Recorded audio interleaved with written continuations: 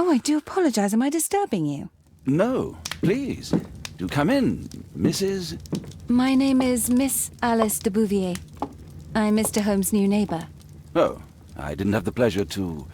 I am Dr. John Watson.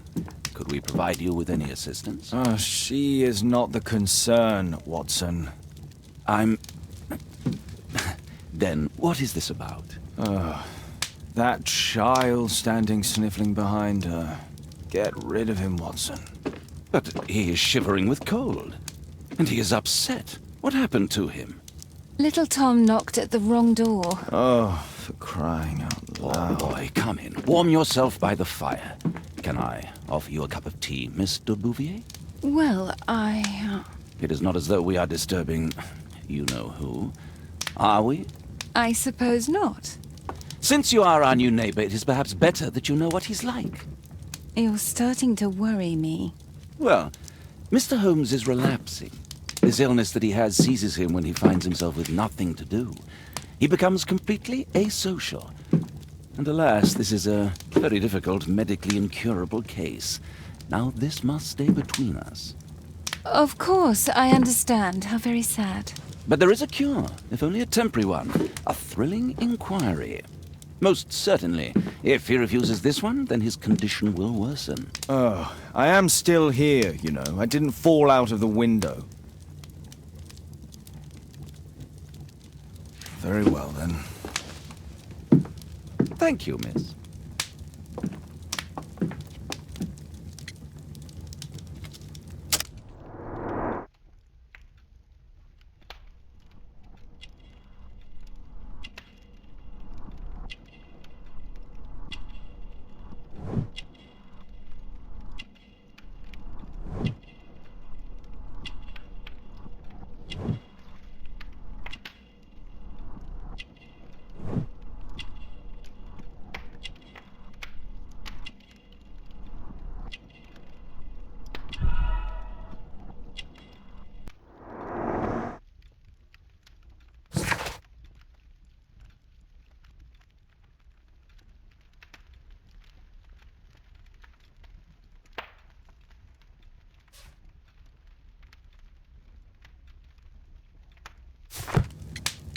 Now tell me, boy, what brings you here? It's my father, sir. He's missing. I don't know what to do. What's his name? George Hurst, sir. Missing, eh? And what do the police say? The police, they don't believe me. They say he's just abandoned me. But that's a lie. Obviously. Your clothes are well mended and you can read. Your parents may be poor, but you are loved. Yeah, well, it's just the two of us now. My mother died when I was a little one. And that's just one more reason for not leaving you. Your father doesn't seem the irresponsible type. He's very good to you. Well, that's right. But he has no fixed work, so he often takes odd jobs for the day, 'cause that's all he can find. Only this time, he didn't come home. And when was the last time you saw him? 3 weeks ago. He left for a new job, but this time, he was acting a bit strange and angry. Strange? In what way? He said to me, "Son, I'm out on a special job. Don't you dare move from here." I think something went wrong. 3 weeks? That's a long time. Well, every day I thought he would show up. And anyway, I can look after myself. What were you thinking? You and your father are both at risk. You should have come to me much earlier. I was afraid. I ain't got no family, and I've got no other place to go. If our landlord finds out that Father left me, he'll throw me out on the street. Tom, you've been very resourceful. We shall be discreet. If only my mother was still here. Very well. Your address, please, Tom. 12 Dorset Street, the first floor, door E. It's in Whitechapel, sir. But I ain't got no money to pay. Who asked for money, Tom? Your case seems to be the very medicine I need. I'll meet you there shortly. Oh, thank you, sir.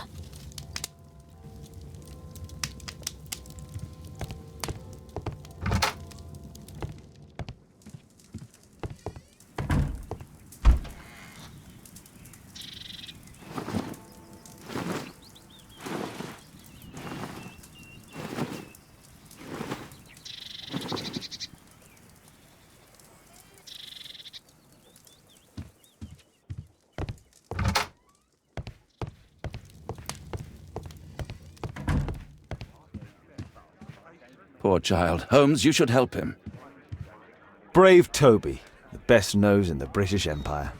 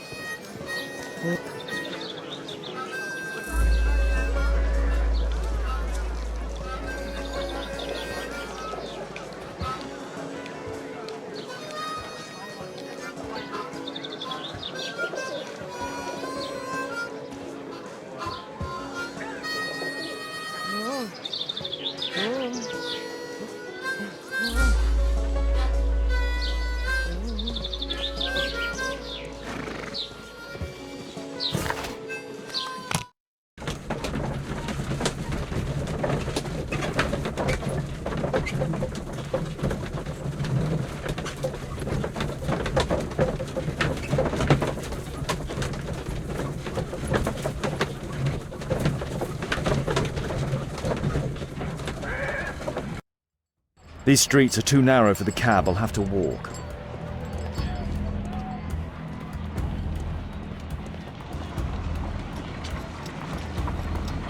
North Street.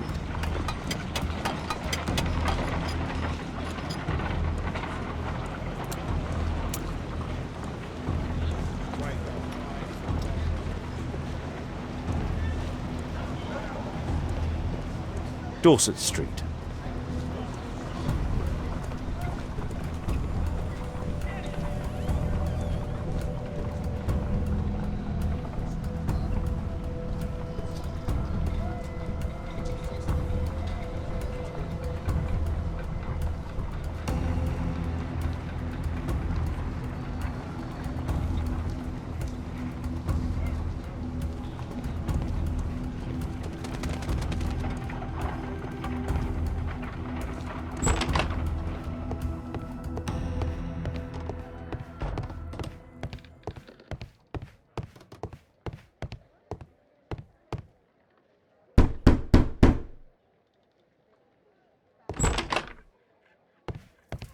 "'Tis our home, Mr. Holmes.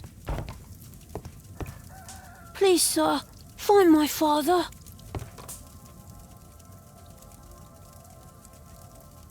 So that's why you came to see me. Tom probably reads at night. A collection of worn-out and second-hand books. George Hurst was providing his son with the best education that he could afford. Father bought all those books for me.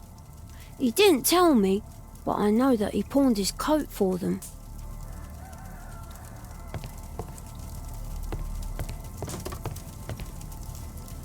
Food's running low. It's already 3 weeks since George Hurst's disappearance. Well, I can see the preparations for peasant soup, a clever concoction for somebody with apparently no culinary skills.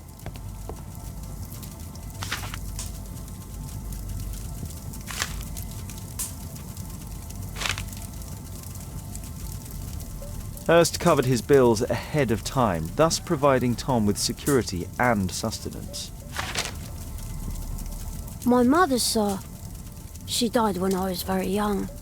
My father told me what she was like, but that's all I have. I'm sorry, Tom. My mother left me when I was very young too.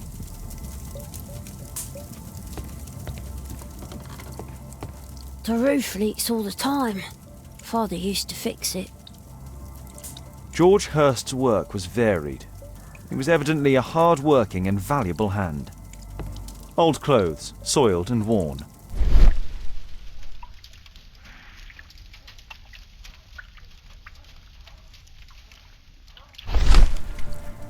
The old Tabard pub, North Street. Glue. Probably taken from a wall.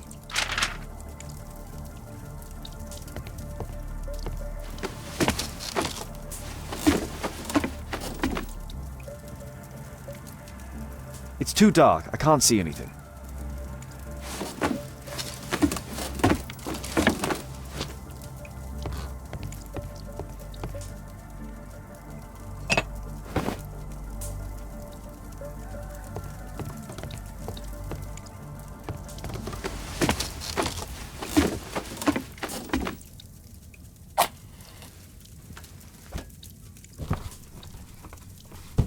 A leather satchel, what's in it?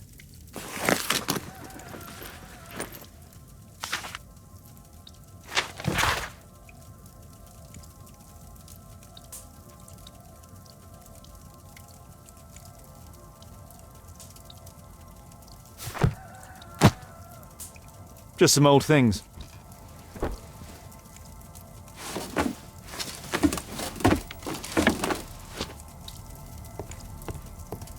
The old Tabard pub? Did you hear anything about it from your father, Tom? My father's a regular, but he's not a drinker, sir. It's close by on North Street.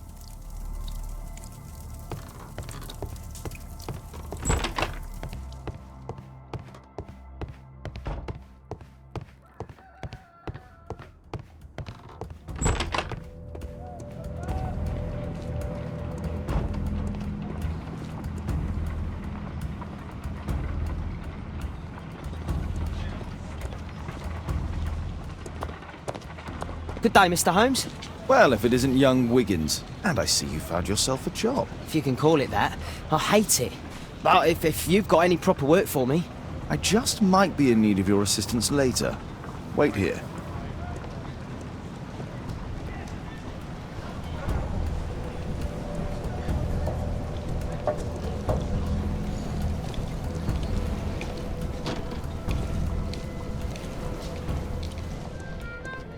I need to earwig to find out who is offering this special job.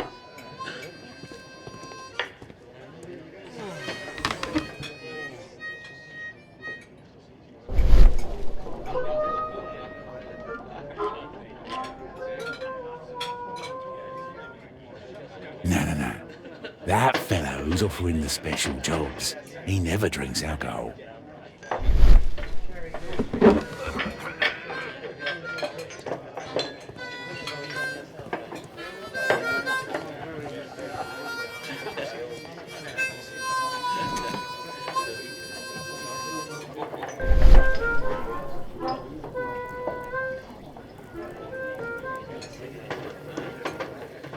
Equality for the working class. I'm glad I'm my own boss. I can complain only to myself. Or to Watson.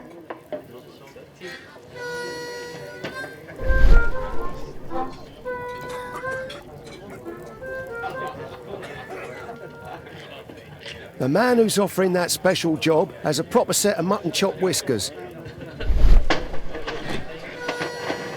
So, the man I'm looking for has whiskers and never drinks alcohol.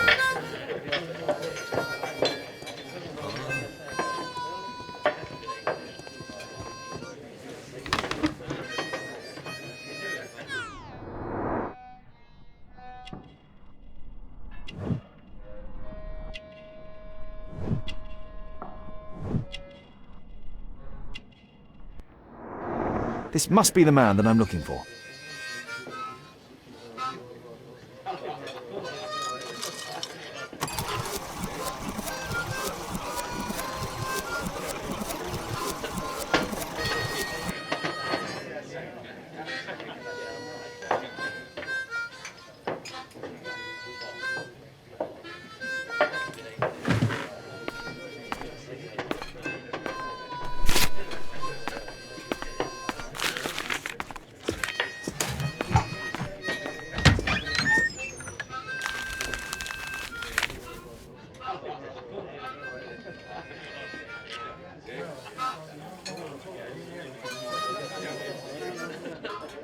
Interesting. A missing person. I should find out more.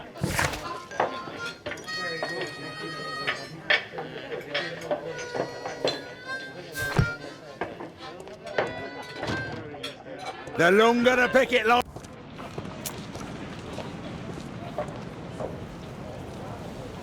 You see that gentleman?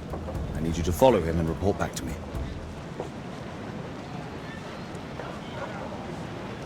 All right, Mr. Holmes.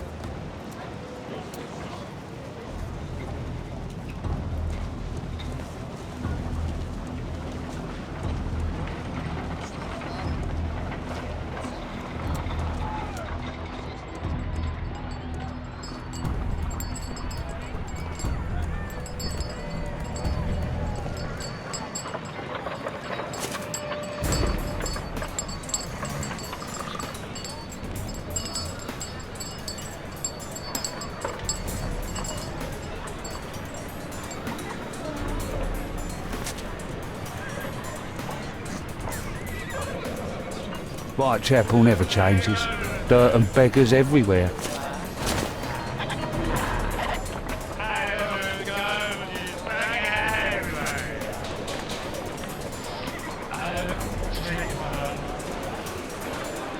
I couldn't pay my rent last week.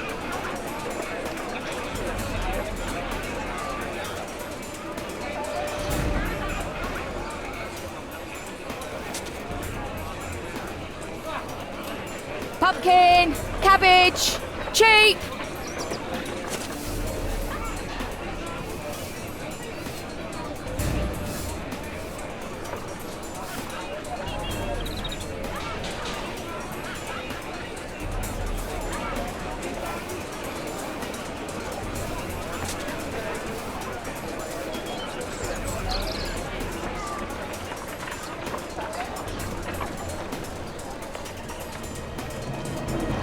They won't let me pass. I'll need to find another way.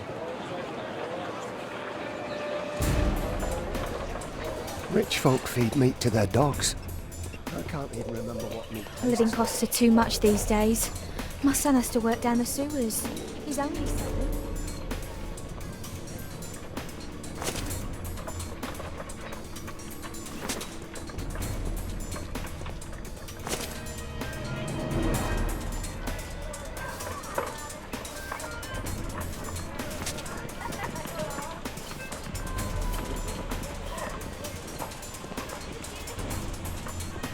What are you waiting for?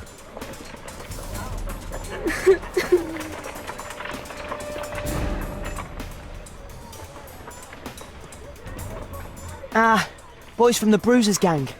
Better keep out of their way. Stop crying and get to work.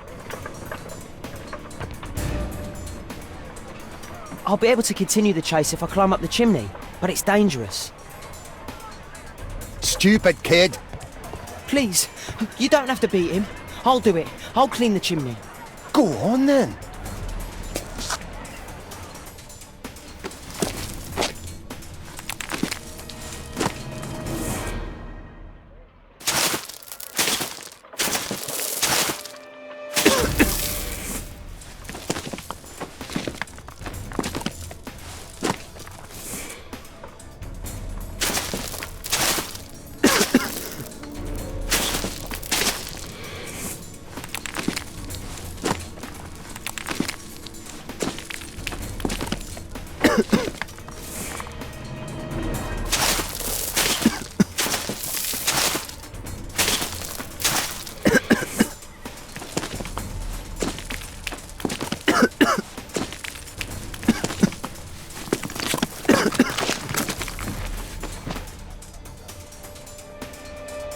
He's still here, that's a relief.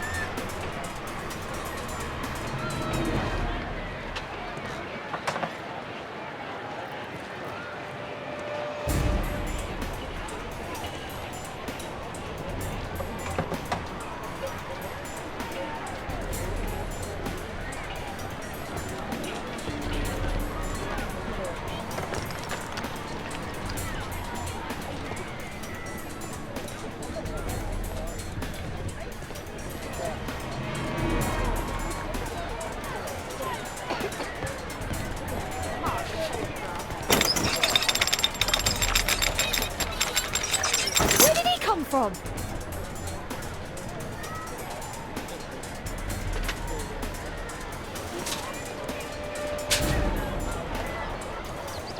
What shall we do with the drunken sailor? What shall we do with the drunken sailor? What shall we do with the drunken sailor early in the morning?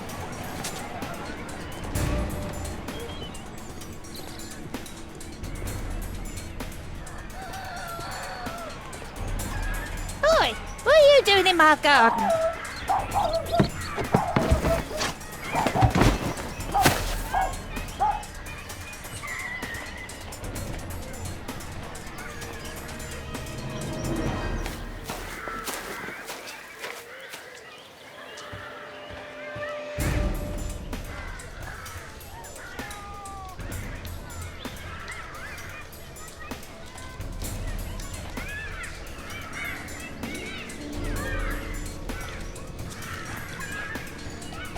Look at that crawling rat.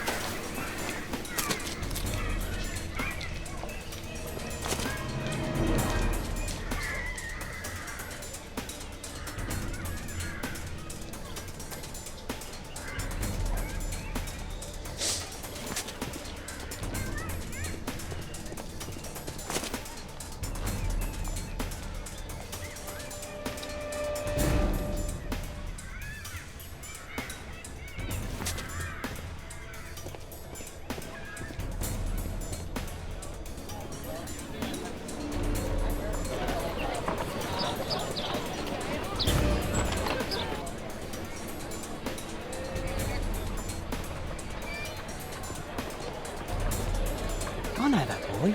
He's Shoeshine Jim from Chamber Street. He's mute because his drunk stepfather beat him. Hey Jim, can you lend me your kit? I'm on a secret mission for Mr. Holmes.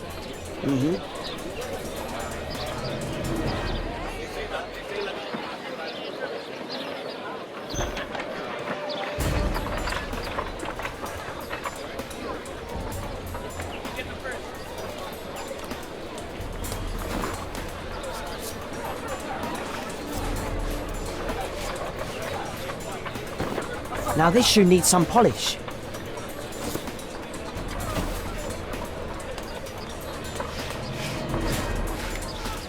Hurry up.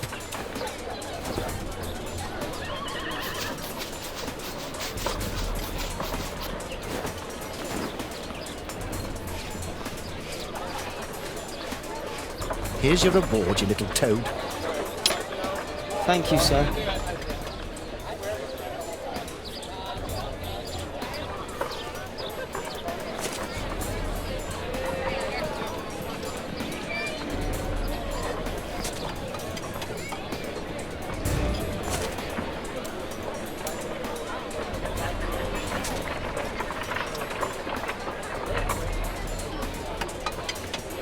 At last the weather's good. Last week was freezing.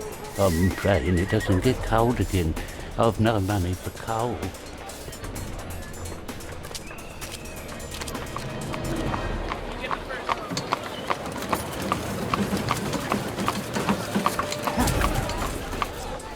I can't lose him now.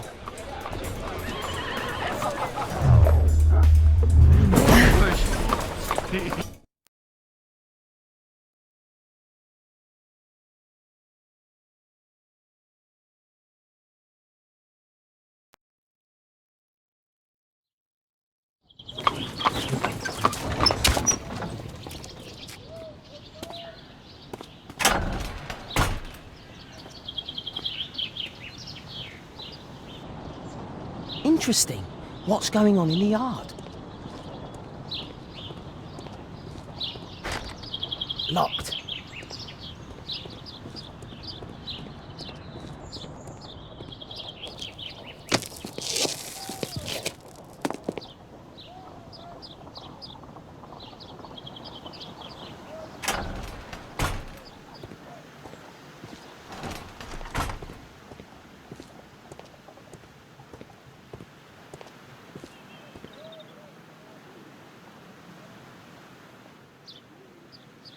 Ah, a coat of arms. It might help Mr. Holmes. I'll make a drawing of it. Wow, a lot of expensive stuff.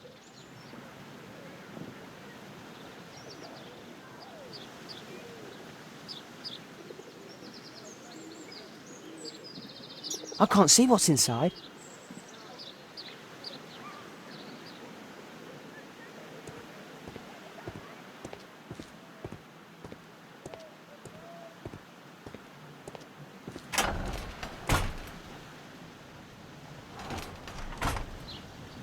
I can't see what's inside. I can't see what's inside.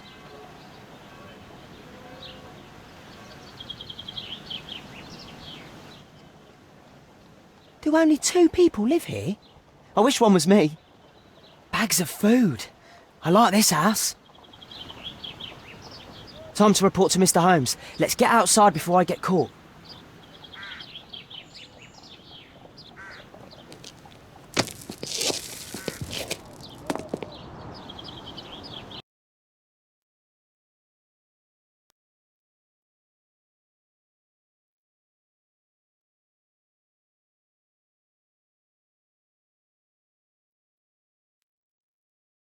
Wigan's tale was quite unusual. What do you make of what he found, Holmes?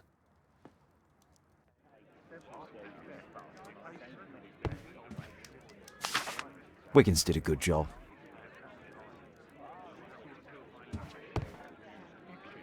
Brave Toby, the best nose in the British Empire.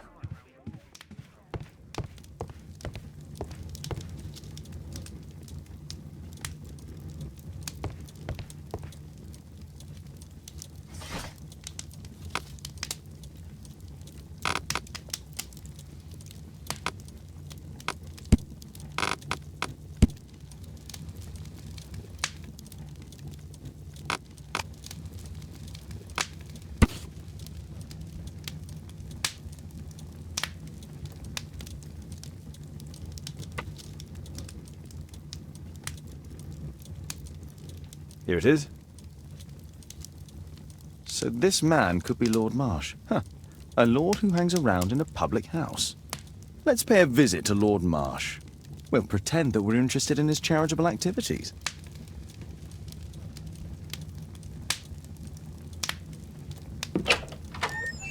Mr. Holmes, you have a visitor. Oh, just ask him to wait. I'm afraid that won't be possible.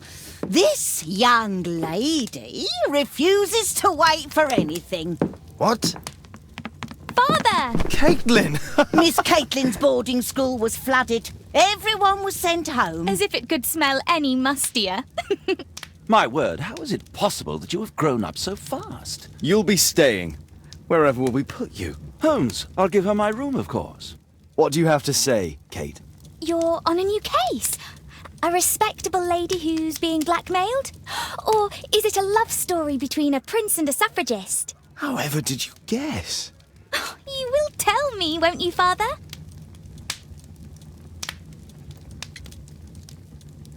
But you'll make Watson jealous. All right, then. Have fun. I'll go and unpack.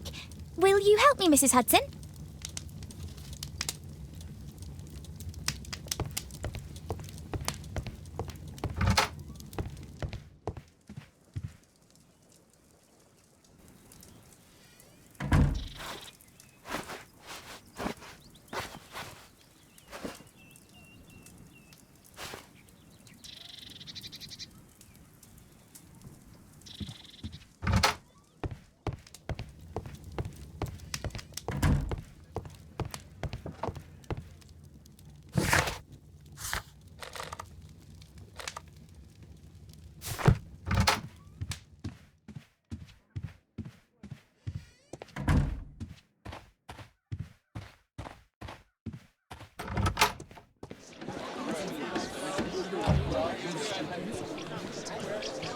What can I do for you, Mr. Holmes?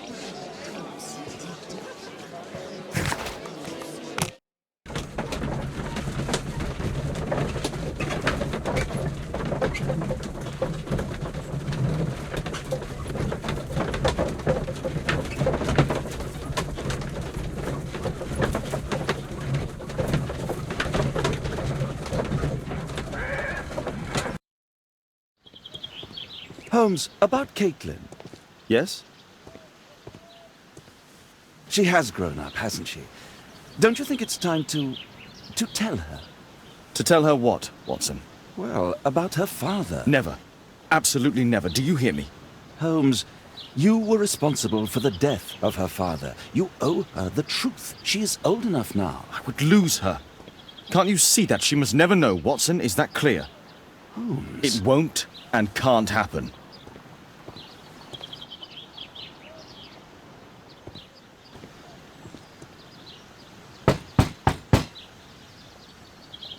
Come in, please.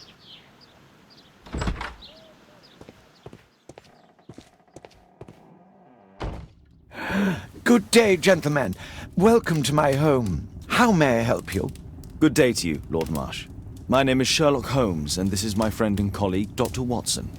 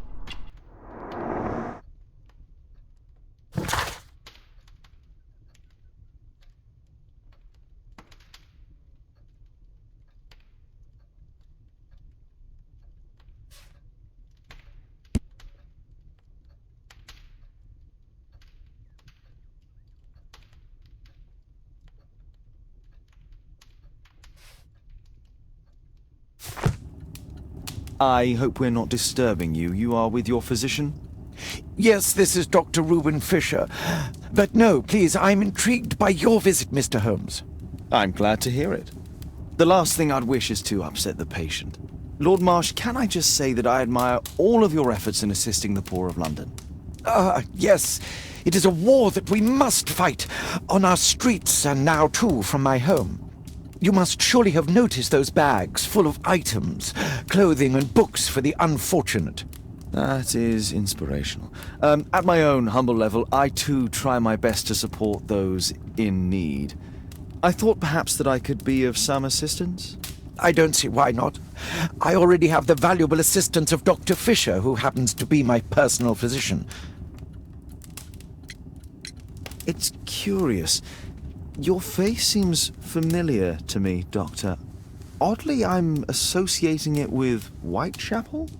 Well done. You are right. I do occasionally frequent a few hostelries over there, would you believe it? Not that I am a drinker.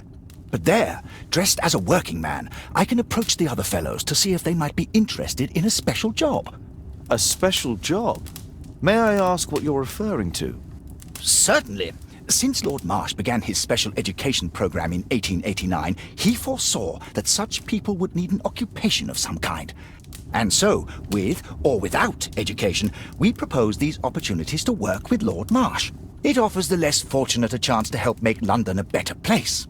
That's remarkable. Yes, indeed.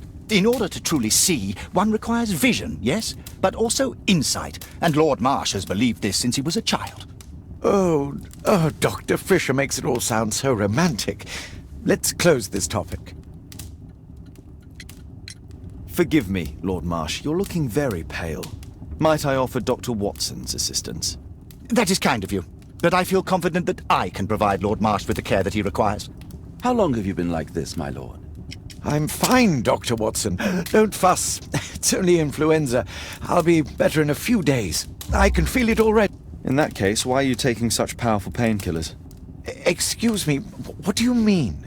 Mr. Holmes is referring to the pills on your table. I'm sorry, but that's a medical confidentiality.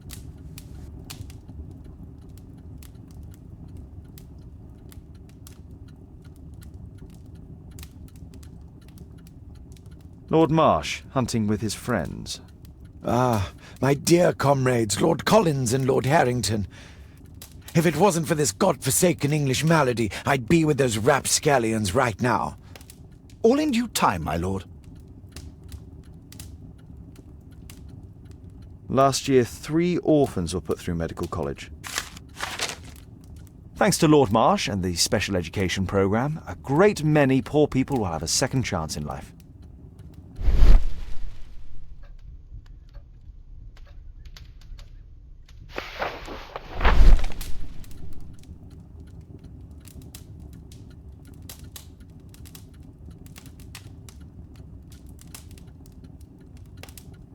I've never heard of this man.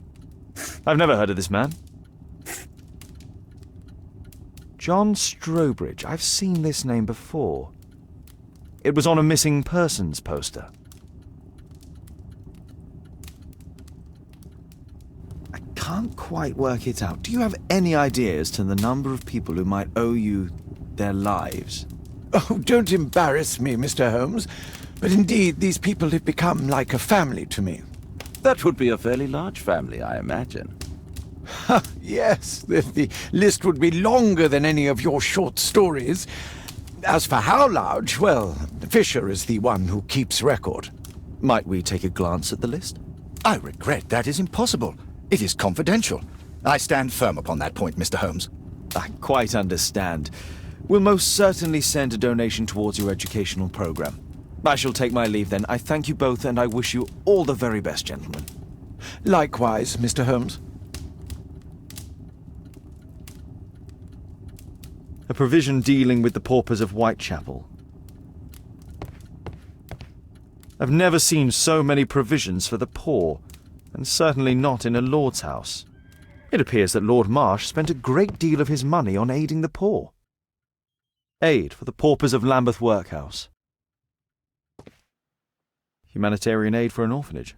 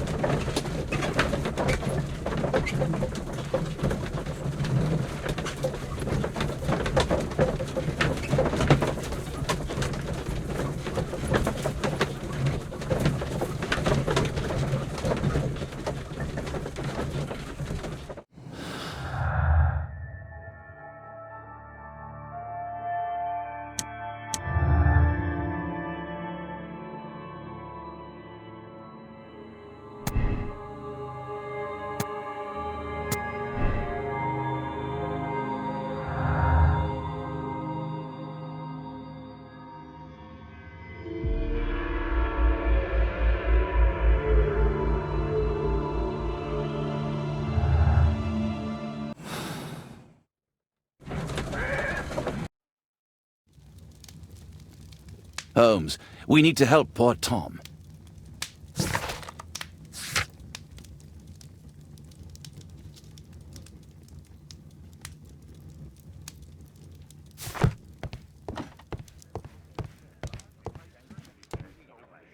My analysis table.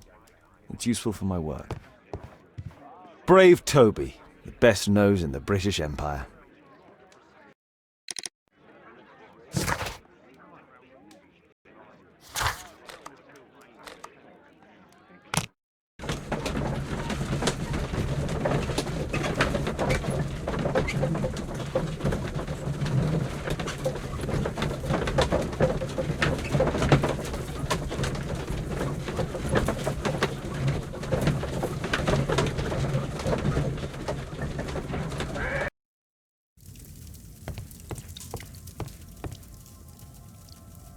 Mr. Holmes, do you have any news about my father? Tom, not so fast.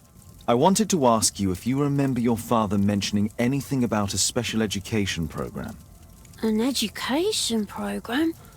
No, he only talked about a special job. What's this box, Tom? Oh yeah, I just found it, Mr. Holmes. It was ever so well hidden.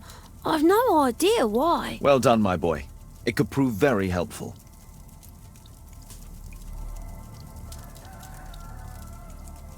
This oil can also be used on weapons. Wolfjack. Looks like a military badge.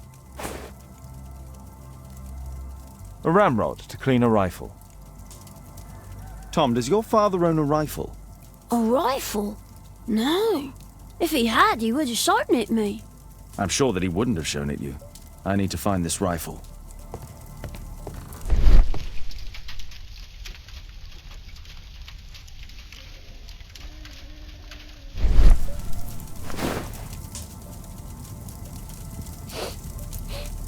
This scrap of cloth was used to oil a firearm. Tom, does your father have any other property? No. Well, at least I don't think so. I have to take Toby. He'll take a sniff of the oil, and we'll find that rifle.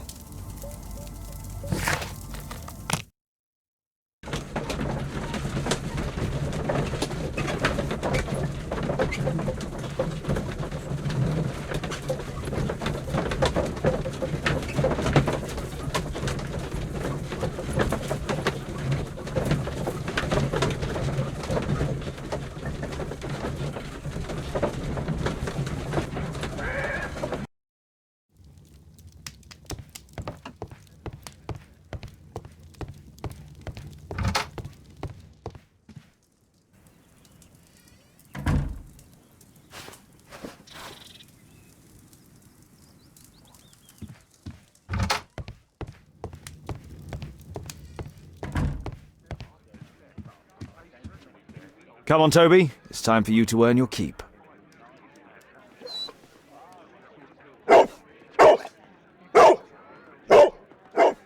Watson? I prefer to visit Lord Marsh. I'm worried about the condition of his health.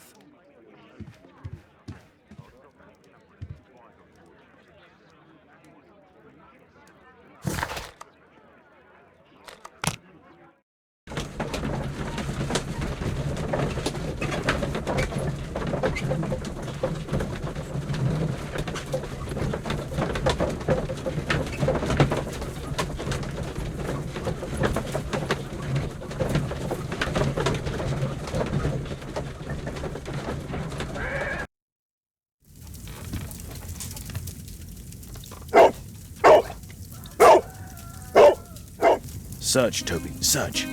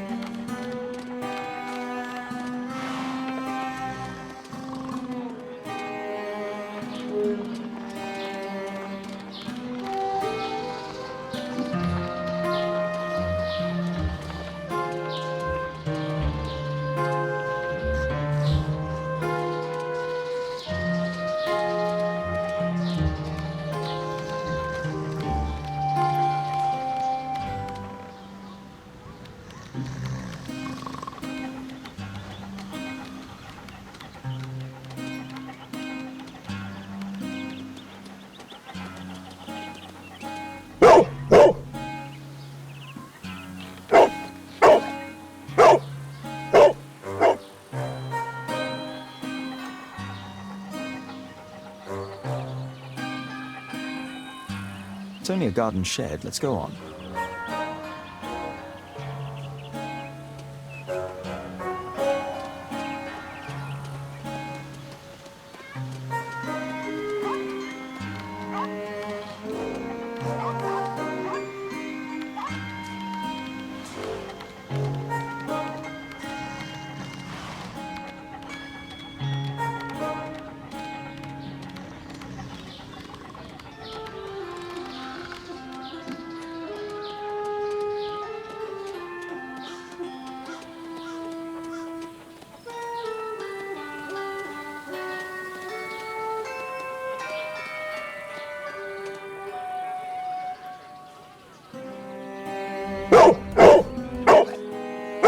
What's in there?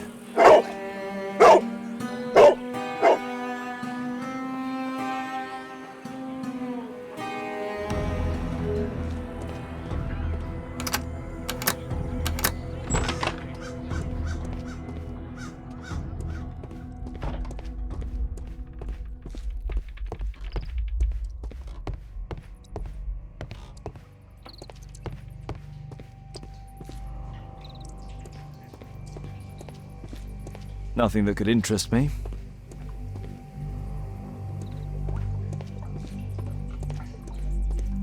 People use this cellar for storage. Pile of rubbish.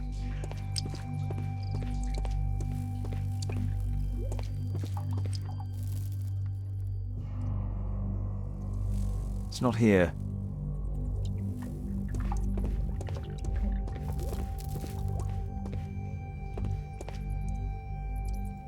Ordinary storage.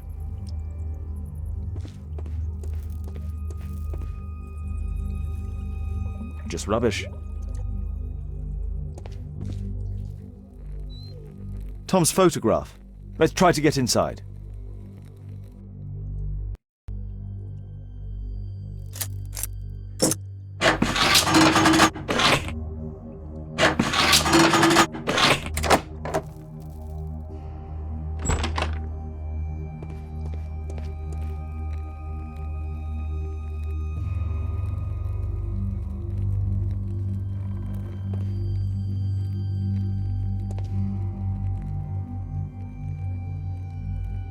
A map of Epping Forest.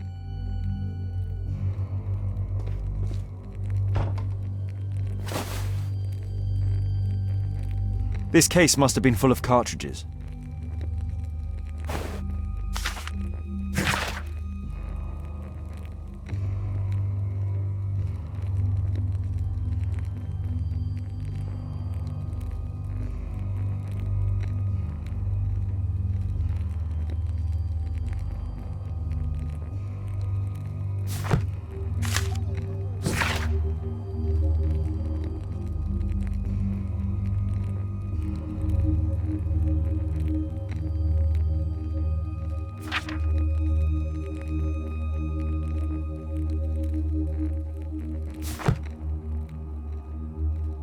There was something on the stand. There was a rifle here. George Hurst took it with him.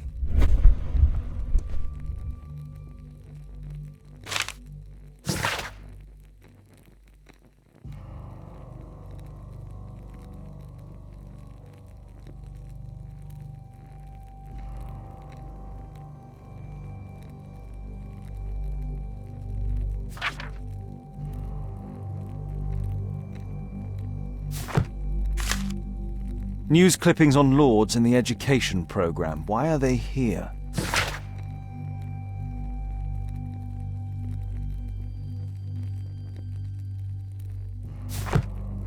Let's compare this list with the evidence that we found earlier.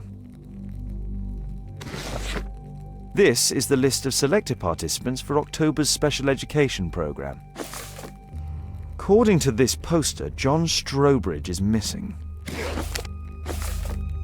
Let's compare them with people from Hurst documents.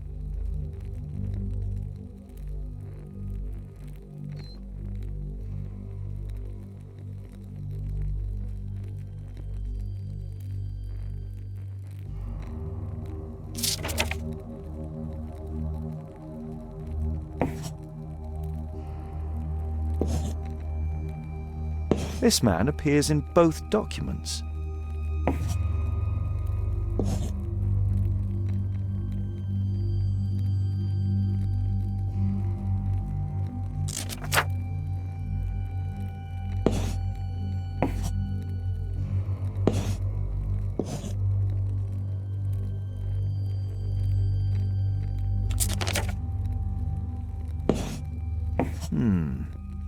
All the people in Marsh's document are marked and dated in George Hurst's files.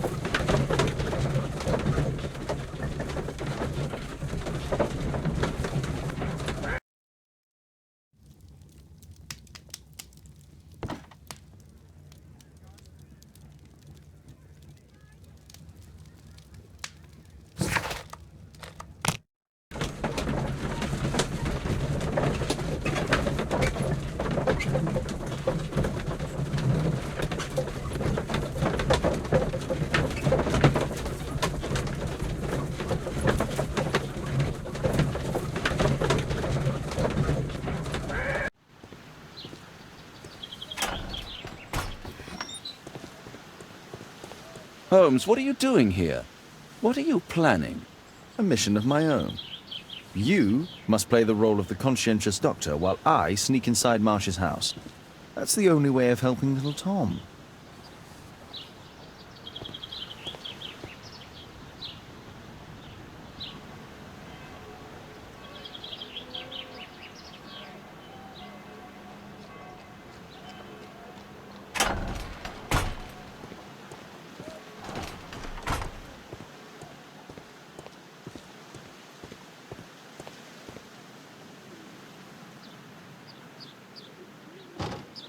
The window is firmly shut.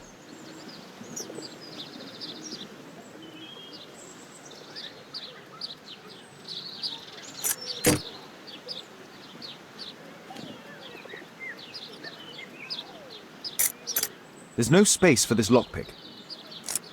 There's no space for this lockpick.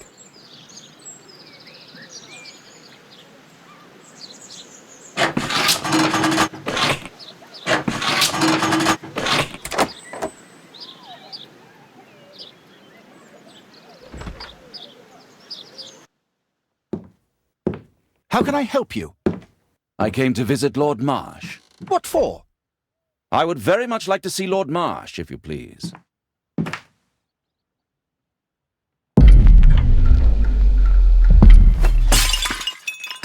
Oh, you're so clumsy. Can you please not... I have to visit Lord Marsh and offer him my services. Fisher, please allow Dr. Watson to enter. Good job, Watson.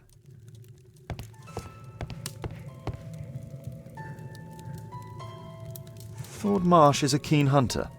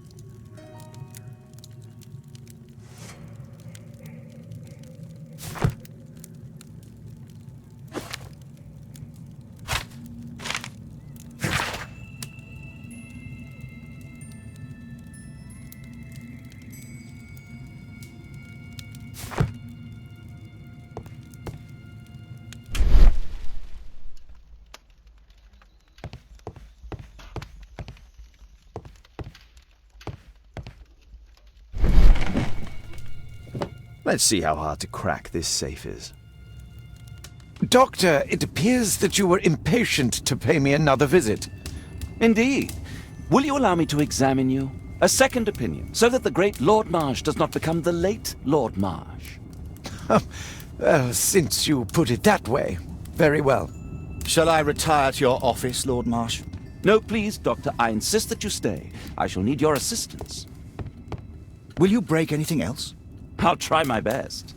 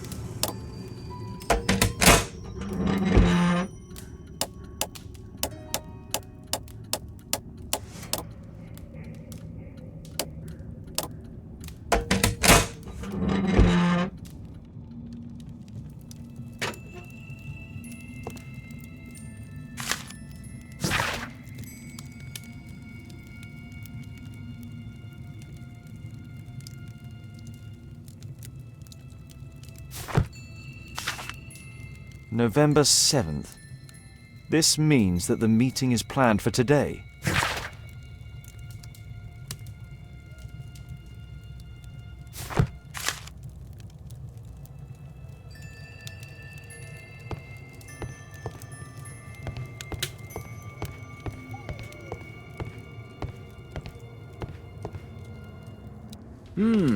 I'd suggest that your current weakness is perhaps more than a simple case of influenza, Lord Marsh. Where might your companion be, Dr. Watson? Oh, he's busy poking his nose into other people's business, I'm sure.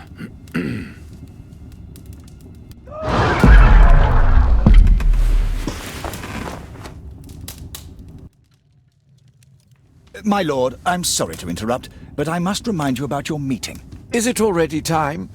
My apologies, Dr. Watson, but we are expected elsewhere. Might we offer you a lift? You are going out? I'm not sure that's wise in your condition. I value your opinion, but misery never rests, and I am needed. Well, do please take good care of yourself, Lord Marsh. I'll send you my diagnosis, Dr. Fisher. Thank you, Dr. Watson. Farewell.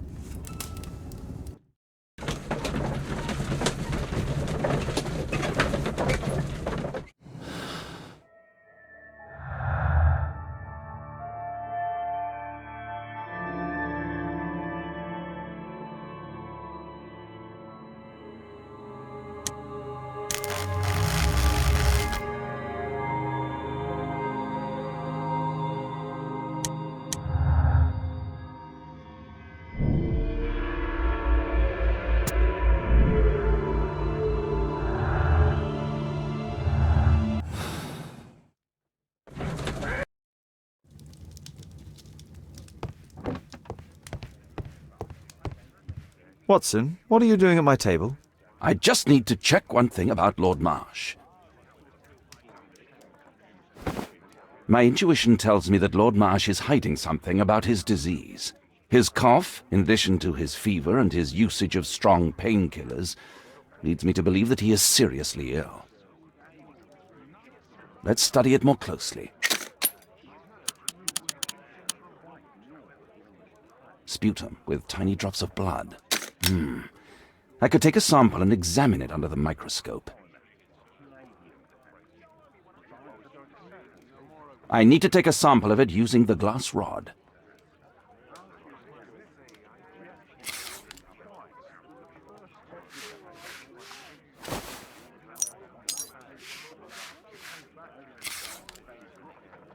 Let us apply chemicals to color the sample.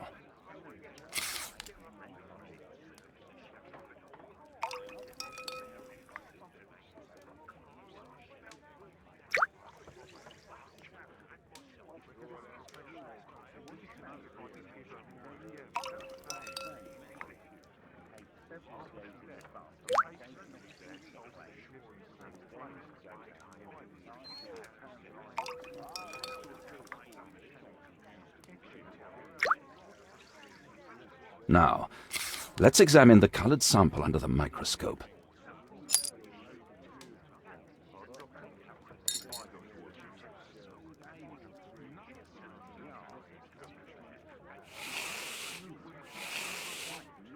A mycobacterium.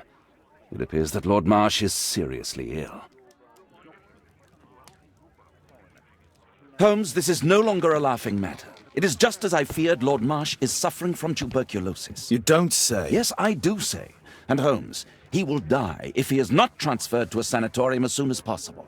And yet both Lord Marsh and Dr. Fisher are doing their best to hide this fact. How interesting. But why? Why indeed, Watson? Oh, dear God. You don't think that Lord Marsh contracted tuberculosis while aiding the poor? How terrible. I have a commitment that I can't possibly cancel. Holmes, during my absence, please be extremely careful. This disease is highly contagious. And remember that we have women at home.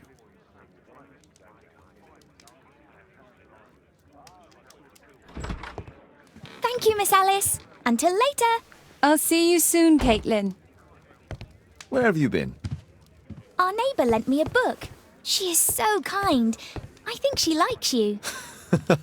I doubt that. How is your investigation going? It's going. Dracula? Yes, it's forbidden reading at my boarding school. Did you know? Well, well. This is so romantic.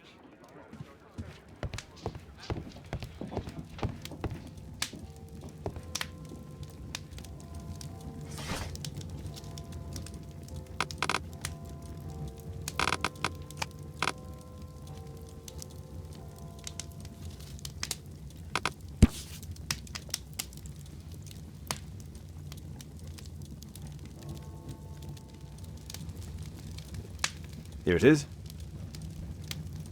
Cranston's Oak is in Epping Forest. That's the place indicated on George Hurst's map.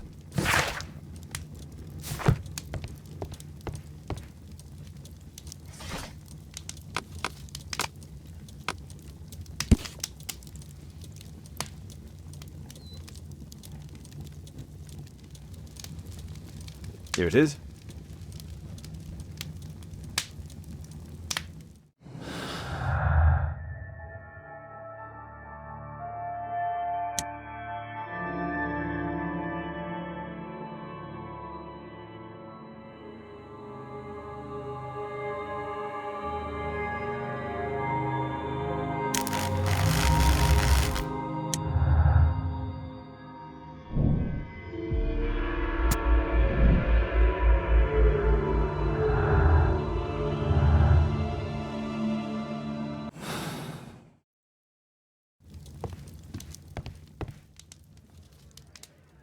Let's try to find the place from the hand-drawn map.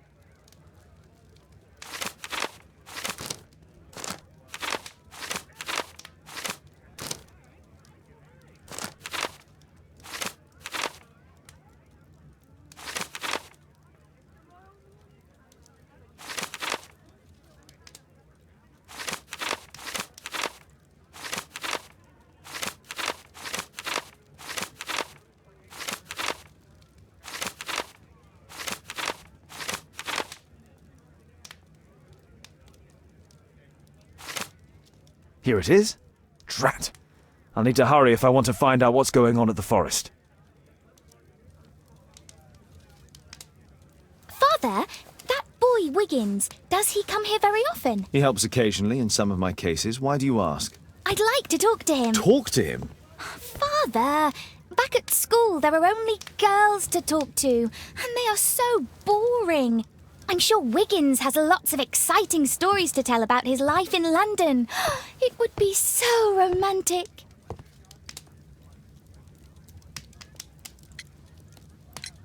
Oh, Kate, I know what you're like. You'll terrify him. He won't dare to come back here again. Is that what you think? I love it. Oh, Kate. I'll leave you alone now.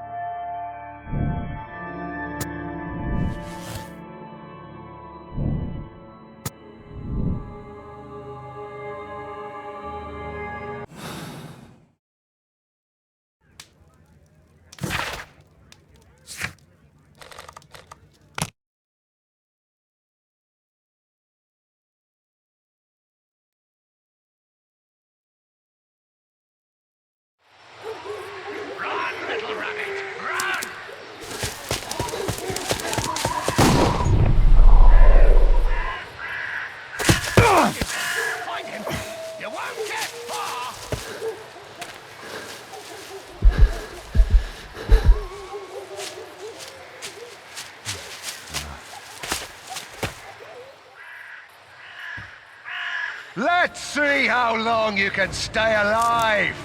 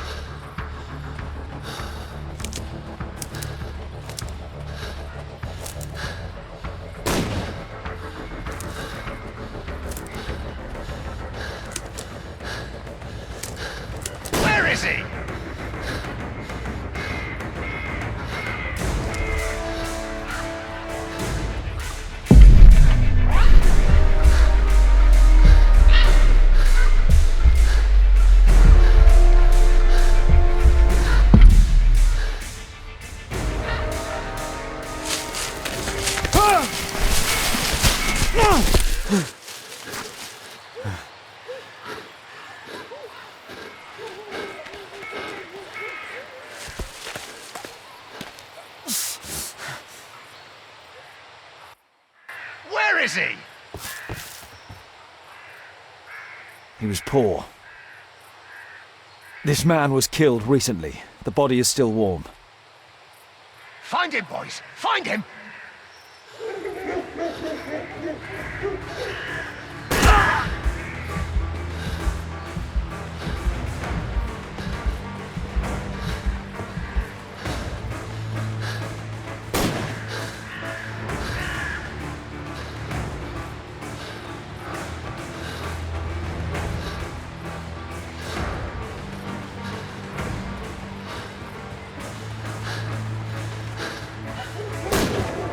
Hungry today!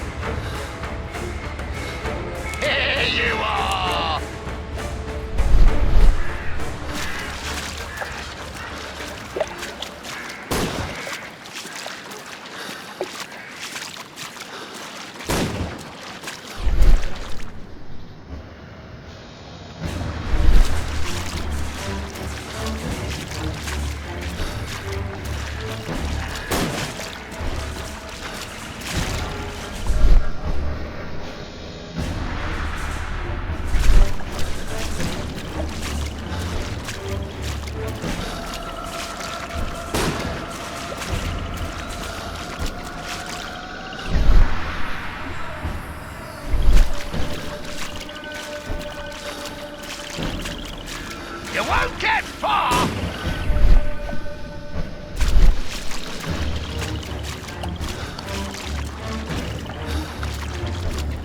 Got you!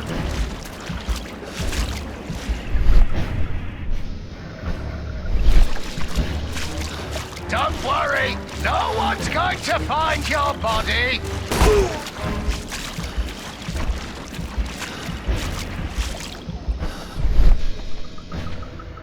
I saw something move.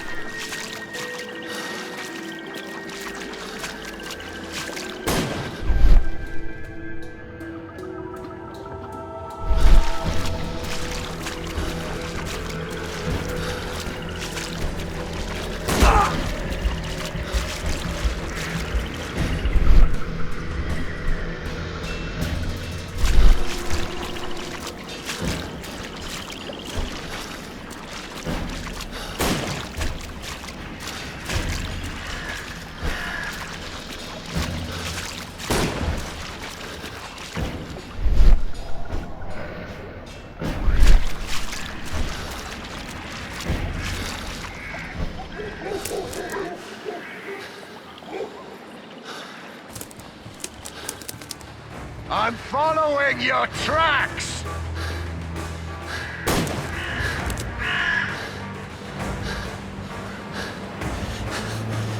Where have you gone?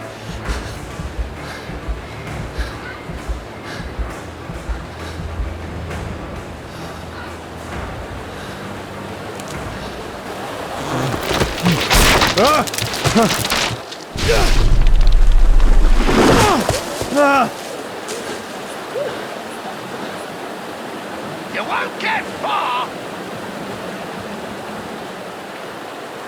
He was killed by a shot to the forehead.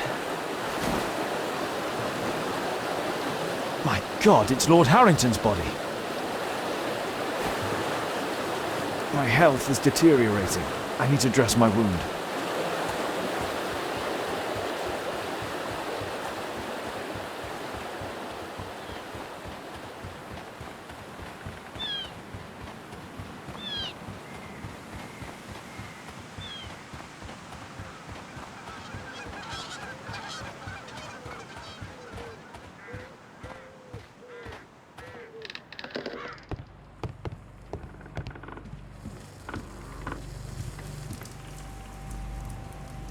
The Quartermain Club.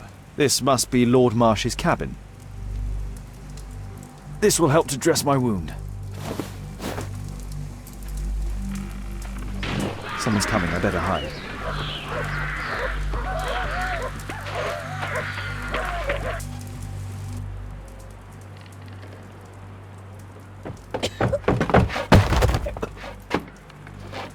Breathe, Lord Marsh. It's almost over. Who are you? George Hurst from the 1st Lovett Scouts, here to deliver justice. An old soldier. How ironic. Did we refuse you on our special education program? It's true, I was refused. An old wounded soldier is useless to you, but he can still be dangerous. We hunted a lot in these woods, but I didn't expect to become the prey. I have lived a grand life without any limits set by others.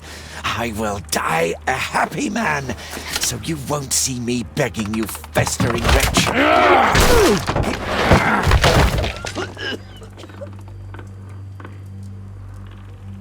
Prepare to meet your maker.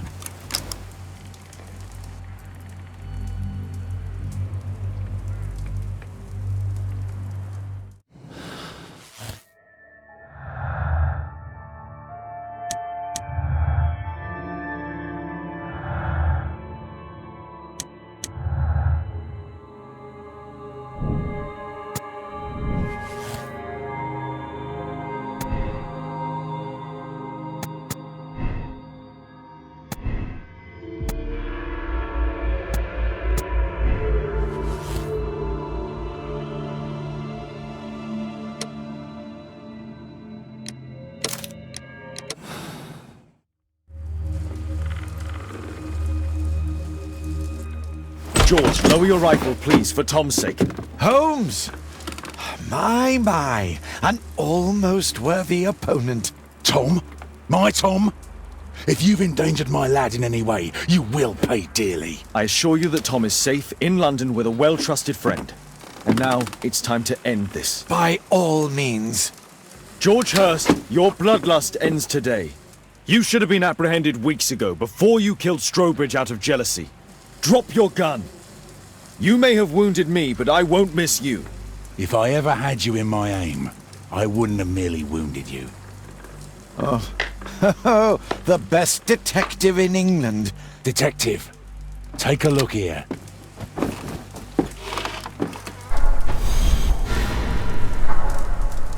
This is how you became sick, Lord Marsh.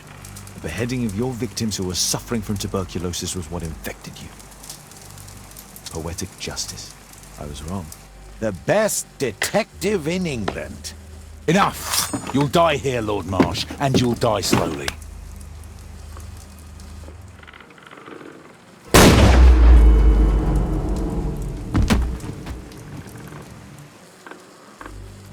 I understand your view, Mr. Hurst. I really do, but I couldn't allow you to continue.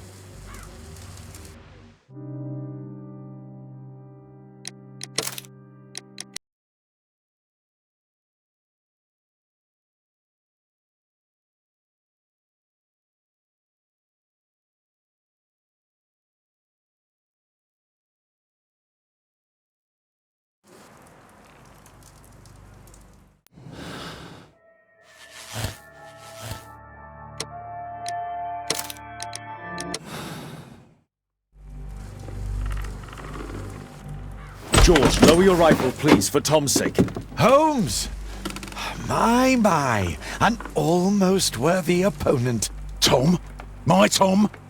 If you've endangered my lad in any way, you will pay dearly. I assure you that Tom is safe in London with a well-trusted friend. And now, it's time to end this. By all means. George Hurst, you have killed enough people. Your insanity ends today. Drop your gun. You may have wounded me, but I won't miss you. If I ever had you in my aim, I wouldn't have merely wounded you. Oh, the best detective in England. Detective, take a look here.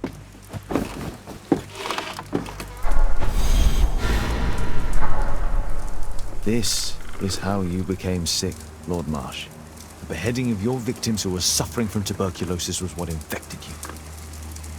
Poetic justice. I was wrong. The best detective in England. Enough! You'll die here, Lord Marsh, and you'll die slowly.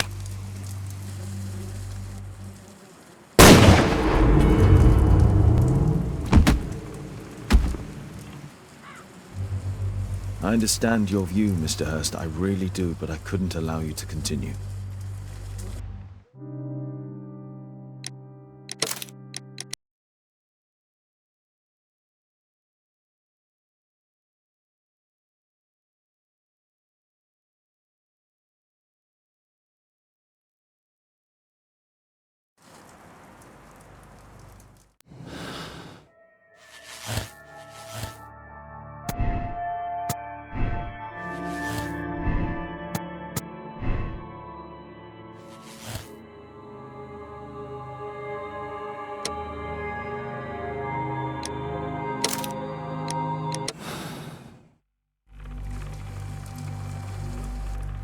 George, lower your rifle, please, for Tom's sake.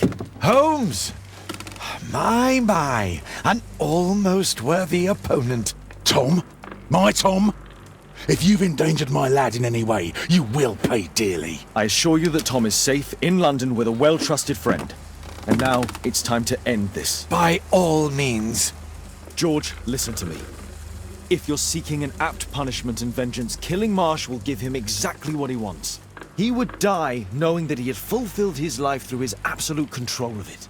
But, if you allow Marsh to live, he will suffer a far greater punishment.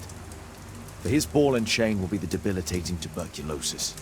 Look, it's already dragging him painfully and slowly to his death. Then his wealth can and will be used to support the families affected by the Quartermain Club's malevolence. You're mad! You're both mad! Let's go and find Tom. Not just yet. See, Lord Marsh, you will die here, although not by the gun. You'll die slowly. Don't do this, George. Detective, take a look here.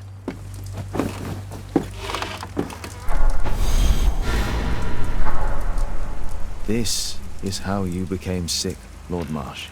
The beheading of your victims who were suffering from tuberculosis was what infected you.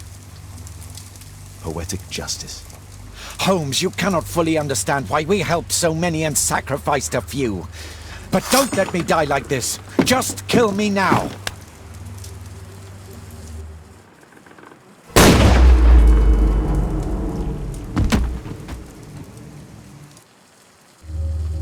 I understand your view, Mr. Hurst. I really do, but I couldn't allow you to continue.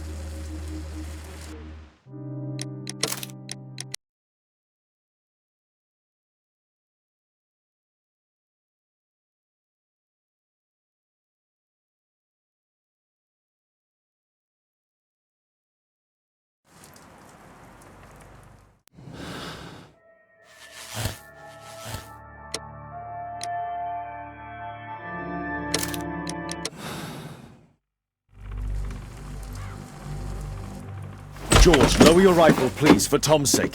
Holmes! My, an almost worthy opponent. Tom? My Tom? If you've endangered my lad in any way, you will pay dearly. I assure you that Tom is safe in London with a well-trusted friend. And now, it's time to end this. By all means. George, listen to me. If you're seeking an apt punishment and vengeance, killing Marsh will give him exactly what he wants. He would die knowing that he had fulfilled his life through his absolute control of it. But if you allow Marsh to live and be arrested, he will suffer a punishment far greater than you or I could deliver. His ball and chain will be the debilitating tuberculosis. It will drag him painfully and slowly to his demise behind bars. You're mad! You're both mad!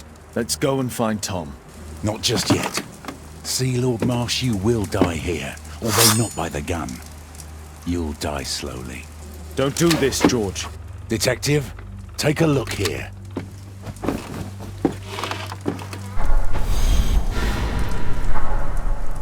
This is how you became sick, Lord Marsh.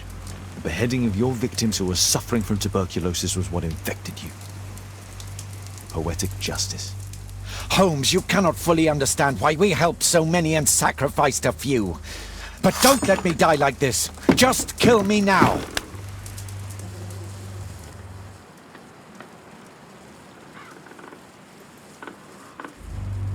Mr. Hurst, you've already served brutal justice to Lord Harrington and I hope Lord Collins and Dr. Fisher. Taking that into consideration, you may as well kill Lord Marsh and end the Quartermain Club completely. No loose ends.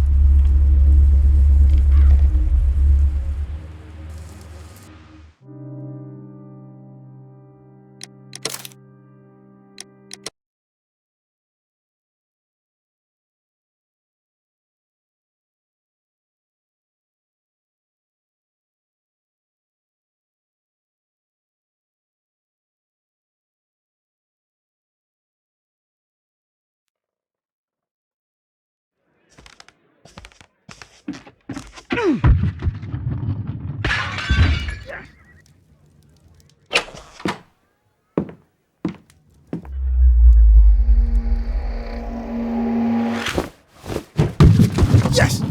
Well done, Watson! Holmes, you're playing bowls? Indoors? Not just any old bowls, Watson. Lawn bowling. Seriously? With your injury?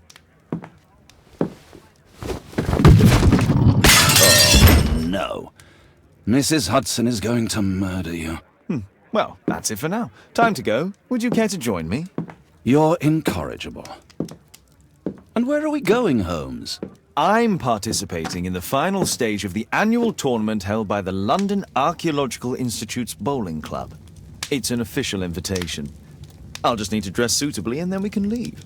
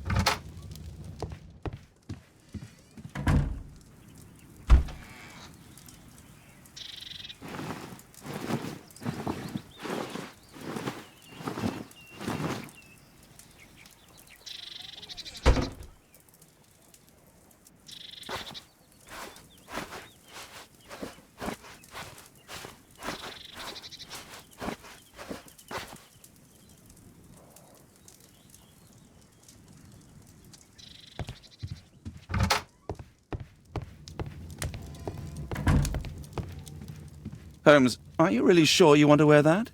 This? Everyone dresses like this at the club. That should be a sight worth seeing. I only hope our charming neighbor won't spot you like that.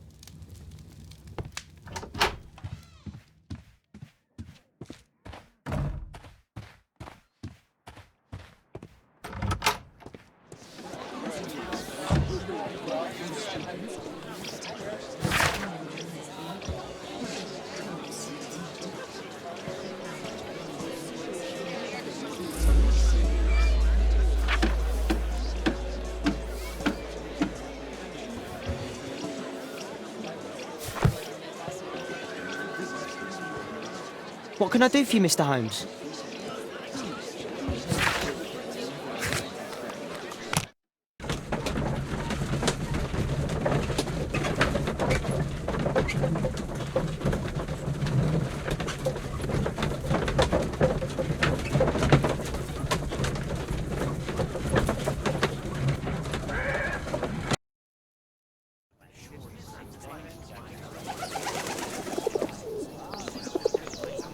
Mr. Holmes, you played very well yesterday. I'm obliged to you, Sir Charles. I play many outdoor sports. That's the key to my success. My friend Dr. Watson has decided to join me. Really? Mr. Holmes, would you like to see the first prize? A rare stone Mayan Quiche calendar. Mayan Quiche? Indeed. Their legendary king, Tekun Uman, has his statue just behind you. Although this one is a cast metal copy. That? Oh. Well, since only members may enter the clubhouse, we have exhibited the calendar outside. Please, explore.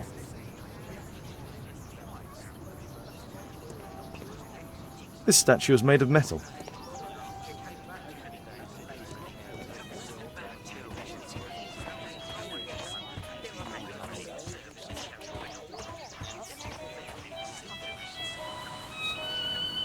the great tournament of the London Archaeological Institute's Bowling Club. What a spectacular season. The first prize, the Mayan Quiche calendar.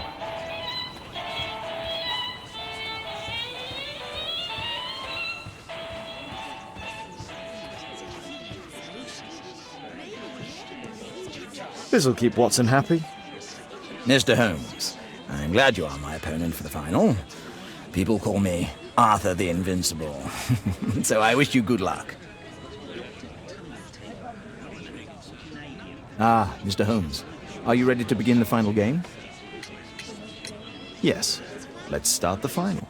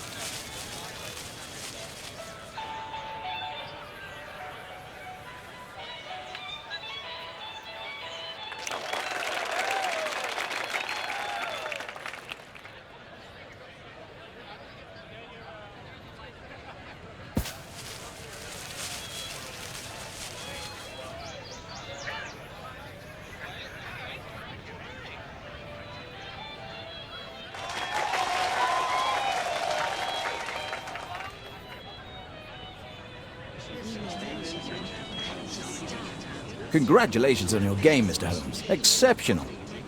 The awards ceremony will be tomorrow morning. See you then to receive your prize of the calendar. I trust you will be there as well, Dr. Watson? Unfortunately, I'll be unable to attend tomorrow. Duty calls. Ah, what a pity. Let's go home.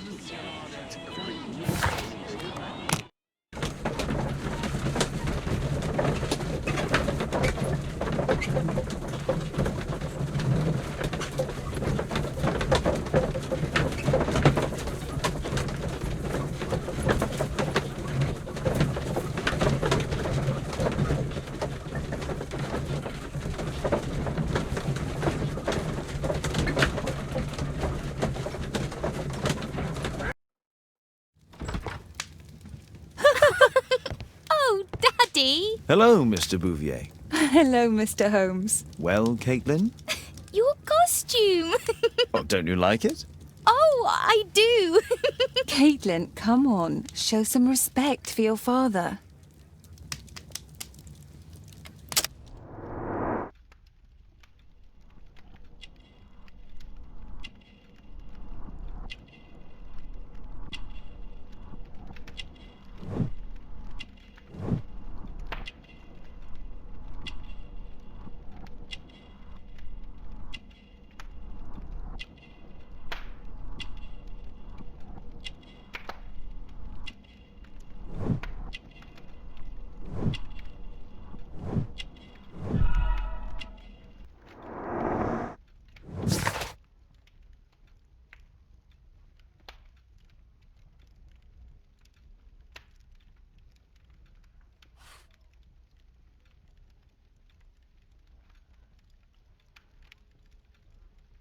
You know, Father, Miss Alice was telling me all about her travels.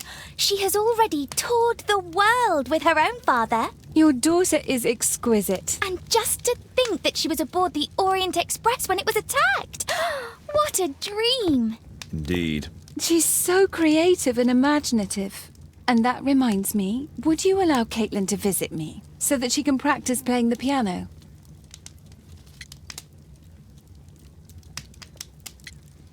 It's very kind of you, but I decided that Caitlin should stop playing the piano. Oh, Father, why did you say that? Caitlin, we are neighbours. We'll meet again. Until then, I shall leave you with this book. Thank you, Miss Alice.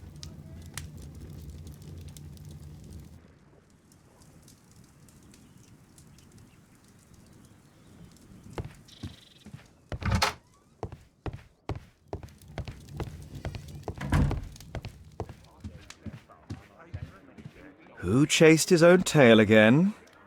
I should walk with you more often.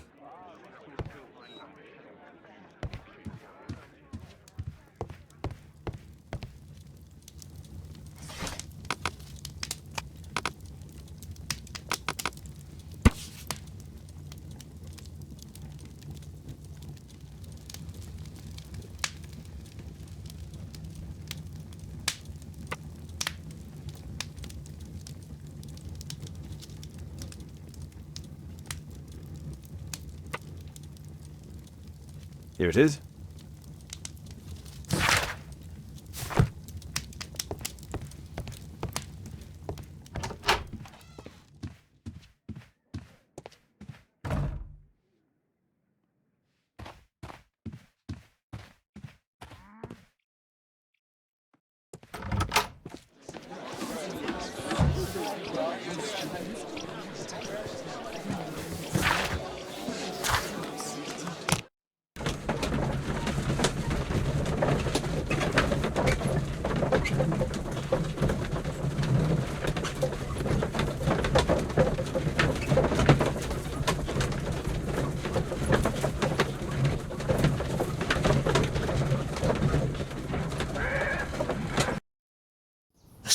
Who did it? It killed Zacharias. Calm yourself now, Sir Charles. You've had a shock. Let the police do their duty. What can a mere inspector like you do about it? You don't know anything. A mere inspector? Phew. And now here comes Mr. Holmes. Lestrade, are you here to receive a prize as well? Very amusing, Holmes. You can go home. The ceremony's been cancelled. We've got a murder scene here. Really? And to think I only came here for my prize. I know, Holmes. I saw your name on the list of finalists. So go away. You're not going to congratulate me? What? Do you really think I'm that naive? You turning up out of the blue and then bam, a murder? There's a surprise. Oh, you're making a spectacle of yourself, Lestrade. Let's just pretend that I am a simple consultant, your humble assistant. Oh, all right then. A club member, Mr. Zacharias Greystoke, was killed at around 4 in the morning. There. Now don't mess around. I promise that I won't, Inspector. What do you make of the facts? It's quite clear. The murderer intended to steal the Mayan calendar. He was caught by Zacharias Greystoke. He then took up the first weapon that came to hand, the statue's spear, and killed Greystoke. Then he fled, just as Sir Charles was coming out of the club. Unfortunately, we've been unable to find any trail beyond the club's wall. It's as if the murderer vanished into thin air. Well, take a look for yourself.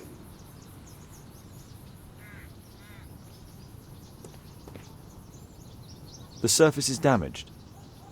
The iron mounting rod is broken. Traces of metal on stone.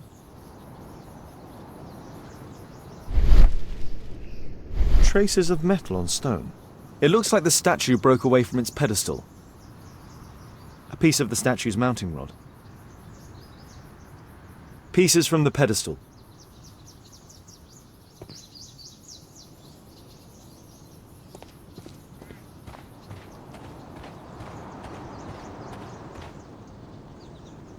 This spear came from the statue on the pedestal.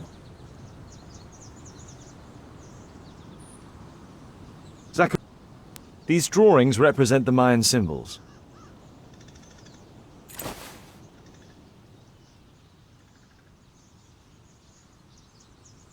The case is scratched and dented.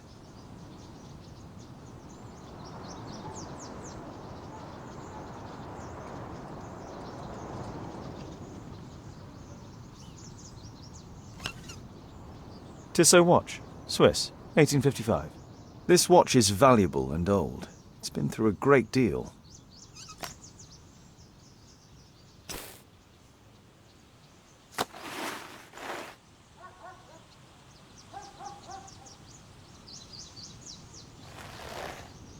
Money was left inside the wallet.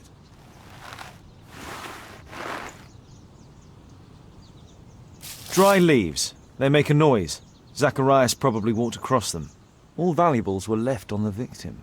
The strike was powerful and well aimed.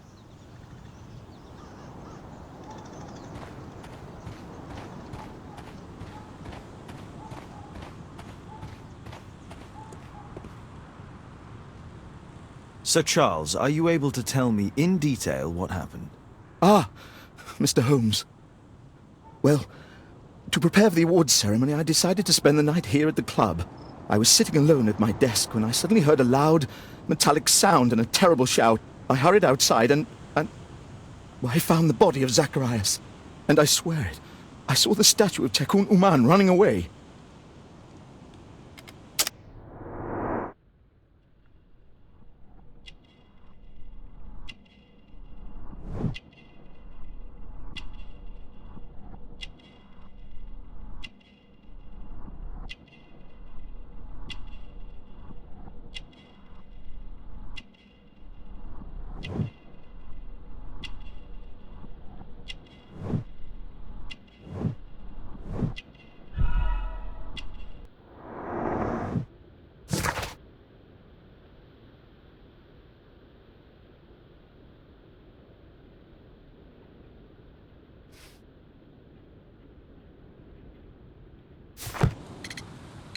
You saw the statue running? It was dark, but yes, I'm sure of it. It was running, and it was making the most horrible metal sound as it did so. And can't you see, the pedestal is now empty. Did you know the victim? Yes, of course. It was Zacharias Greystoke. He was a club member, and an excellent bowler. But why was he here so early in the morning? Oh, I don't know. Sir Charles, where did the Mayan calendar come from?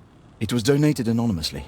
We received it shortly before the tournament, with a letter asking that it be awarded to the winner. Is the calendar valuable? Not really. It has historical value, of course, but to be truthful with you, Mr. Holmes, it isn't worth very much. May I go in the clubhouse? It's members only. I cannot authorize anyone unless that person has a written warrant from the police.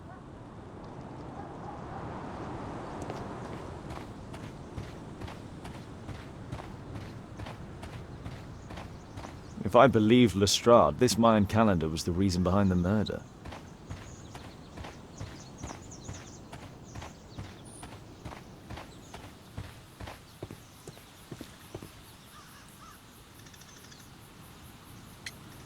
And what about the statue?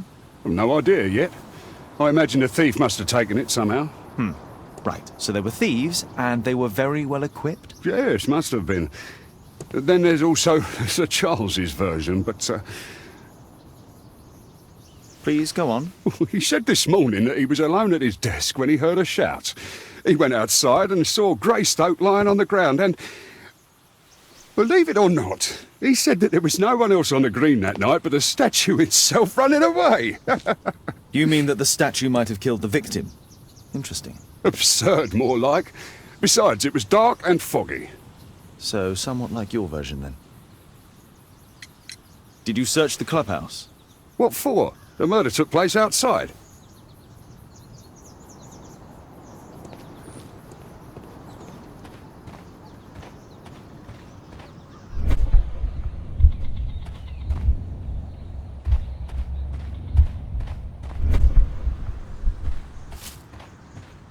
At your service, Mr. Holmes.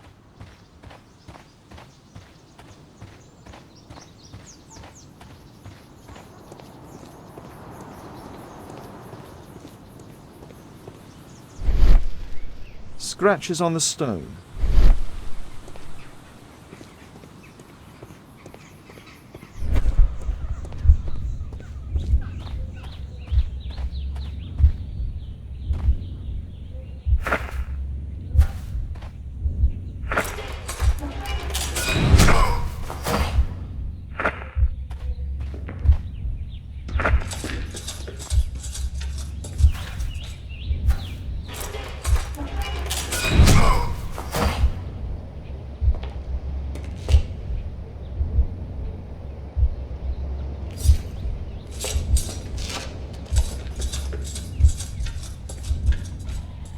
It looks as if Zacharias was killed the moment he approached the calendar, and killed by the spear from Tikkun Uman's statue that jumped from its stand and escaped over the wall.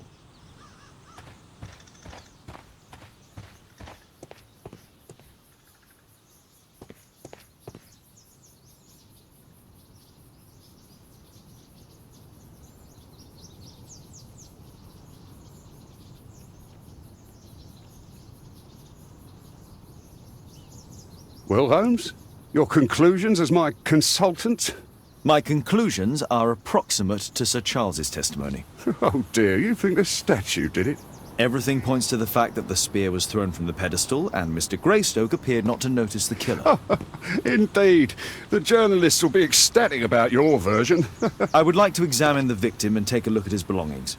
Oh, you've amused me at least, Mr. Holmes. Very well.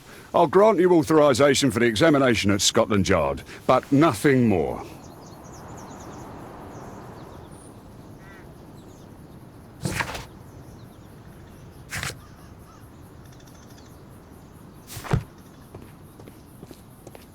What did the police say? Do you know anything?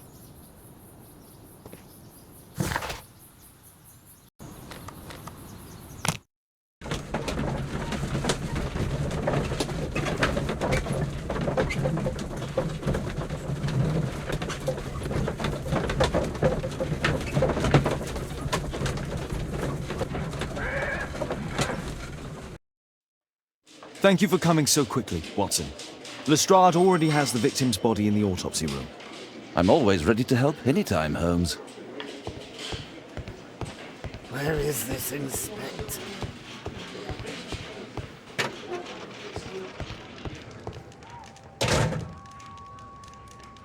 Money was left inside the wallet. An ordinary pencil. Tissot watch, Swiss, 1855. This spear came from the statue on the pedestal.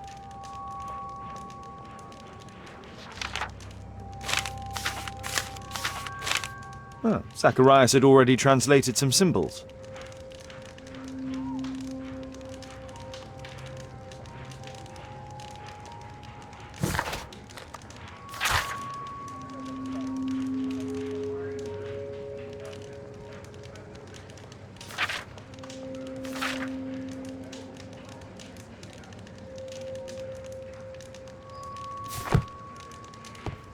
The Mayan calendar. Here's a chance to have a closer look.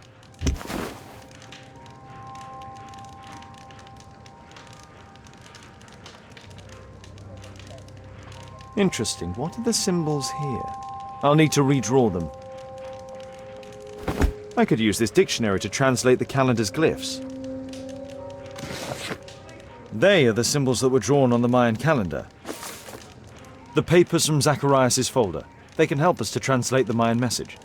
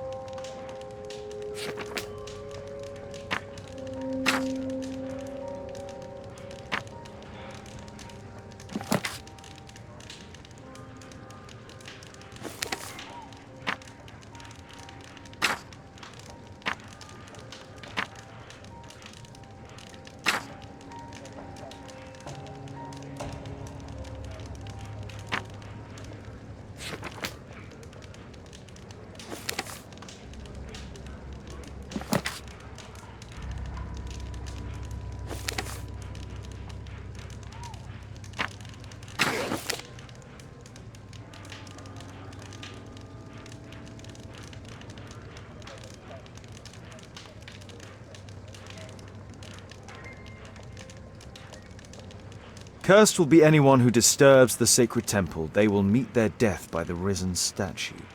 Only the chosen will have mercy. It's not only a calendar, it's a curse.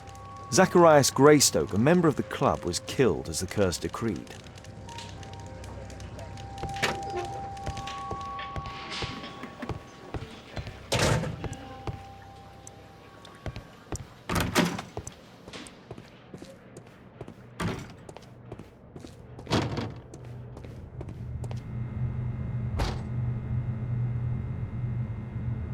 Red eye. It looks like a serious infection. The coroner mentions in his report some specific cardiac and digestive system damage. Traces of alcohol were found in the stomach. Apparently Zacharias had been drinking before his death.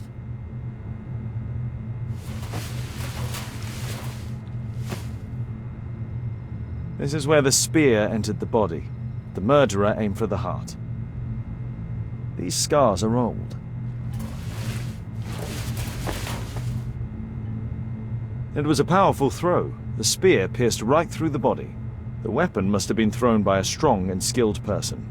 It's possible that the link between Zacharias and the curse is at the archaeological club. I'll need a search warrant.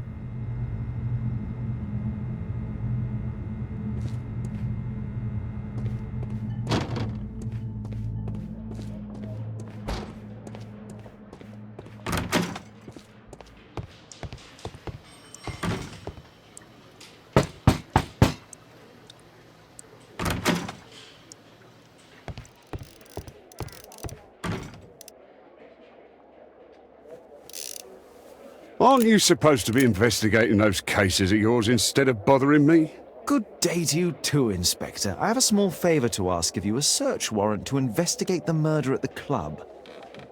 No, no, and no.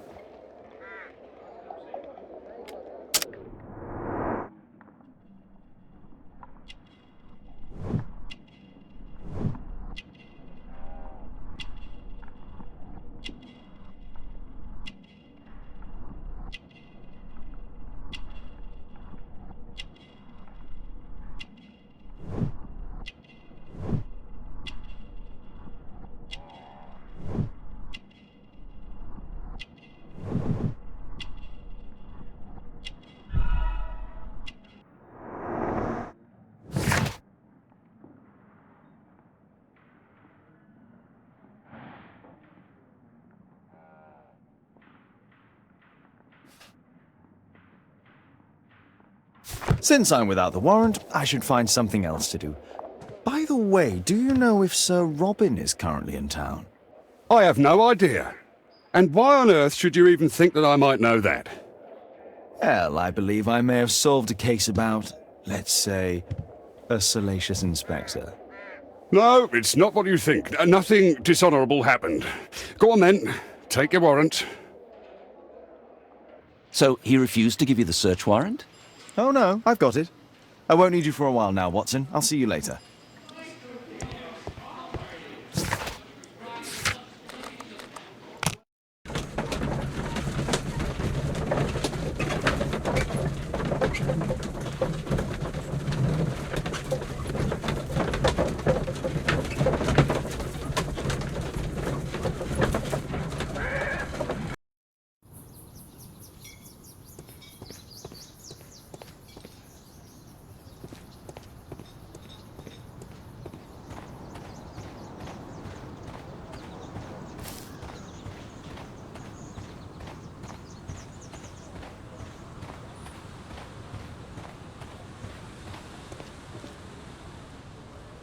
Sir Charles, I have a search warrant. I would like to take a look inside the clubhouse. I see. Here's the key, but I do protest.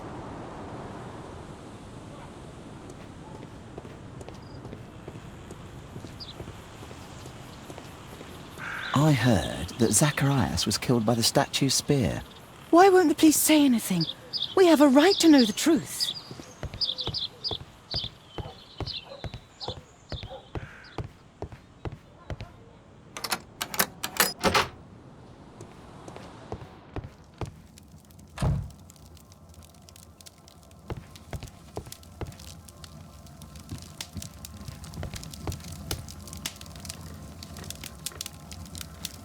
Ah, Sir Charles was once a captain in the guard.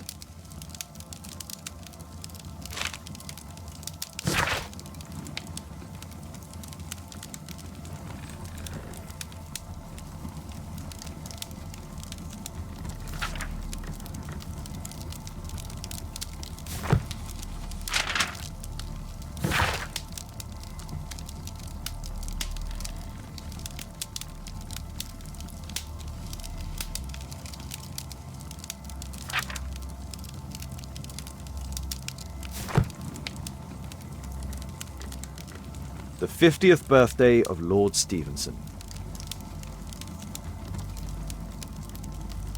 Charles Yellingham has a large family.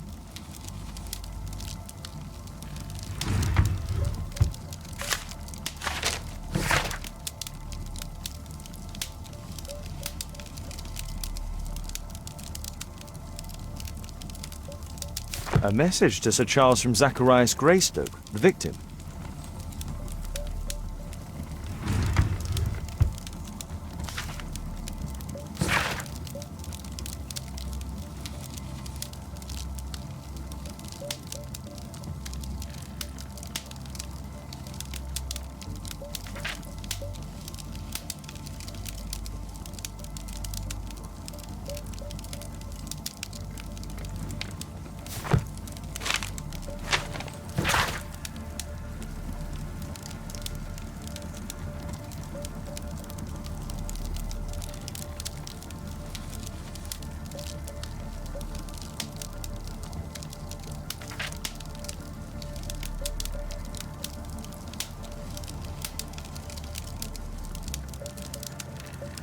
Interesting. It appears that the club is unable to pay its debts to the bank.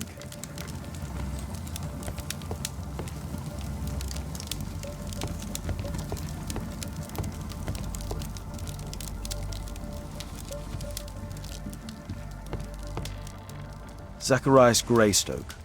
It's Sir Charles Yellingham, the director of the club. I wonder who this man is. Guatemala, 1881. I don't think this is a bowls tournament.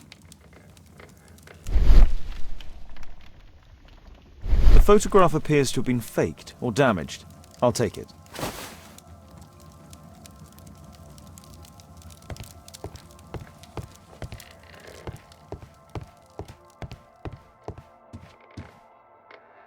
These antiques look quite valuable.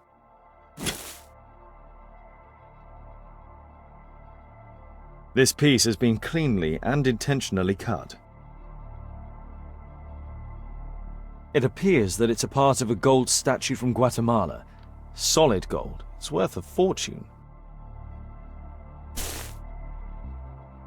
These trunks have just arrived. They're from Zacharias Greystoke's antique collection.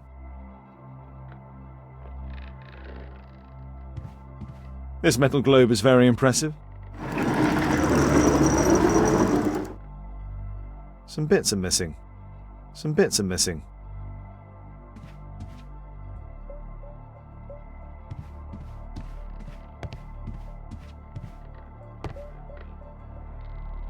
The late Mr. Roberts' collection. Interesting. The men who own these collections are all dead.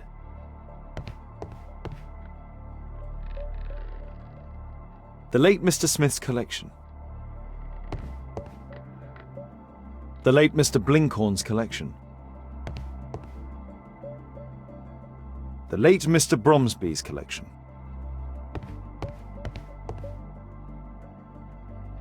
The late Mr. Sutherland's collection.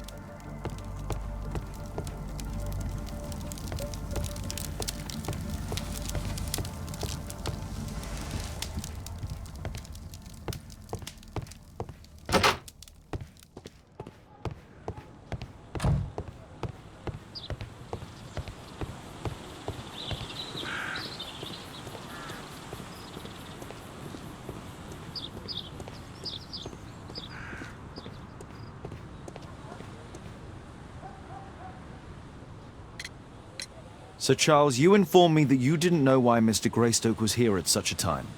That's correct. I have no idea.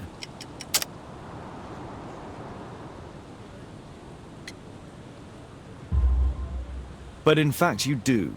Mr. Greystoke wrote to you about him coming with another person to visit. Ah, well, yes, that is right. He raised a scandal about the Mayan calendar, so he wanted to see me before the ceremony.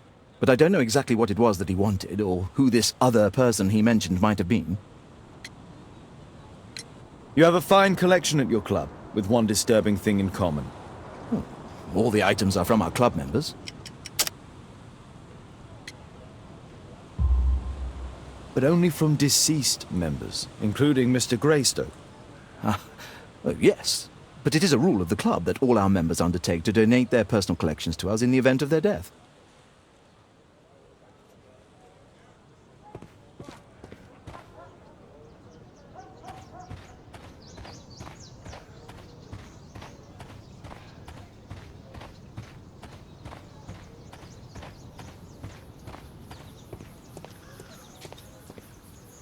The statue of Takunuman.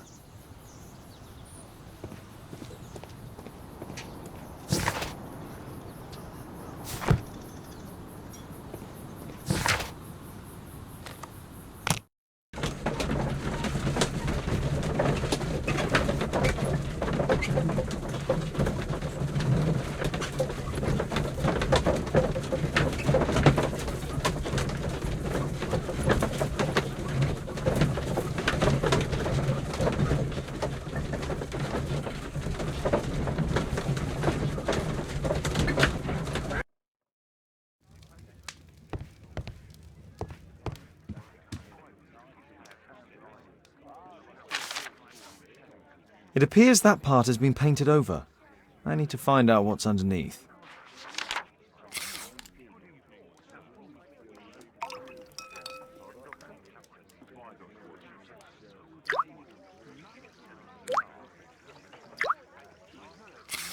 Let's gently remove the paint with a soft cloth.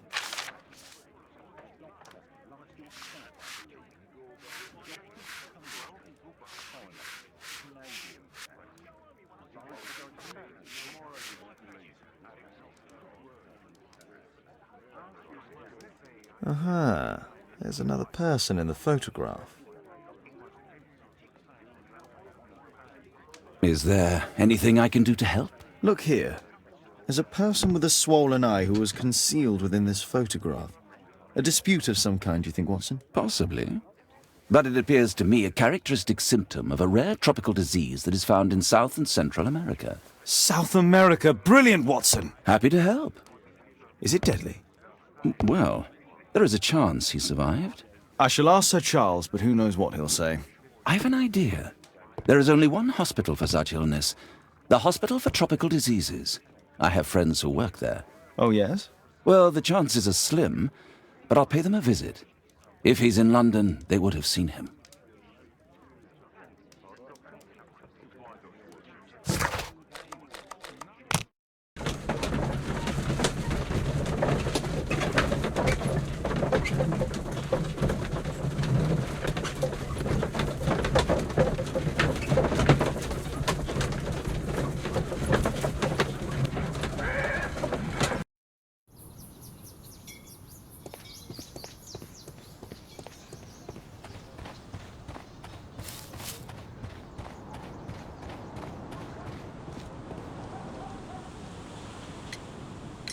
I found this photograph on your wall. You're in it, but do you know who these men are? Particularly the gentleman with the swollen eye. Oh, him. But that's poor Mr. Albiot.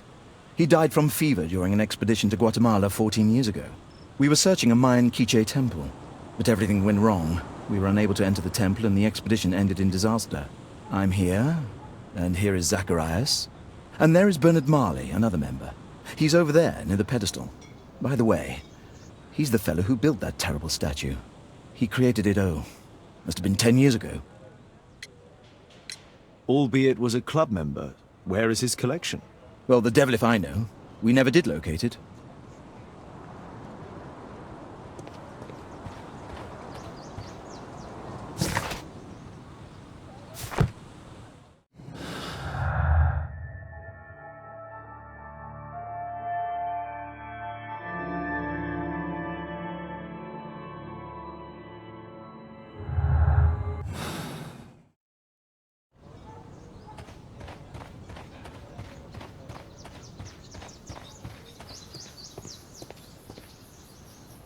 Mr. Bernard Marley, I presume. My name is Sherlock Holmes. I have to ask you about an expedition to Guatemala. Shh, not here. It's too dangerous.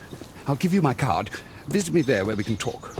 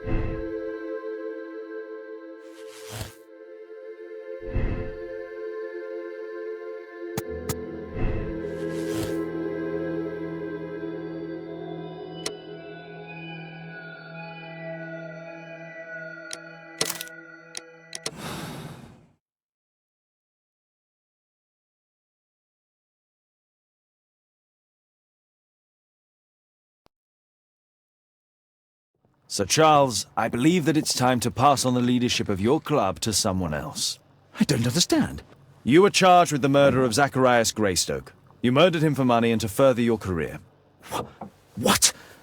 This is an outrage. I have powerful connections. You will regret this.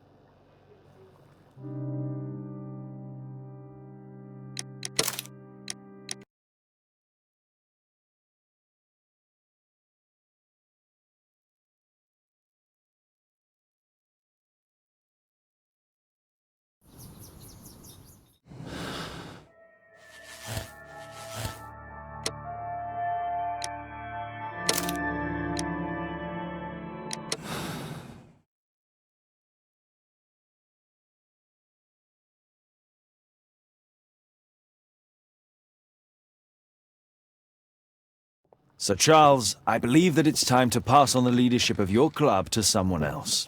I don't understand. Oh yes, you do. As do I. You were under too great a pressure, your career and your family.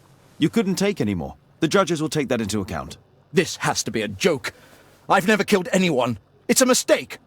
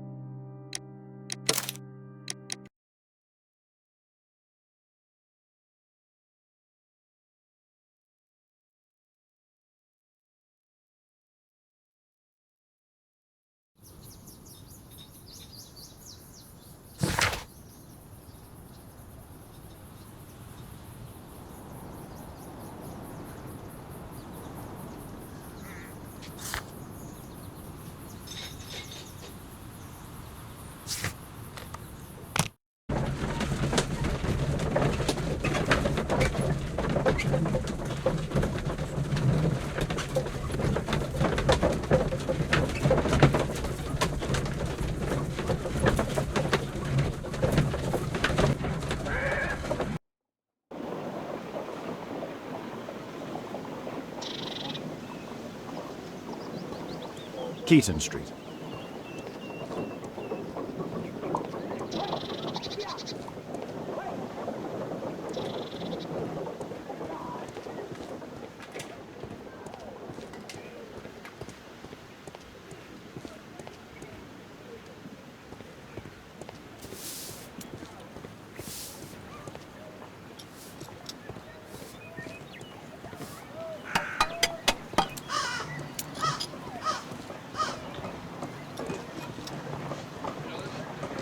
Excuse me, where is Grub Street? I'm not entirely sure, but I think it's the street going up the hill, not far from here.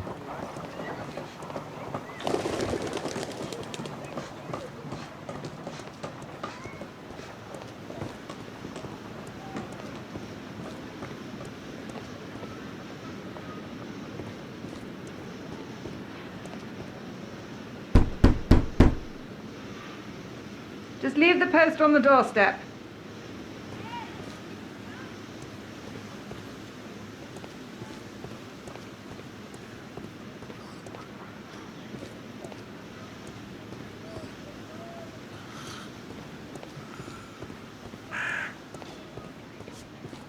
Excuse me, where is Grub Street? I don't know.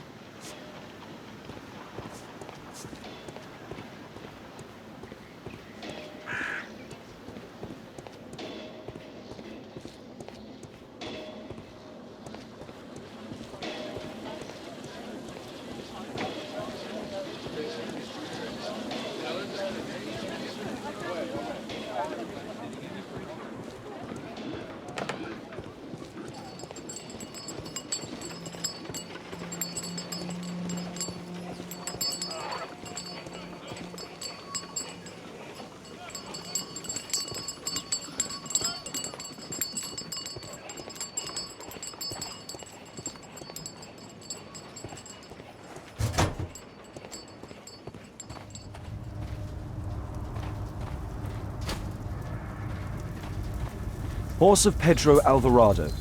He was a conquistador, I believe. Hello there, my man. Is your boss in? Ah, he's in his office. It's the door near the female statue in the corner of the workshop. Fresh scratches.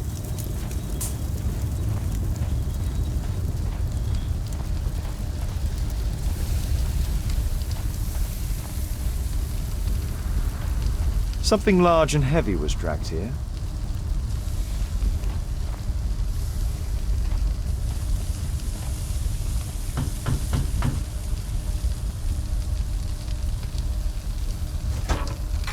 Mr. Holmes, you must forgive my escape at the club. It wasn't a safe place to talk. And it's safer here? Yes, better here. Not my office. I have secured my foundry, you know. Huh, reassuring.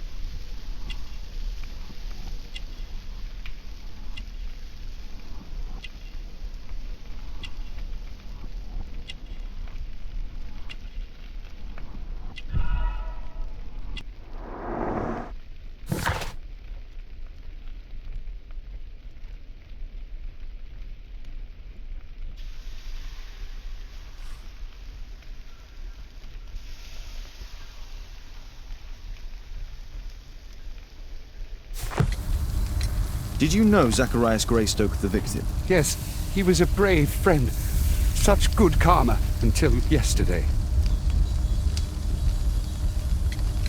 Do you recognize the unwell man in this photograph? By Jove, albeit. Yes, that's him. The poor fellow met his end in Guatemala.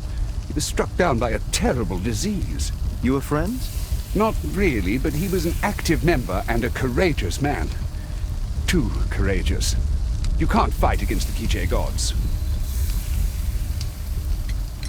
And what of the expedition? You were seeking a Mayan temple? Yes, the temple of Tekun Uman. Another one of Charles's stupid ideas. We found it, but there was some kind of strange force that prevented us from entering. An evil aura. It was Tekun Uman's emanation. We could all feel it. Albeit its disease worsened suddenly, there was nothing we could do. And now, with Zacharias' death, the curse has reawakened. After 14 years? Prophecies are timeless, even in the beyond. There is no escape. Did Zacharias believe in the prophecy? It is not a matter of belief, don't you understand? Zacharias was convinced that we could stop the curse by studying the calendar. What insanity! He sent me a message. He wanted us to visit the club and try to convince Charles to remove the calendar from the awards ceremony. But you didn't go. I knew Charles would refuse. Anyway, studying the calendar wouldn't help. Tekun Uman is far too powerful. Your relationship with Charles Yellingham is... Not friendly. Well, it is reciprocal. You know, most of his expeditions are failures because he is too focused on his hypothetical career to be in politics. He has political ambition. That would be an understatement. He has ambitions for the House of Lords, and the club is his means of achieving this. It's also the reason for his disastrous management. But he still succeeds in finding money. I wonder how. What's your opinion on Tekun Uman's statue having disappeared? I don't know, but I have nothing to do with it. Nothing.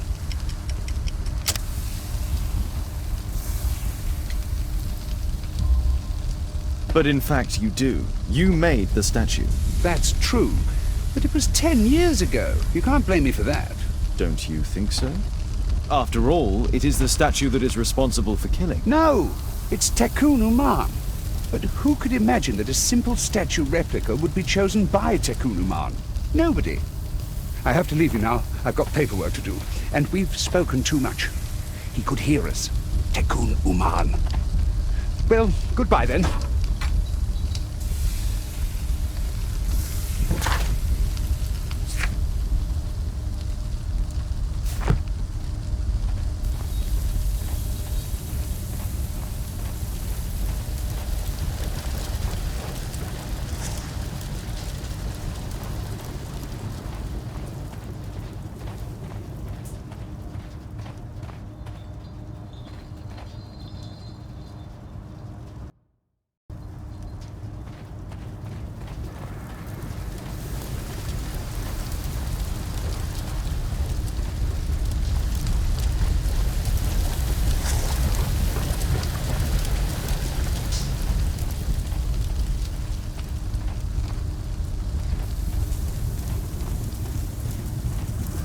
A drawing of Tekun Uman.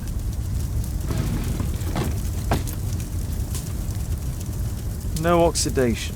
This metal arm has never been outside. It's not part of the bowling club statue.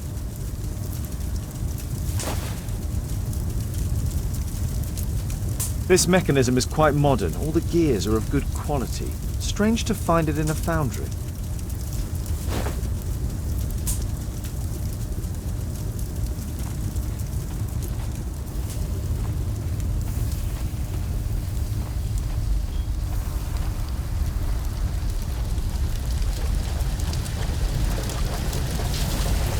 Sorry, I'm too busy to chant.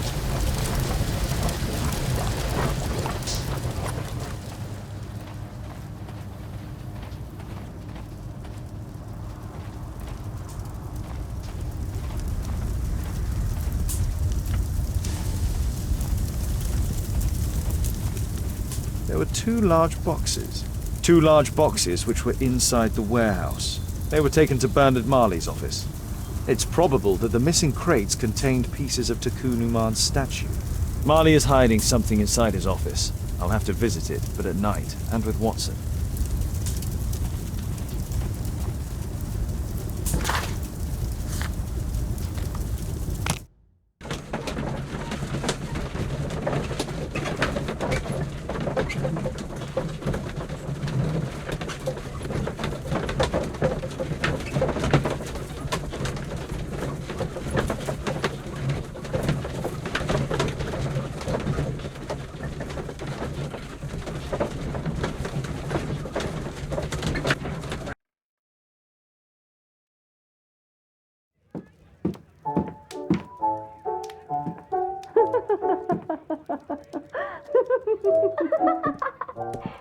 Caitlin's at Miss Alice's playing the piano. She disobeyed me. Well, Holmes, I was inspired to...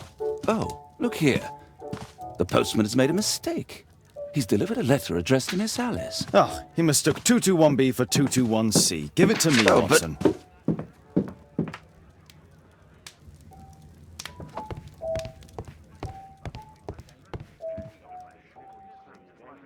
I can't help myself. I must open this letter.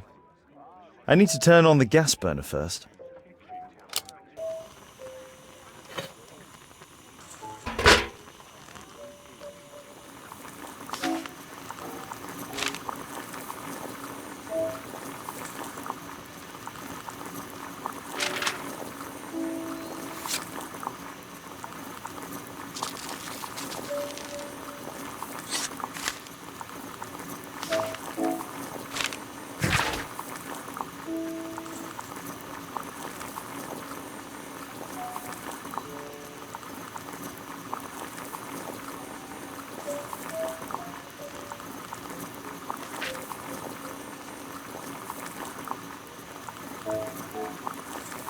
Miss Alice planned to live here because of me.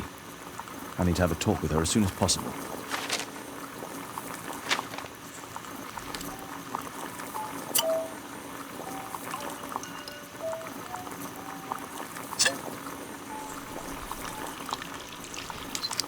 That's it.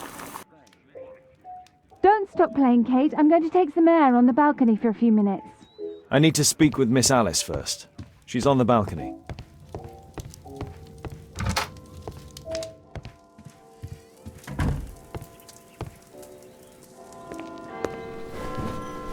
How about telling me why you came here in the first place? Mr. Holmes, why do you ask? I hardly think that I'm accountable to you. Since you extended an invitation to my daughter against my wishes, I believe that you are. So said the father, cloaked in all his severity. My word, you almost frightened me. You won't say that. Very well. Ask Caitlin to come home now.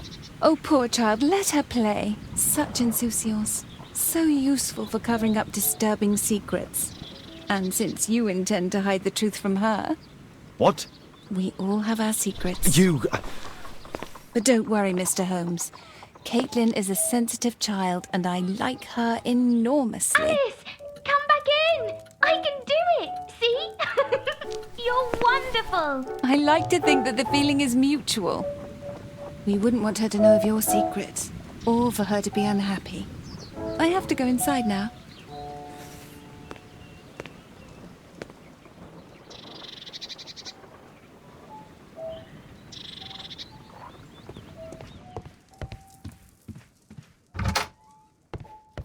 Ah, Holmes, I entirely forgot. There's a man corresponding to the photograph who is a regular visitor at the Hospital for Tropical Diseases. His name is James Byron. Are you sure? That's fantastic. And we can visit him, but you should disguise yourself first. I'll introduce you as my colleague.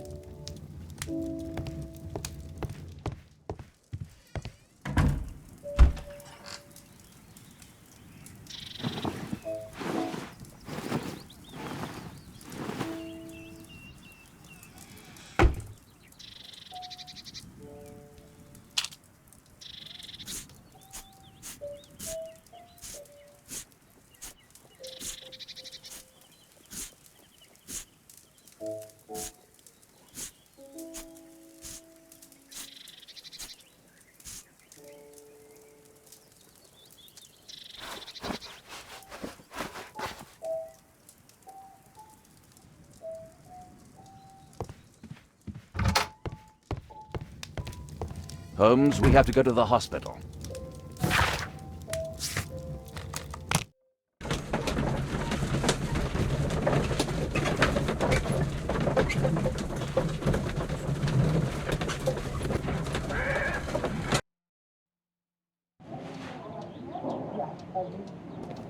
Oh, Dr. Watson, may I help you? Hello, Baird. My colleague and I are here to see Mr. Byron. Ah, Byron. Yes, he's in a bad way. You'll find him in a cubicle on the window side. Patients visit this department for treatment and then return home. Department of Tropical Diseases.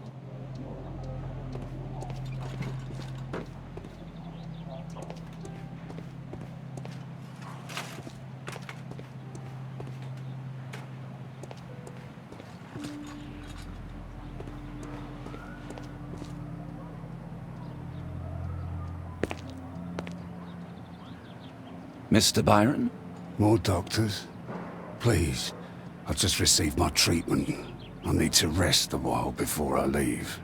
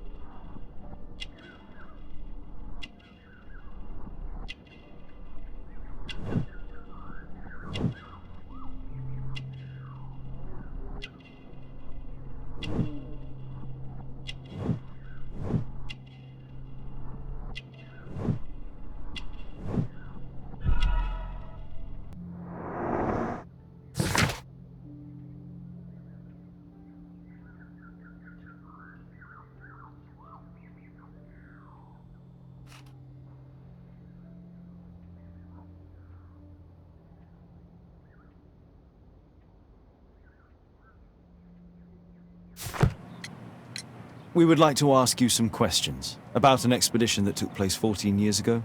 An expedition? What expedition? You're wrong, I've never left London.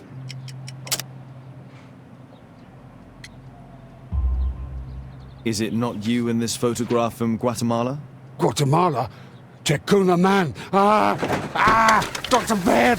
Come here quickly, I don't feel well! What on earth is going on? Please, calm down. I'm sorry, my dear colleagues, but Dr. Brunt is waiting to give Mr. Byron a private consultation. You can wait here.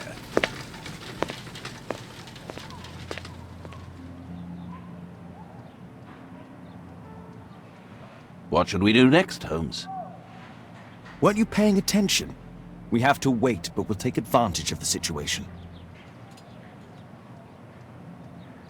This address is almost invisible.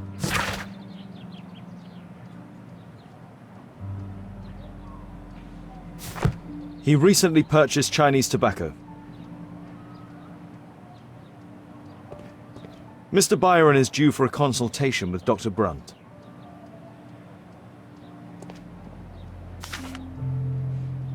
Our man passed by a circus.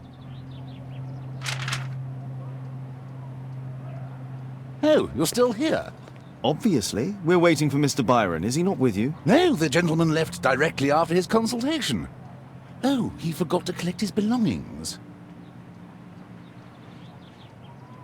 Holmes, it seems that Albeit has escaped. Obviously. And he knows that we are aware of his true identity. Quickly.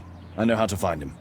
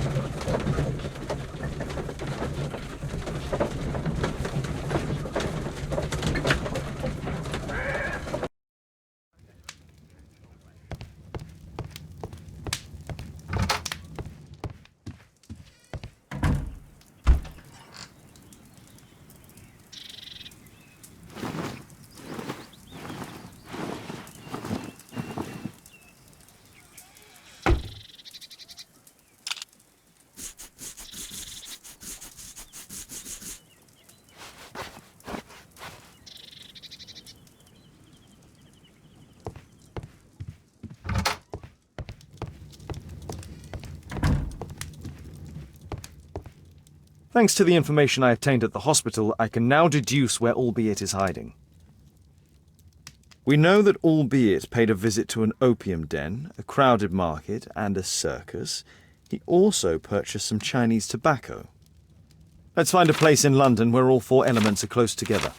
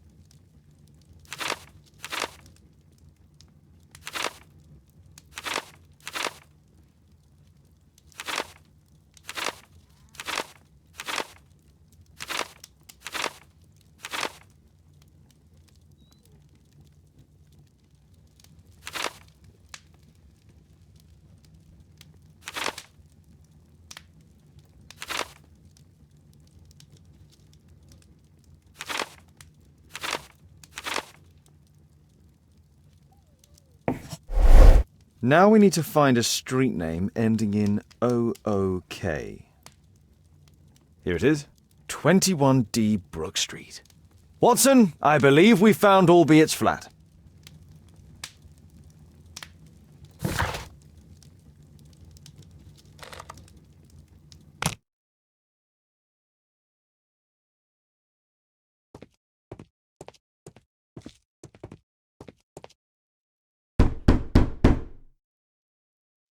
Help! Do you hear that? Quick! We have to open this door. The door's too strong and the lock is too solid to break with bare hands.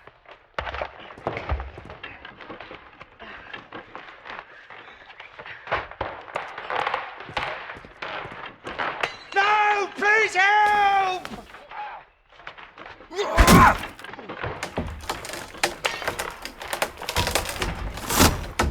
Help!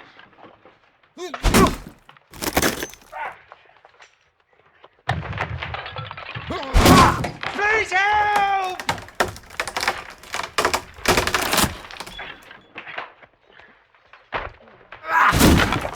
No! Please help!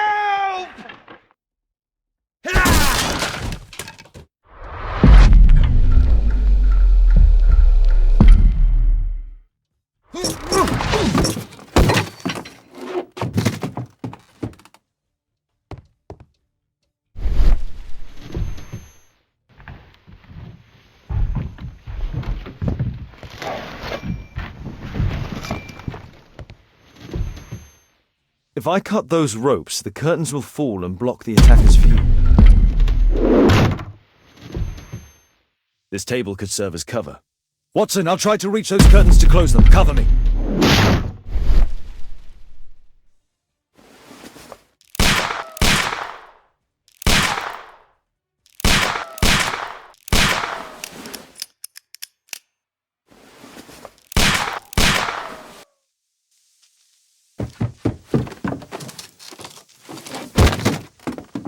Watson, cover me!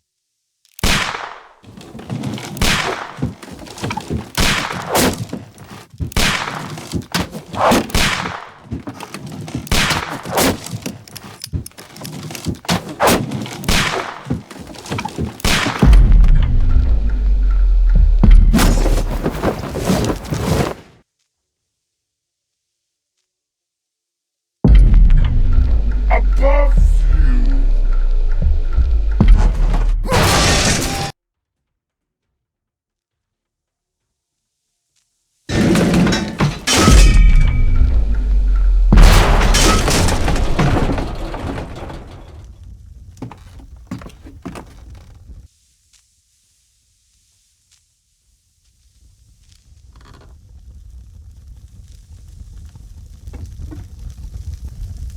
Watson, come here. He's behind the screen.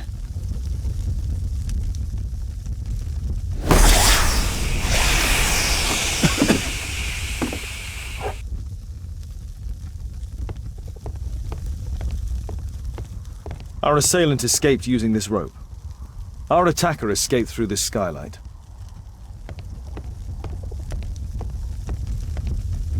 A statue was once here. Now it's missing.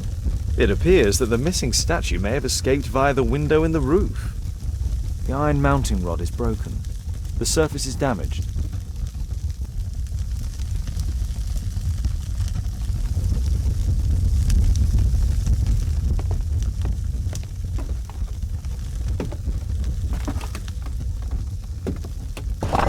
No!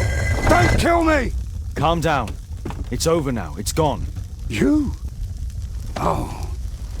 But why are you here? You're not doctors, are you? No. Well, you're half right. Shall we remove these masks? Your true name is Albeit, is it not? You were a member at Charles Yellingham's club.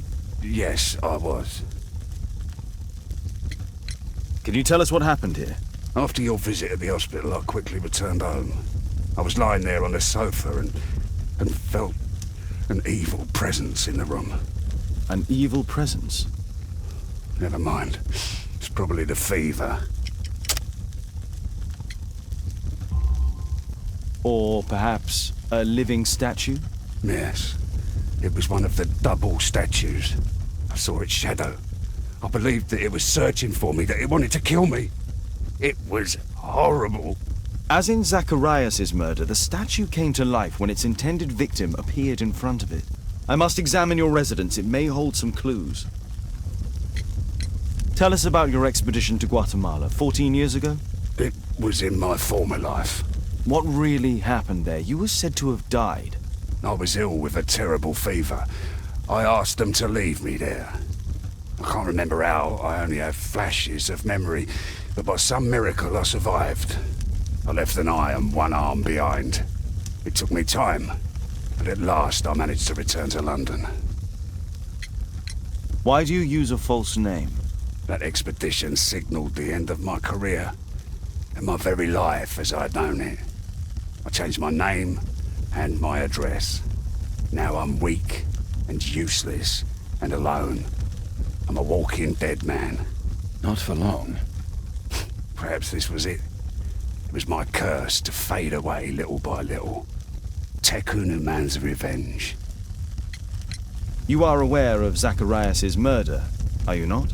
Yes, and quite aptly I read that he was killed with a spear. Aptly? Well, he practiced archaeology almost as though it were a sport, seeking adrenaline. Imagine his state of adrenaline when he died, him being the prey. And who would have been the hunter? Tekunu man? Whoever, whatever. It'll soon be over for me at any rate.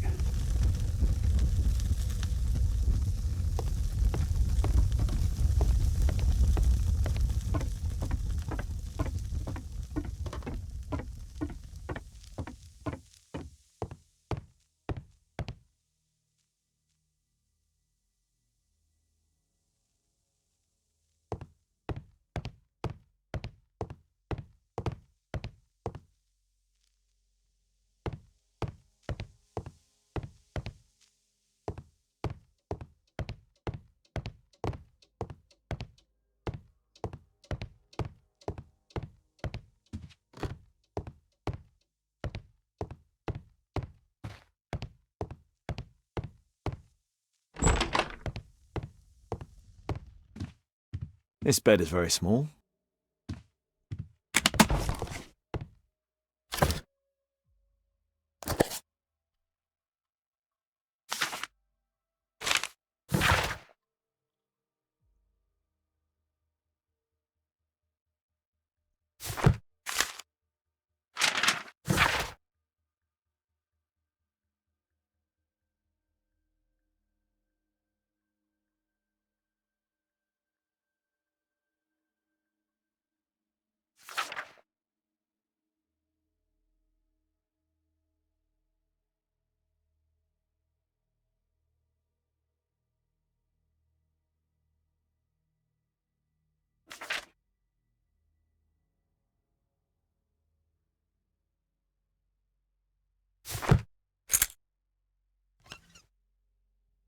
Albiet's wife and son, I presume.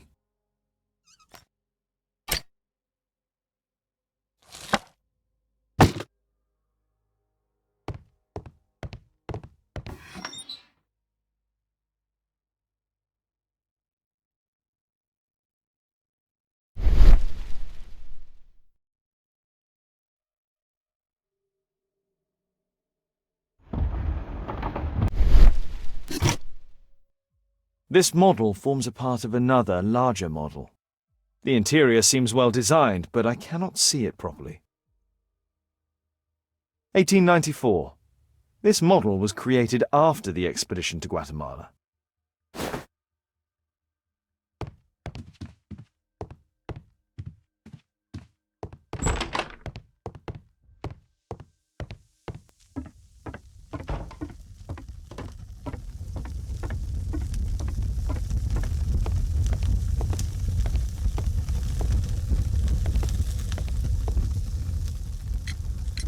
There's a little bed in the small room. It's been used. Well, it is for my son, Gulliver. After my official death, my wife and he left for Glasgow. Upon my return, I installed this room. So they know about you? My boy Gulliver visits occasionally. But I wonder, what is the life of a crippled father? They will lose me again.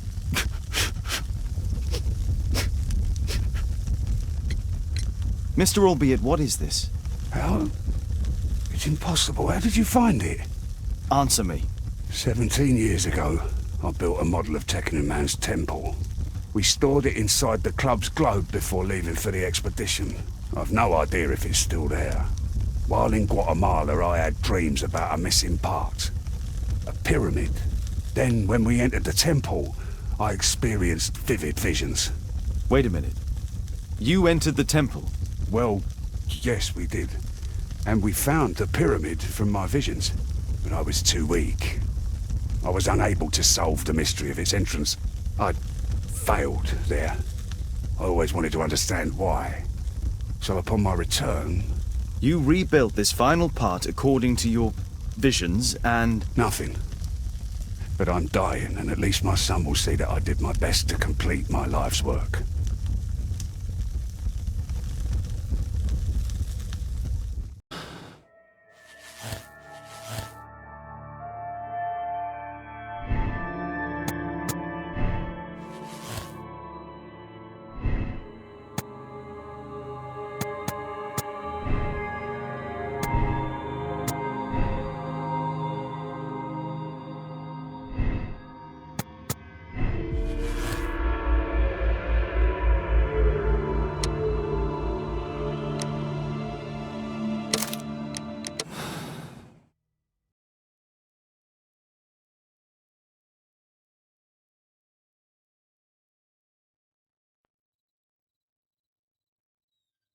So, you believe in the curse?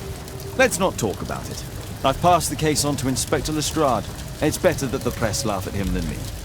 But why are we here? If this curse is the cause of Zacharias' death, then it may strike again. I requested of the authorities that Marley's foundry be used to destroy all of the Mayan statues that can be found in London. What? Destroy all of them? My God.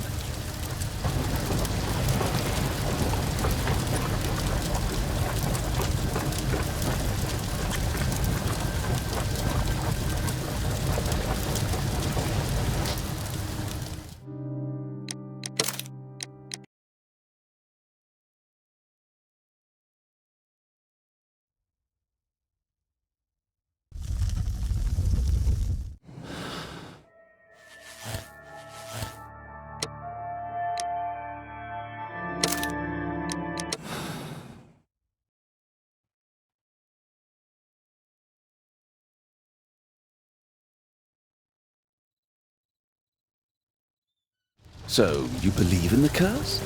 Well, I have no other explanation, but I beg you to keep the outcome of this case a secret. No one needs to know my failure.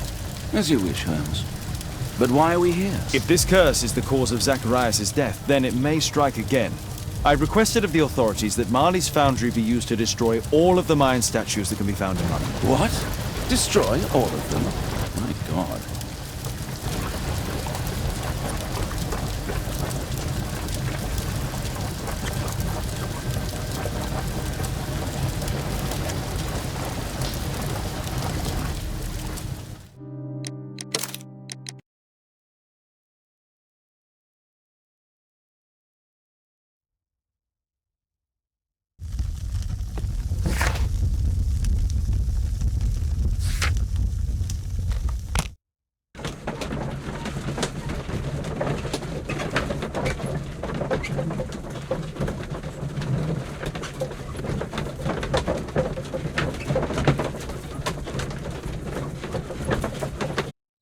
Watson, stay alert, and you'll need to be quiet.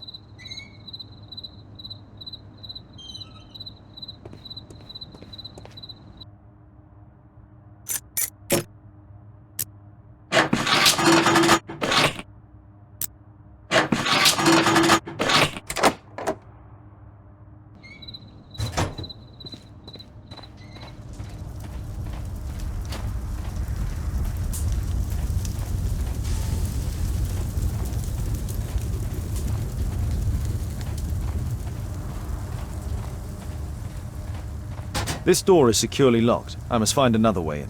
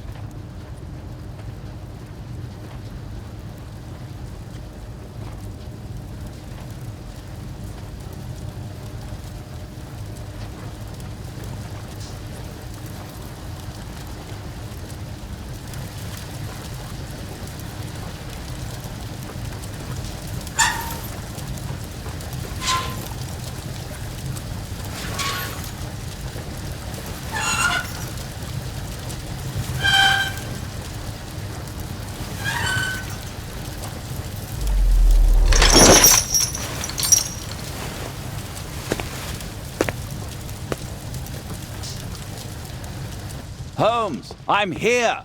Can you let me in? A Mayan pyramid.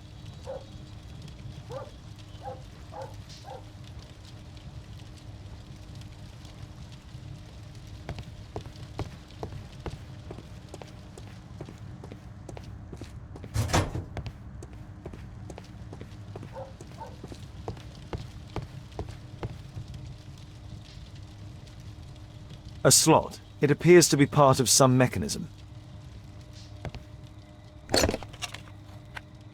Obviously for a dagger. Mayan period, I think. I'll need a dagger to work the mechanism.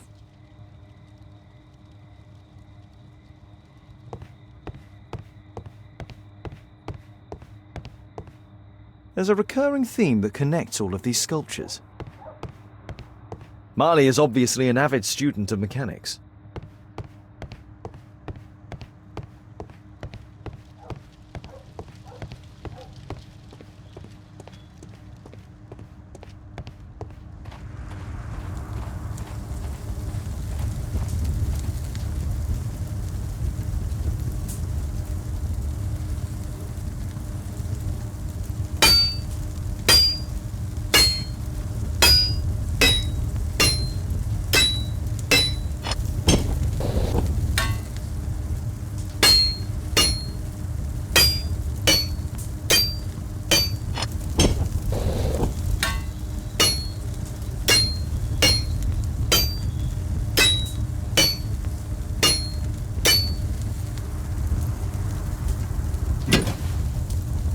I hope this dagger fits.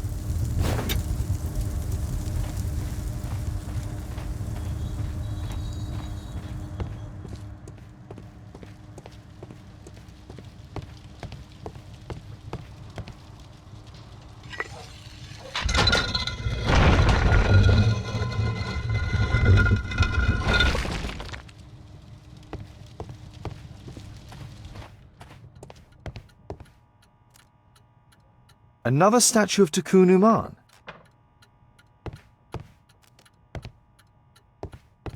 So, Bernard Marley built a mechanical globe. This globe has space inside. It should be possible to open it. Marley dismantled these alarm clocks for their parts. It can move, but a part of the mechanism is missing. Be careful, Watson, unless you want to be speared by Tikkun Uman.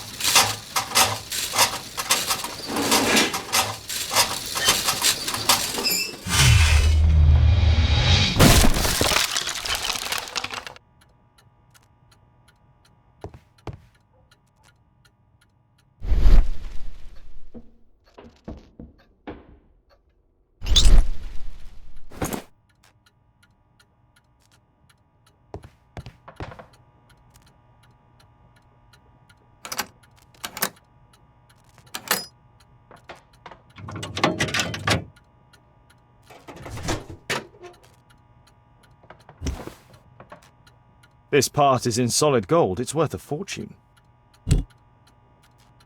The statue is in 3 parts. Only the gold is original. Marley must have reconstructed the other 2.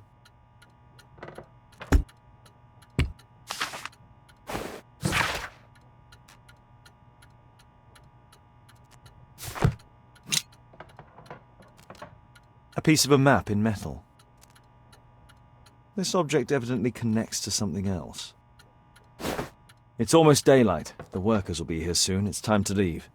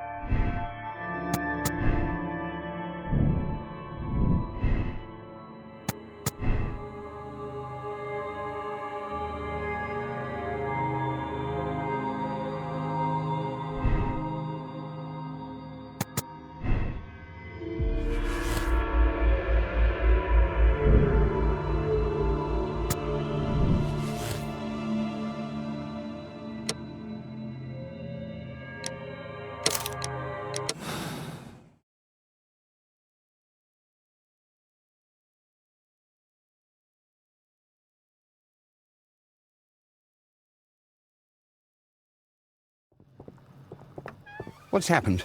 Did someone else die? Did Tekunuman strike again? No, which you know very well. Because you are the killer arm of this so-called curse. Me? No, I'm not. I don't believe in any of that rubbish. I have no choice but to hand you over to the justice, Mr. Marley.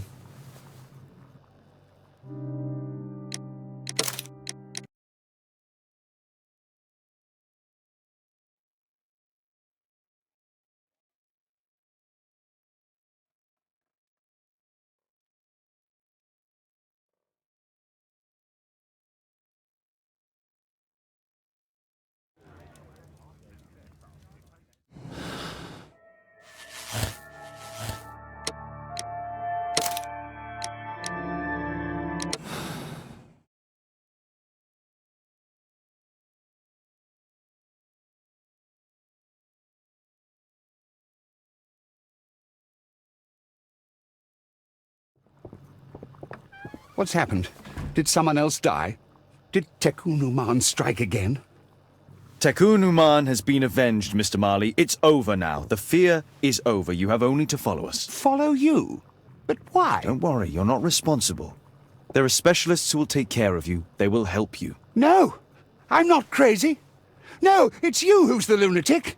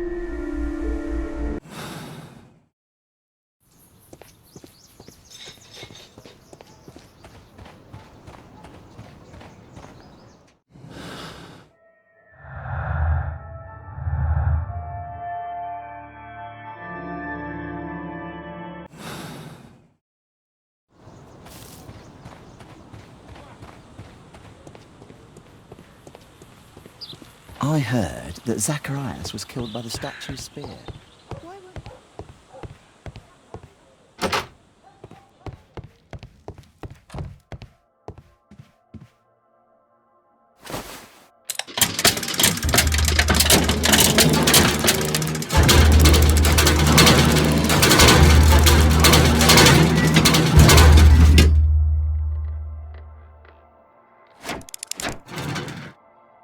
Now the model is correct and complete, and with a little brain work, I can imagine what took place.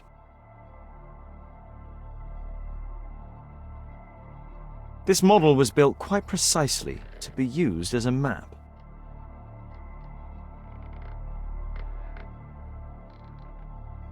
Now the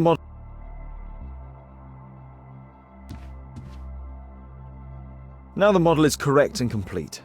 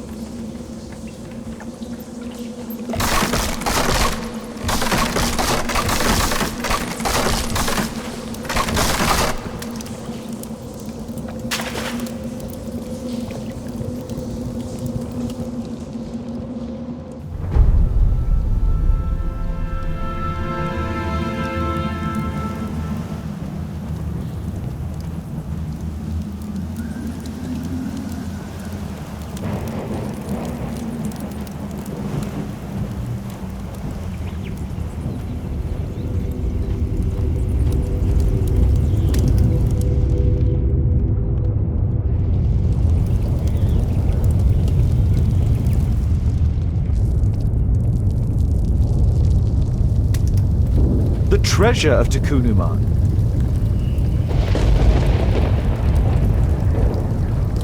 This is the statuette that Bernard Marley, Sir Charles and Zacharias all shared.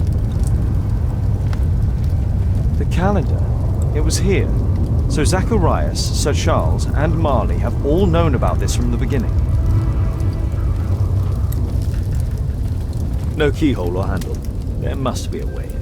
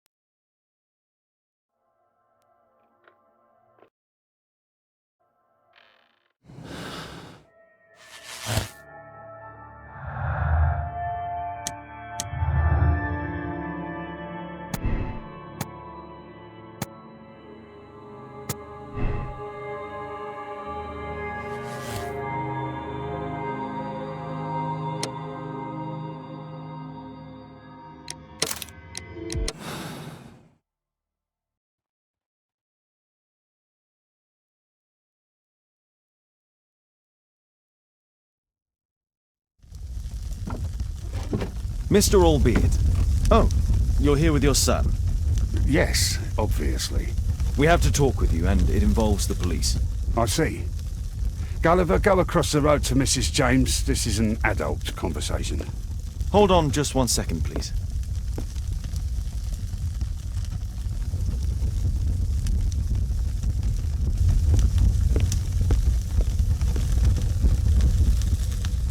What for, Mr. Holmes? Children ought to be protected from unpleasantness. True. I know you were guilty of the murder of Zacharias Greystoke. In my state, you have to be joking. I'm afraid not. You had an accomplice. Tell me who. The judge will find out anyway. The judge? How so? You have nothing against me, nothing.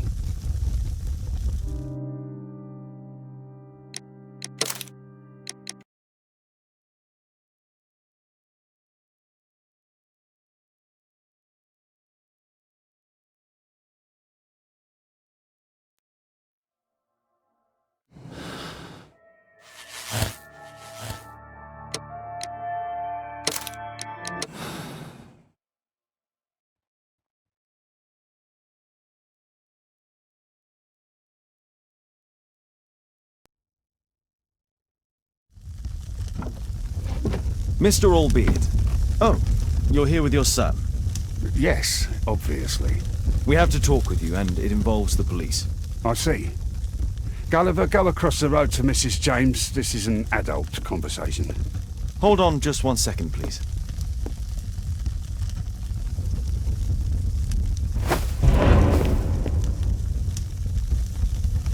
A pygmy? As I suspected.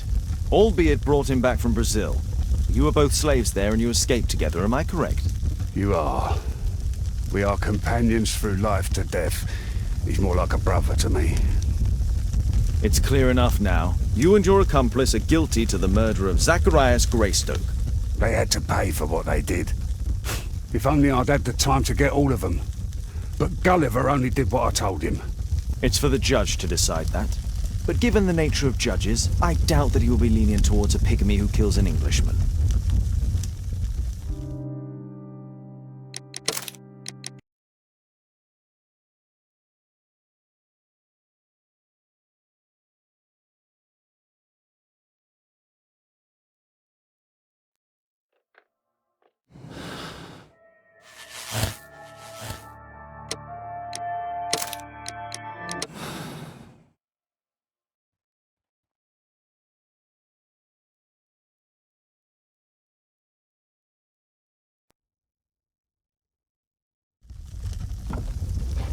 Mr. Albeit. Oh, you're here with your son. Yes, obviously. We have to talk with you, and it involves the police. I see. Gulliver, go across the road to Mrs. James. This is an adult conversation. Hold on just 1 second, please.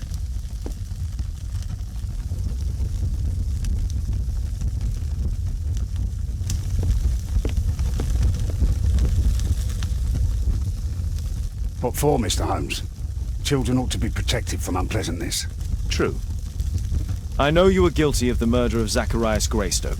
In my state, you have to be joking. I'm afraid not. You had an accomplice who probably understood your reasons, as do I. I'll let you go. Thank you, Mr. Holmes.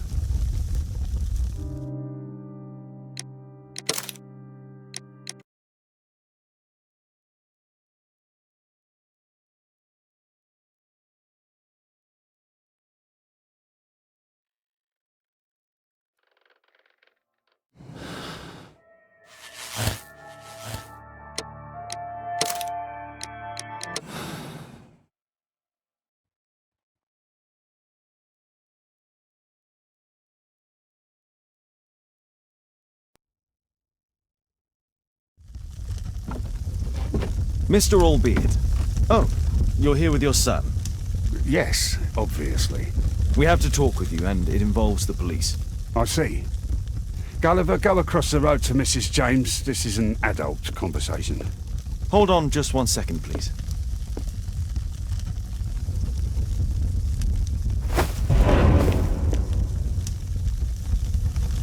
A pygmy?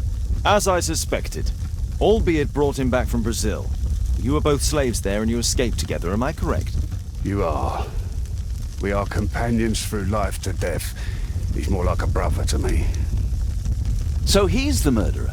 But he was merely obeying his master. Yes, I'm the one who planned the murder. I'm the one responsible. You wanted them to pay for what they did to you. True. Now I don't care what happens to me. I'll be dead soon. But Gulliver, you have to let him go. I wasn't planning to arrest you, only that we might know the truth. Although I regret that Gulliver must leave England and return to his own country. Shame. But thank you, Mr. Holmes.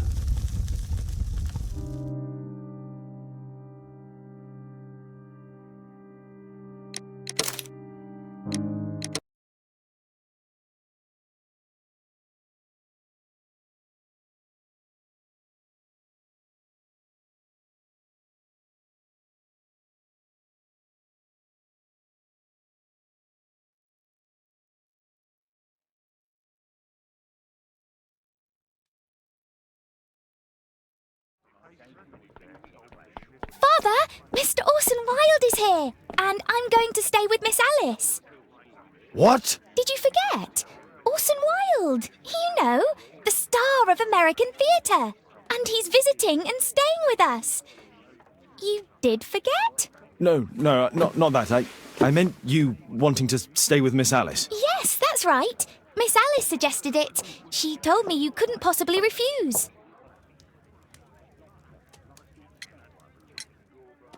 If it's really what you want. It's the perfect solution, Mr. Holmes. Don't you agree? Guess what, Mrs. Hudson? Mr. Wilde is here to study my father's character for his next play. And he won't be disappointed, will he? Father is so pig-headed. I can't believe it! The great Sherlock Holmes standing in front of me! I'm sure that our two brains will... Brains.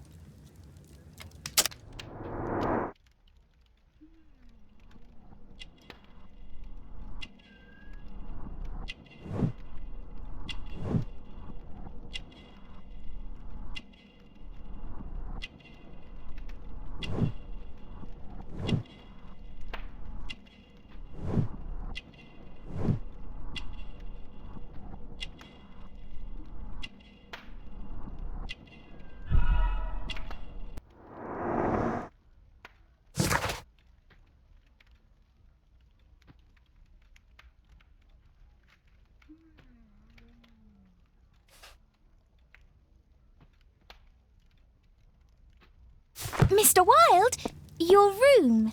Charming. This is such a fascinating city. We need to talk. I'd rather not. You're going to be angry again. Goodbye, Mr. Wilde. Is it 5 o'clock already? I think I might go and ask Mrs. Hudson for some tea.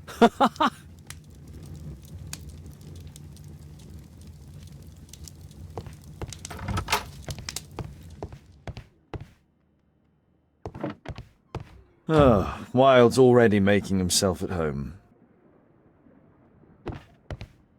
Honestly, the level of narcissism. Wilde truly has a perfect disguise kit. Do actors really need all this? This must be grease paint.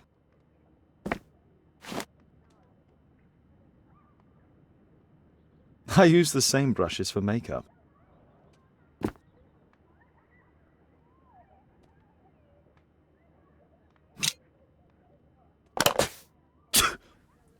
Face powder of an excellent quality. I forgot my hat. Father? I am just checking, You've got something on your face. Is it makeup? It might be.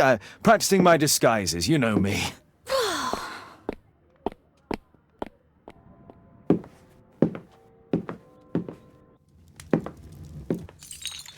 No, don't touch that!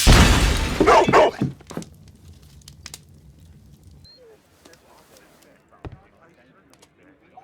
Ah, Mrs. Hudson, with our tea.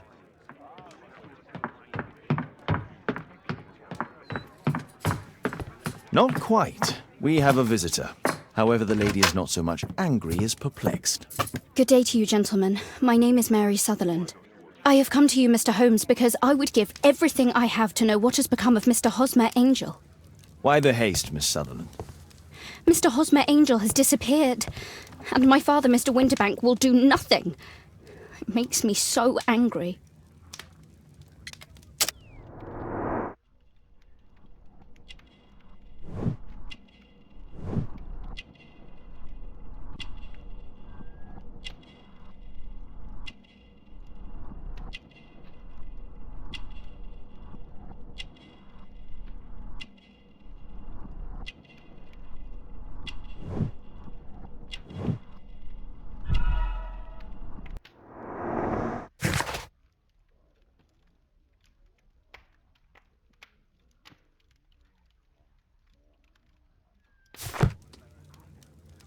Mr. Windybank is your stepfather, surely, since the name is different? Indeed, I call him father, although he is barely older than myself. And your mother is alive?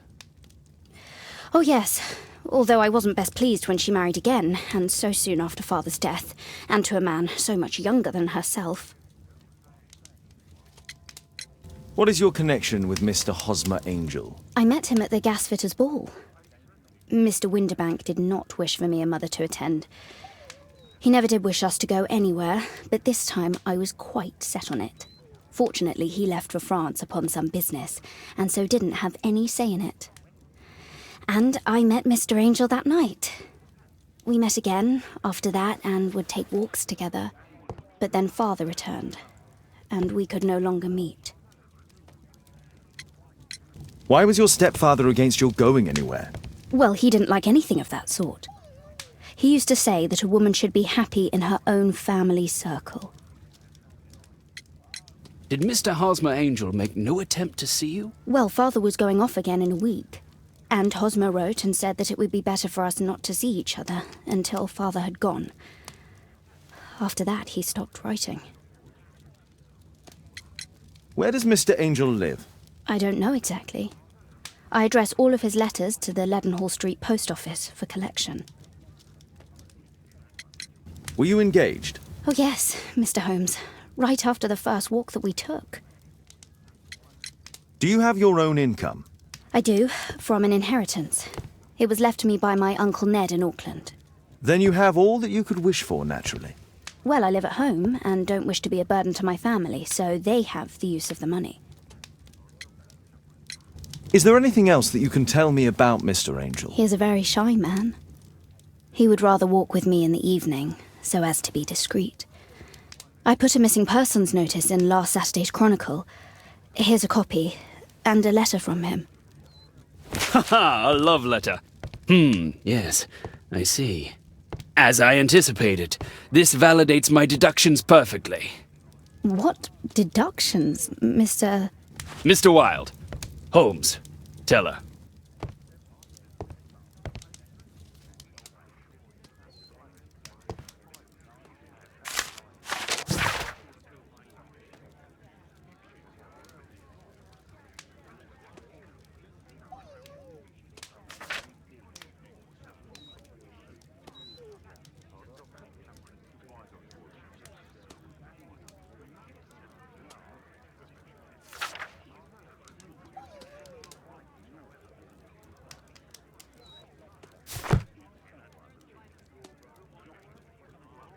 This is strange. The love letter is typewritten. We had a wonderful time together, didn't we, while your father was in France? I'm waiting for the moment when your stepfather leaves once more. Miss Sutherland only met with Hosmer Angel while the stepfather was absent. Hosmer Angel decided not to leave his signature. Good quality paper, quite smooth. Fairly common ink, nothing special. Let's study this letter more closely. There are some letters with typographical defects. Miss Sutherland, do you have any other letters from Mr. Angel? Unfortunately not. But I've brought my father's letter from Paris. Here it is.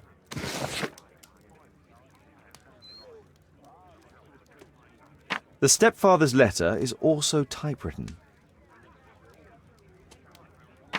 I hope that you'll be an obedient girl. Take my advice. Stay at home. Miss Sutherland's stepfather's signature.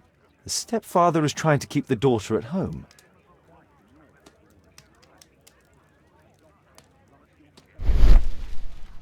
Quite common paper with a light yellow tint.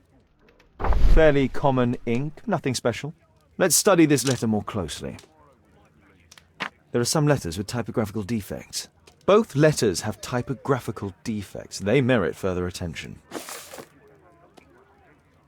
This letter has a defect. It's the same letter with the same defect in both instances.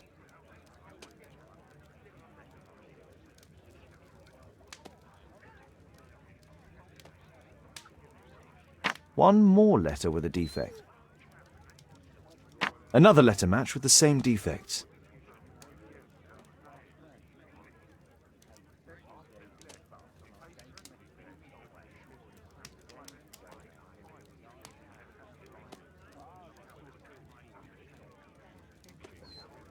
One more letter with a defect.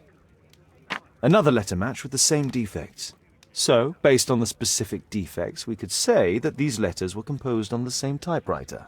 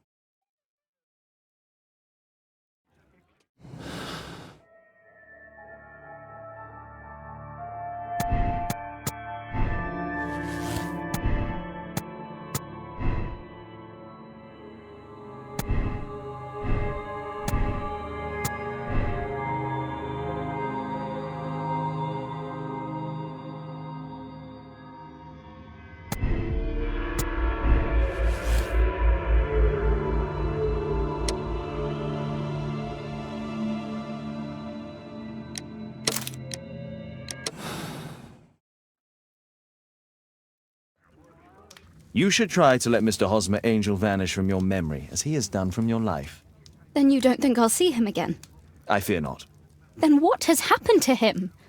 It is the nature of cowards. Mr. Angel wished to sever the relationship, but he was too afraid to provide you with an honest explanation. Oh, Mr. Holmes. No, I can't believe it. But we were engaged.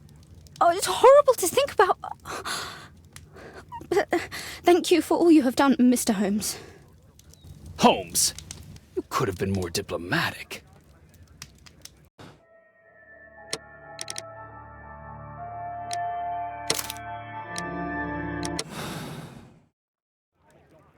You should try to let Mr. Hosmer Angel vanish from your memory, as he has done from your life. Then you don't think I'll see him again? I fear not. Then what has happened to him? It doesn't matter. He has left and he will never come back. There is nothing you can do. Oh, Mr. Holmes. No, I cannot forget him. I shall be true to Hosmer. I shall wait for him. Goodbye, Mr. Holmes. Holmes, you could have been more diplomatic.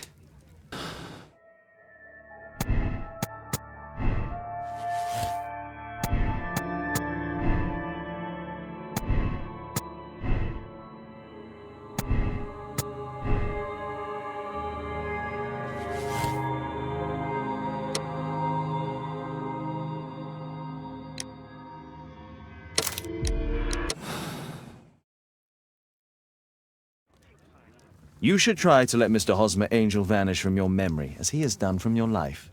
Then you don't think I'll see him again? I fear not. Then what has happened to him? It doesn't matter. He has left and he will never come back. There is nothing you can do. Oh, Mr. Holmes.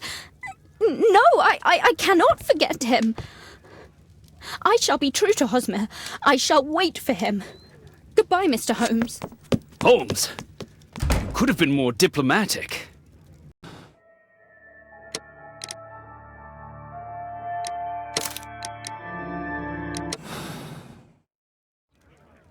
You should try to let Mr. Hosmer Angel vanish from your memory, as he has done from your life. Then you don't think I'll see him again? I fear not. Then what has happened to him? Your stepfather married your mother for her money, and also enjoyed the use of your income. But with your personal advantages, it was clear that you would not remain single for long, even with him keeping you at home. He disguised himself and reappeared as Mr. Hosmer Angel. He brought you as far as the church door and then conveniently slipped away. To bring you to this conclusion in such a dramatic manner that it would leave a permanent impression upon your mind. You have been cruelly tricked, Miss Sutherland. Oh, Mr. Holmes. No, I can't believe it. But we were engaged. Oh, it's horrible to think about. But thank you for all you have done, Mr. Holmes. Holmes, you could have been more diplomatic.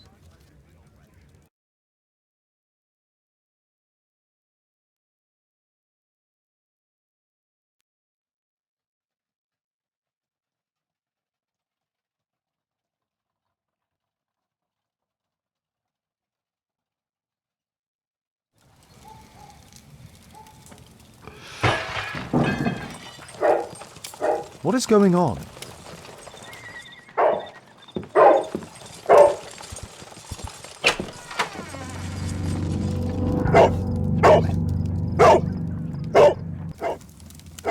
Mr. Holmes, is everything all right? Oh my God. Go back to your flat and stay there with Kate. Calm down, Toby. Now, let's see what this contains.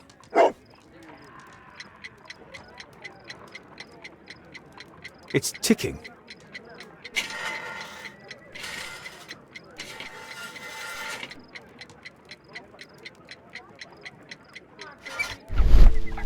I see wires inside. They could be connected to the cover.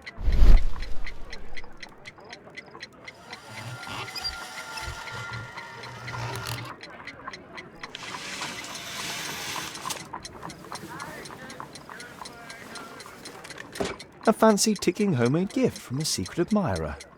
I have 2 minutes to defuse it.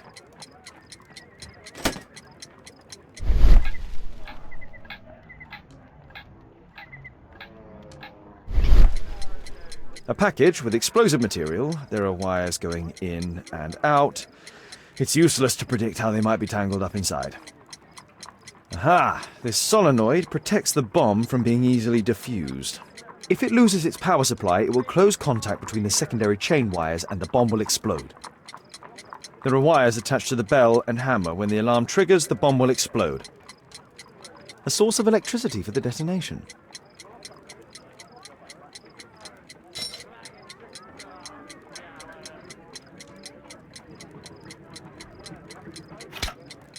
Whew.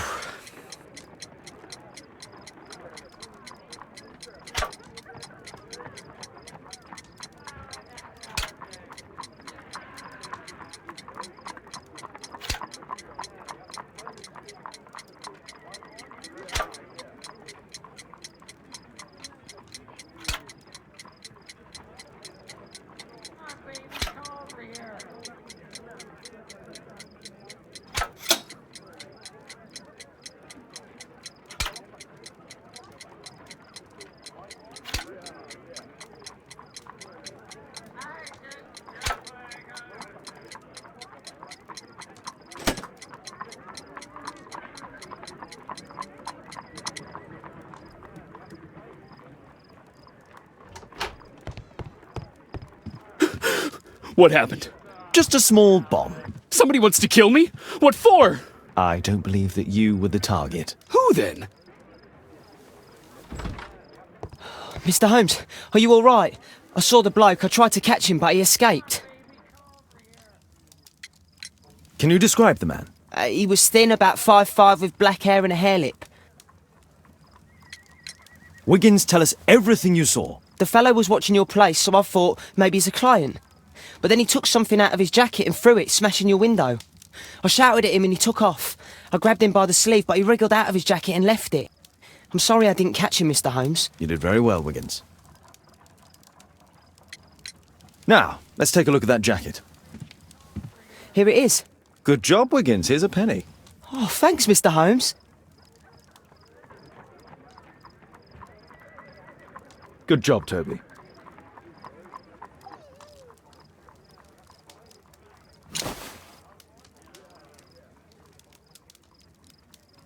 JT are the owner's initials.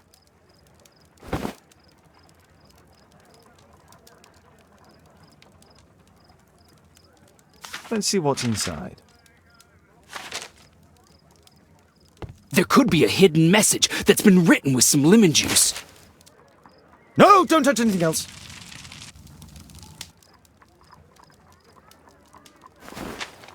There are ink stains on this piece of paper. I could read the text with the help of my analysis table if Wilde hadn't already destroyed it.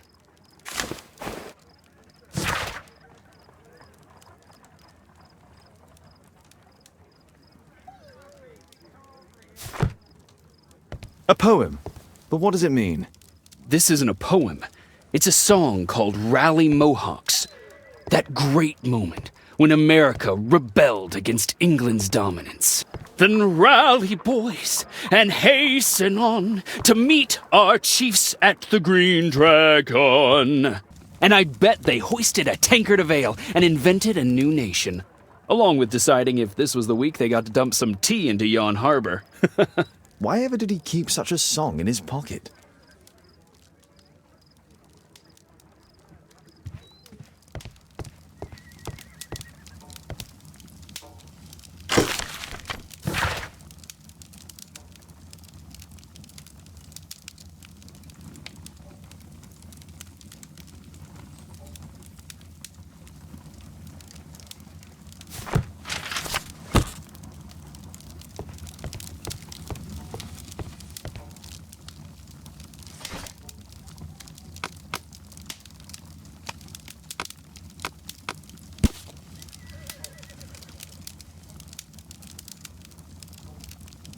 Here it is.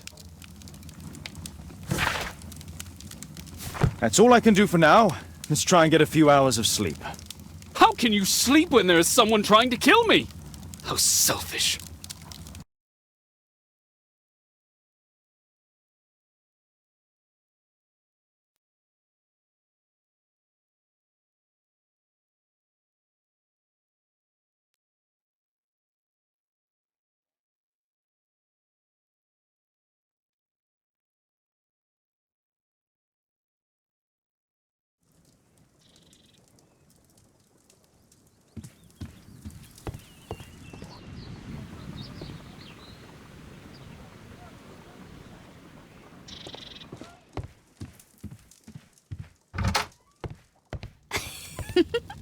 He's so funny. Oh my, I see you and Kate are best friends already. Did you sleep well, Kate? Very well, thank you, Father. Is that Wilde? Whatever is he doing now? He's transforming you into a legend. Oh, silly man. Kate, what's the matter? Well, I just came by to tell you that I'm going to the zoo with Alice. We'll be having lunch in town.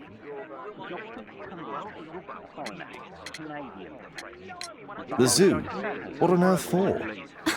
Perhaps because it is my birthday today?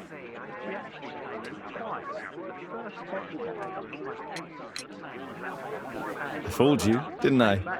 Of course I remembered. Here's some spending money. Go and enjoy your special day. All right. I'll go then. Kate. You never do anything right. All right. Come here. I've had enough of you not caring about me. I do care. I've just had a difficult night. Yes, Alice told me about the bomb, but you wouldn't. Kate, I only want to protect you. You don't understand anything. I wish Alice would adopt me. Don't be ridiculous. I don't know why my parents entrusted me to you. Did they really know you? Kate, come back. Damn it. Such a waste. This Alice, I have an odd sense about her. It's as if she's playing with Kate's feelings. This would be a good opportunity to investigate Alice's flat while they're absent. And anyway, it'd be better to visit the Green Dragon Tavern during the evening.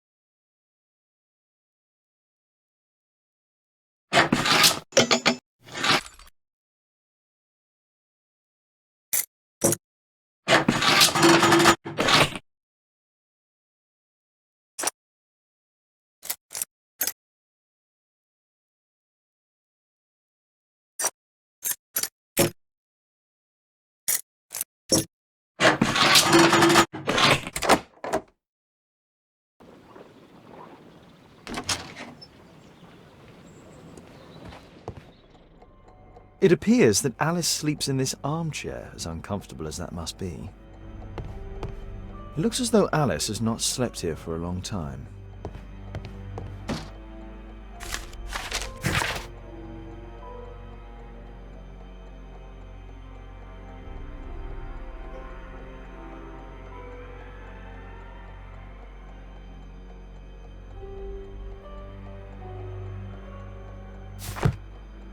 Alice has recently used this.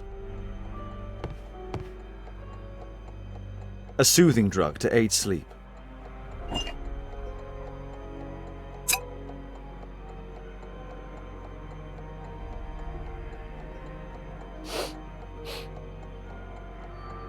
It has no smell.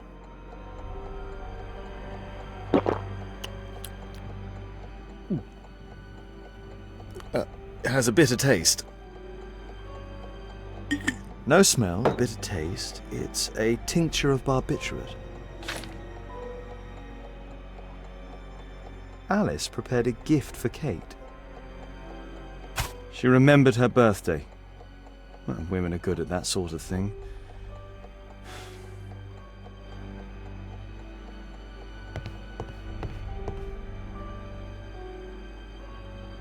A phonograph cylinder.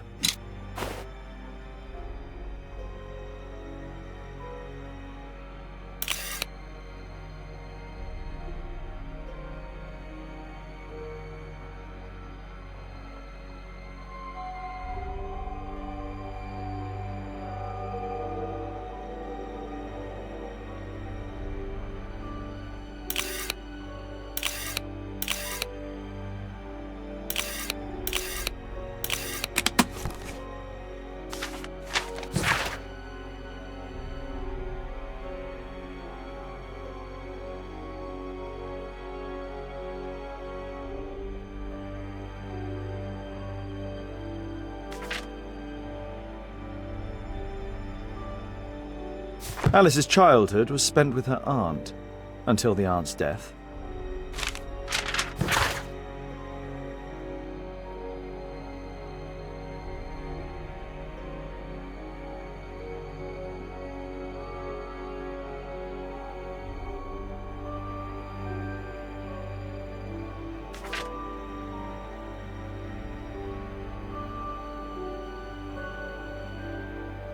Alice was unhappy with all of her adopted families.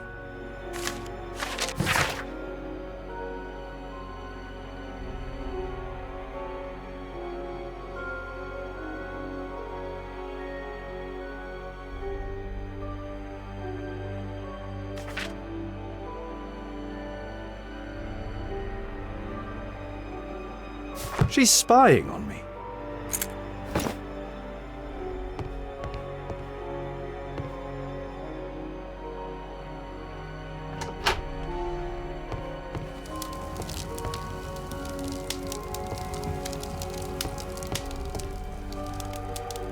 Sarah de Bouvier is Alice's mother.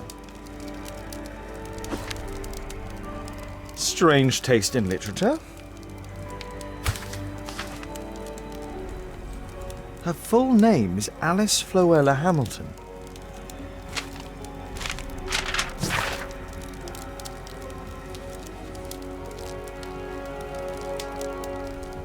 Alice used her mother's name to lease the flat.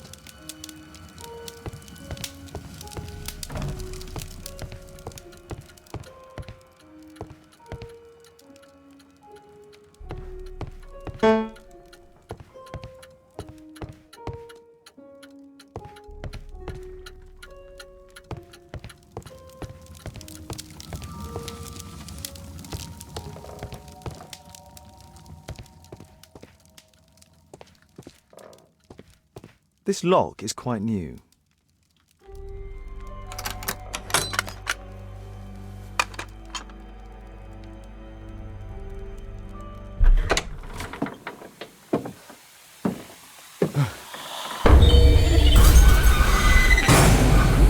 Oh my God.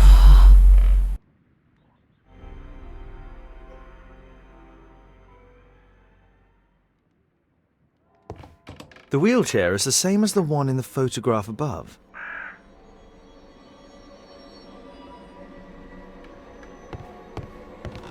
Louis Napoleon Bonaparte.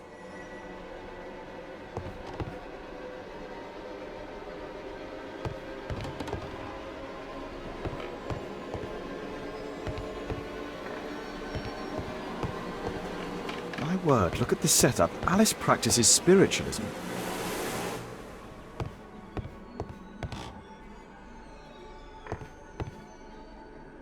Abraham Lincoln.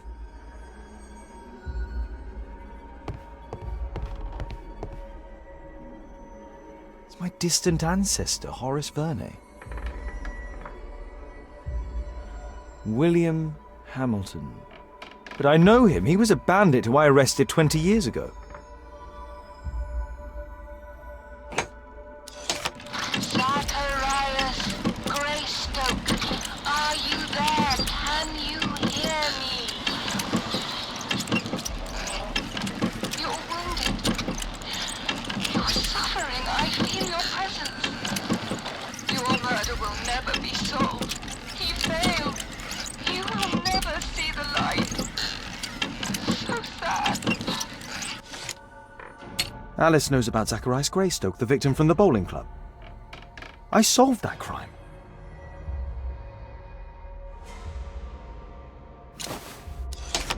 William Hamilton, are you there? Can you hear me? I wish to hear from you.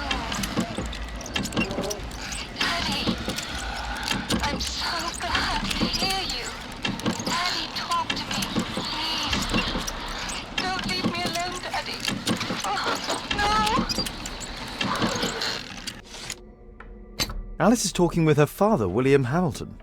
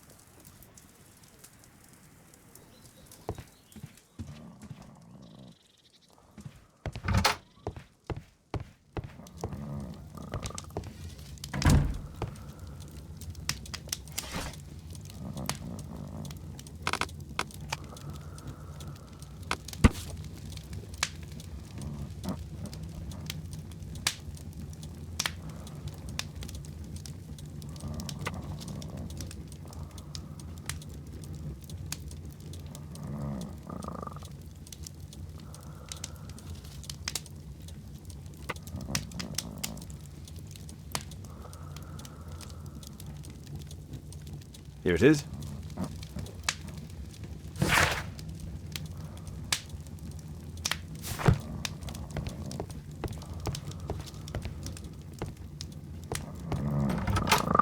Perfect.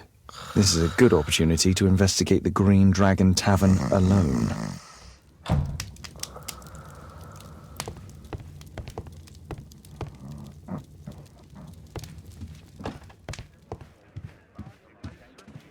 Oh my, I see you and Kate are best friends already.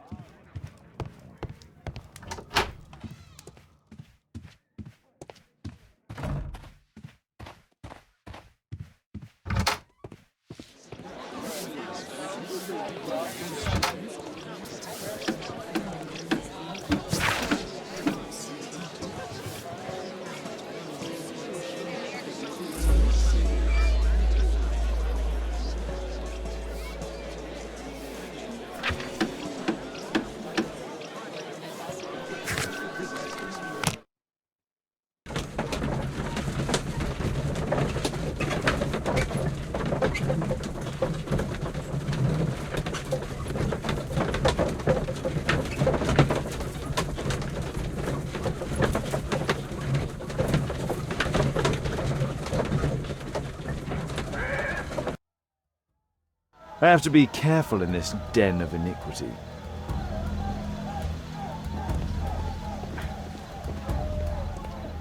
Come on, Bobby, push back! Hey you, shut up! Well done, Tuppence Bobby! on Adam! I put a penny on Adam winning. Bobby, I just put 5 pence on you. Hey you, Tuppence on shut up! Adam! Well done, Bobby. Adam, come on, you're gonna win!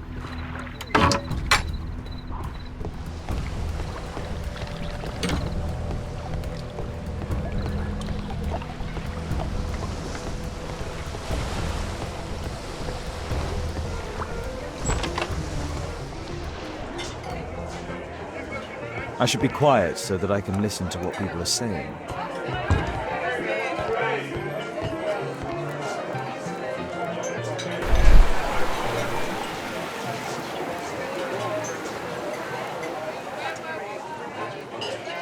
Good bear. Strong. Perhaps I should try it.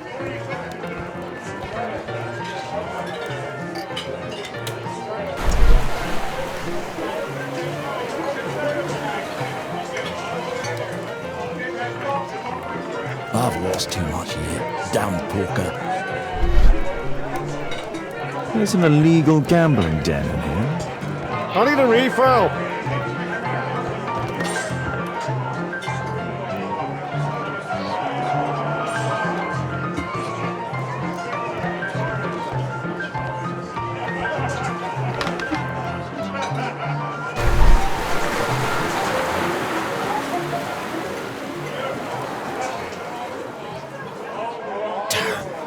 The attack on Holmes failed.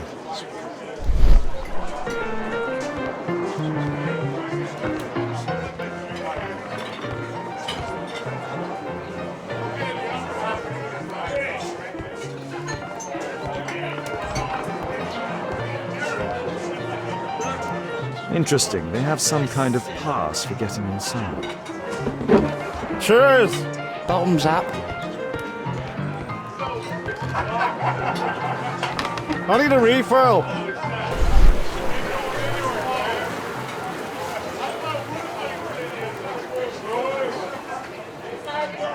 The man with the air lip.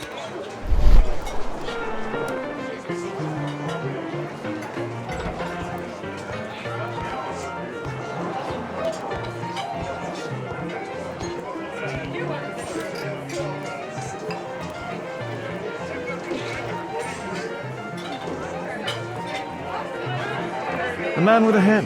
He could be my attacker. I should find a way to go Let's upstairs. celebrate. Cheers! Bottoms up.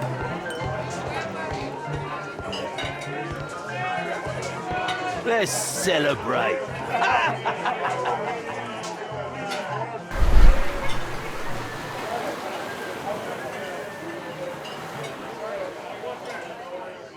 Pour me a double. I'm going outside for a cigarette.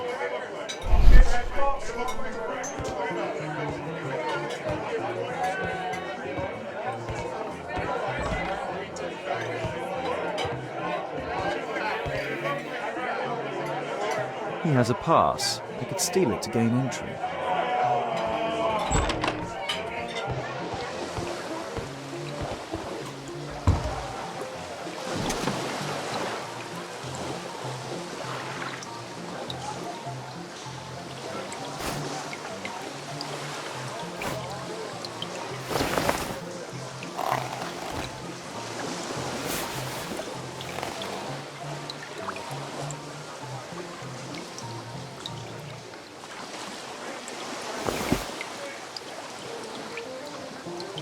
A neat job.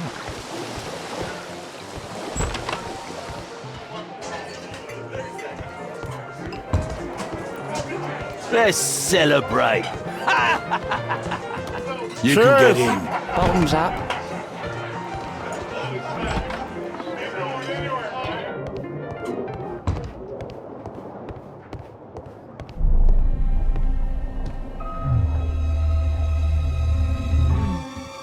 Is the boss at his place? Yeah, he's waiting for you.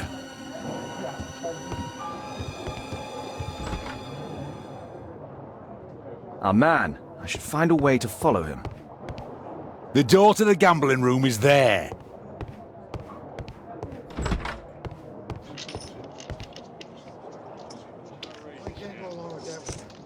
Luck is on my side. Bid up for a shilling. All in. Hey, what do you think you're doing? That's private. Gamble or get out. Snappy? Think faster. I have to get across to the other side. Perhaps from there I can reach the guarded area. I have to create a is on my diversion that will side. move the guard Bid away up from the for a door. shilling. All in. It's my lucky day. A well cared for hat. They allow knives here. It's my lucky day.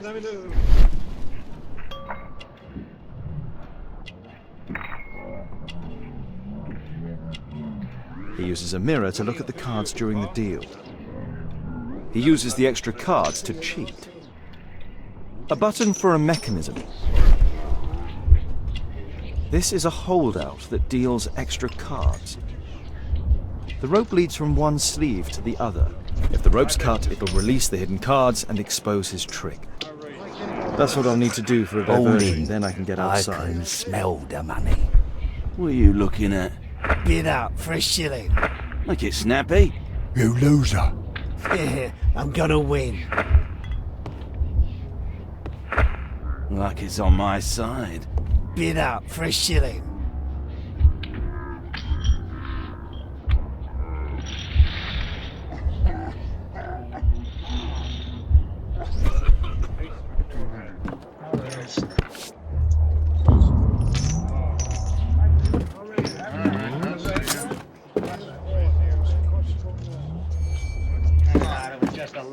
Forget about the monkey. Let's play cards. Let us...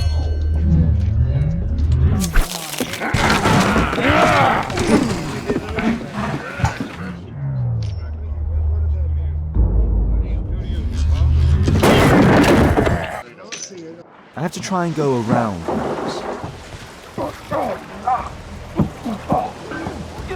Holmes.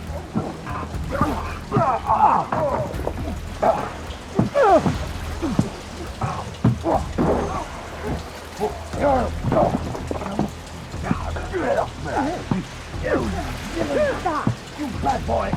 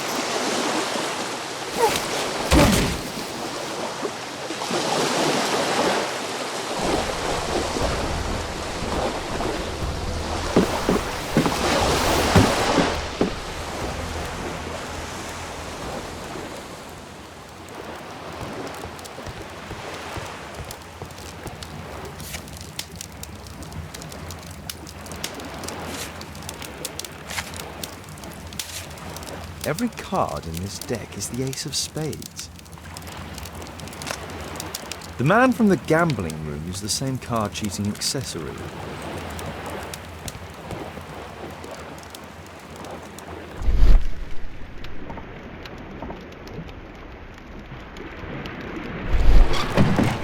A clever invention for hiding gambling items in the event of a police raid.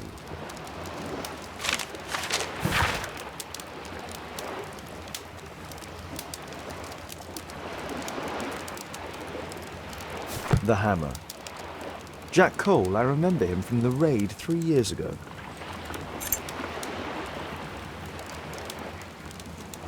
Doesn't look like a key from an ordinary door. They only left this room recently.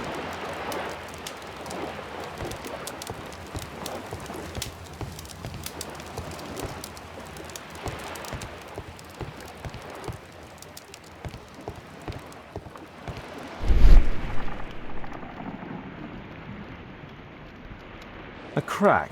There might be something behind the cupboard.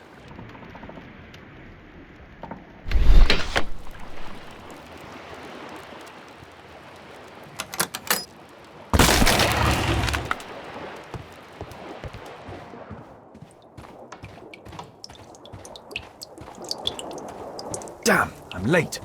They've left. It's evident that all of these items were stolen by Jack Cole's gang. It's the suitcase belonging to that fellow with the hair lip. No doubt these things were stolen. Our man, most likely with his family. After moving into our new home.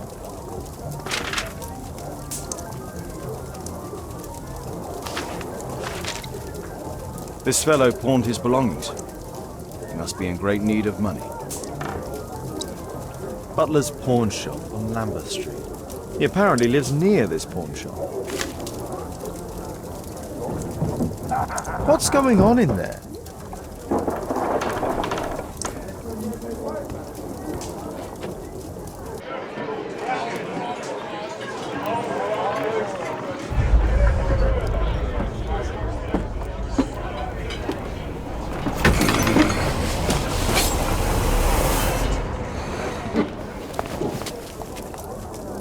I need to save Orson, and quickly.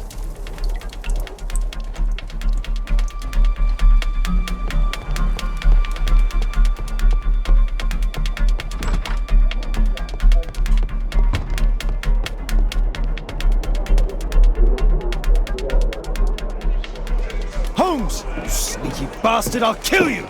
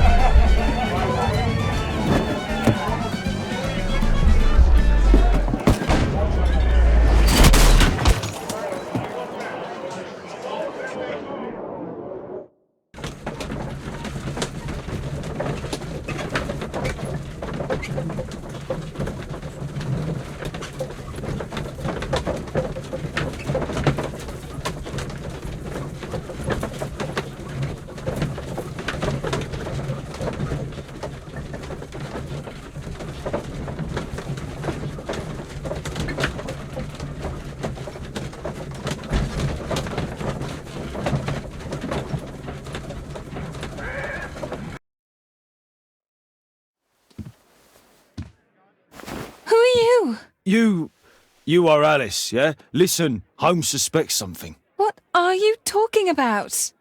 You must be more discreet. Your little game with his daughter. No! Too soft, Holmes! But you are Mr. Holmes. Why on earth? You see, she recognized you. I expected it. You must live the character. You see... Now you go upstairs right away or I will drive you back to that pub, understood? And there you are. You've got it. All right. But seriously, you should take acting classes. I know that you came here to avenge your father. You moved into my building, you've spied on me, and now you prepare your revenge through my own daughter. Don't be such a fool. I adore your daughter. You see conspiracies in everything. I have good reason to. Perhaps you forget what I do for a living. How I pity you. You mistake sincerity for dishonesty. Do you dare tell me that your presence here is accidental? Obviously not. When the opportunity arose for me to meet you, then I came, but not with hatred, rather more with fascination. I had hoped to learn something about my father from you, some answers as to my identity, when, strangely enough, I find that you yourself are a riddle, even to your own daughter. You shouldn't have involved my daughter in your sick problems. You're only confusing her. It's over. She doesn't know it yet, but I'll be leaving soon. I've finished my business here, and you will never hear from me again. Good. But you better speak to me directly. No being furtive. I had no idea that you could show such a high level of indulgence towards the children of criminals. I'm going. Please, I beg you, do not spoil my last moments with Caitlin.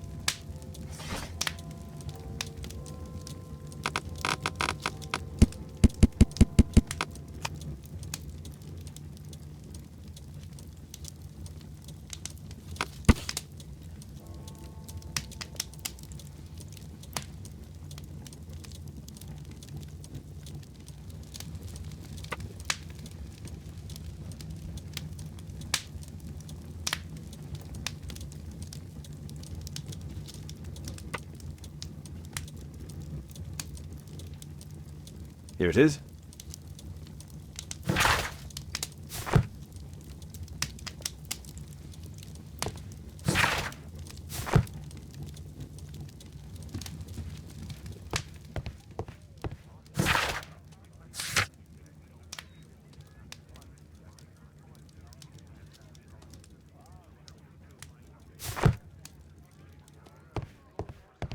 Thanks to Wilde, my analysis table has been completely destroyed.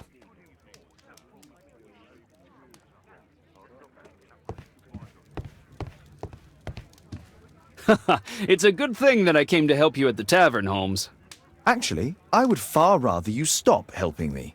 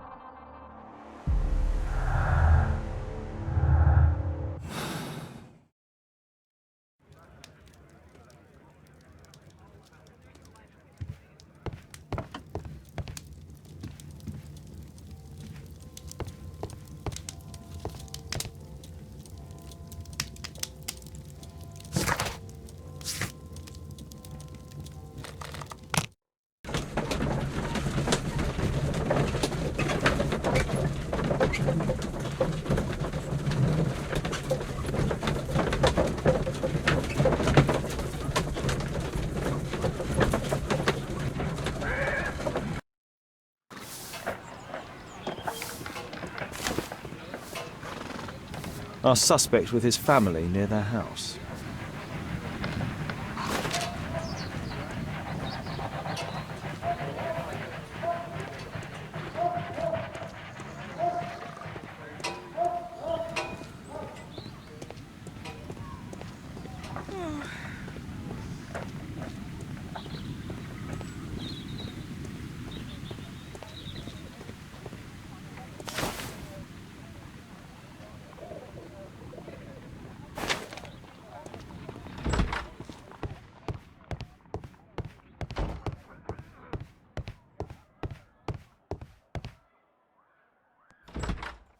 Good day to you, madam. Good day, sir.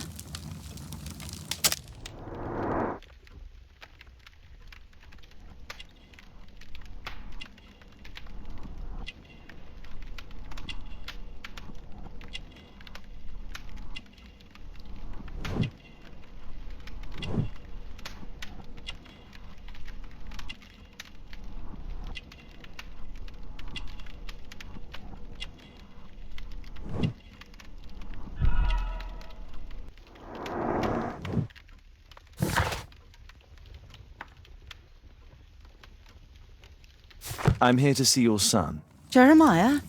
He's not at home now. Might I ask you a few questions about him? Perhaps we could speak inside. I don't know who you are, sir, but I'll have to ask you to leave right away. She won't speak with a stranger.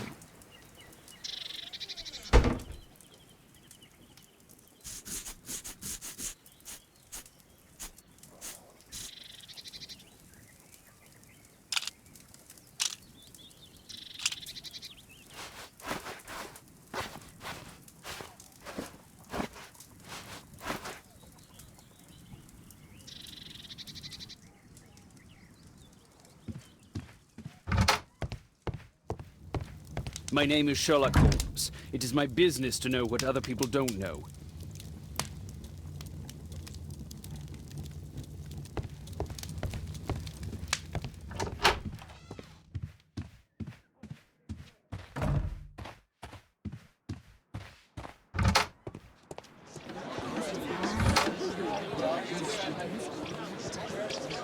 Wiggins, an exorcism. Protocol 2.5 on Lambeth Street. Yeah, you can count on us, Gov.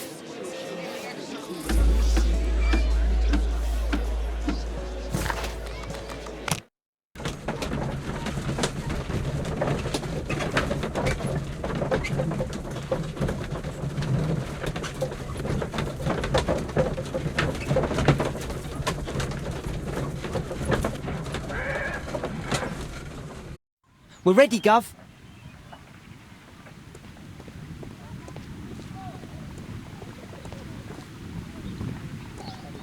Someone close the door.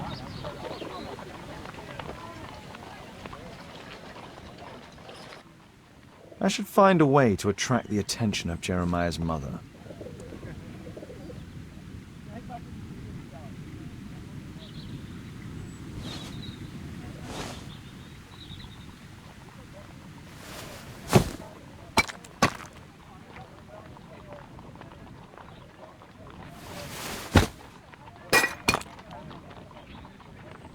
Little rascal! Refrain from anger and forsake wrath. Fret not yourself, it tends only to evil. Thank you, Father. You are so kind. Those brats are always causing trouble. Now, where are my manners? May I offer you a cup of tea as a small thank you? I don't know if... God bless you, sister. My name is Margaret Thorne. It is an honour that God sent you to me. You appear grieved, sister. Is it because of those children? Oh, no. It is my son, Jeremiah. I fear that he is doing bad things, Father. How bad? I don't know. He has just become nervous and angry and rude. And he used to be such a nice boy. These days he won't spend any time at all with us. Not even with Janet, his younger sister. He hides himself away inside his room and locks the door. And he won't open it for anyone. And where is your son? I don't know where he is. He hasn't come back from last night. I'm so worried. Perhaps his absence is connected with his job. Where does he work? I don't know if he has a job, Father. I've asked him several times, but he just gets angry and won't speak. Perhaps Jeremiah is being poorly influenced by his friends. I wouldn't know. He never mentions any friends. I am afraid that he could be possessed by the devil himself. He's changed so drastically lately. He won't tell me anything and he flies into rages and shouts at me. I don't know what to do. Don't distress yourself, sister. You were right to confess. Truly, I can feel an evil presence in this apartment. Oh, God! Allow me to search for the demon in this house. God bless you, Father.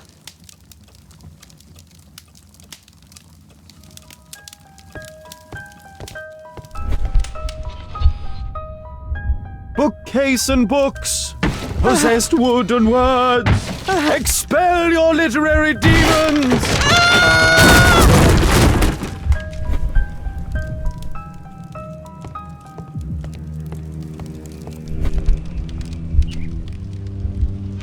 Fire and flames, better for crumpets than foul-toothed demons!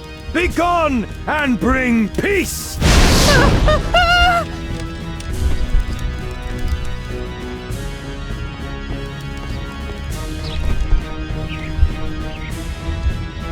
Window! Window frame! I must protect you from demonic pain!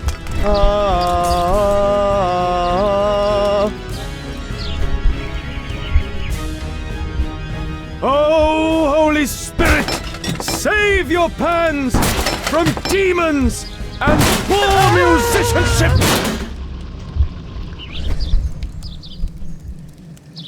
Father, it's a demon!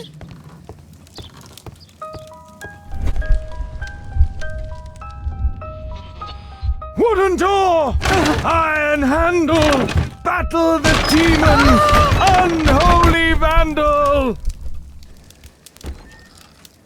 Sister, you saw that the demon has taken shelter in Jeremiah's room. I should go there alone. God save us. Sister, wait for me outside. This fight will be a fierce one. God help us. I'll do what you say.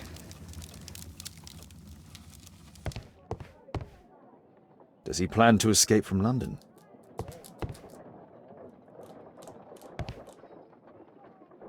One of the solenoids for creating a bomb. This is probably Janet, Jeremiah's sister.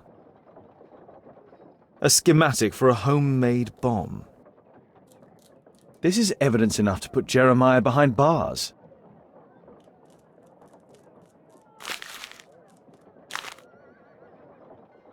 It looks as though this letter was torn up in rage. I should reassemble the fragments to read what was written.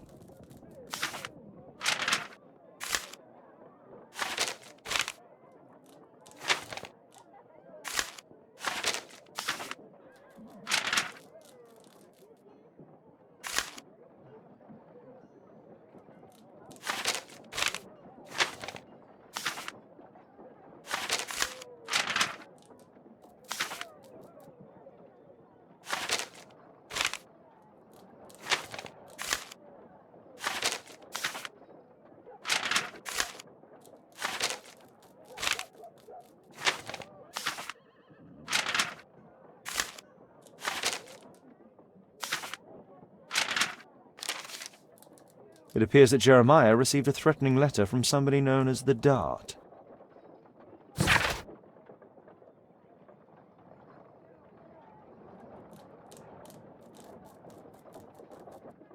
The Dart. He was at the center of a notorious case from 1888. It's over. The demon is defeated. Oh, thank you. Bless you, Father. Now, pray for Jeremiah's soul and give thanks, sister. Goodbye. Lord be praised. Goodbye.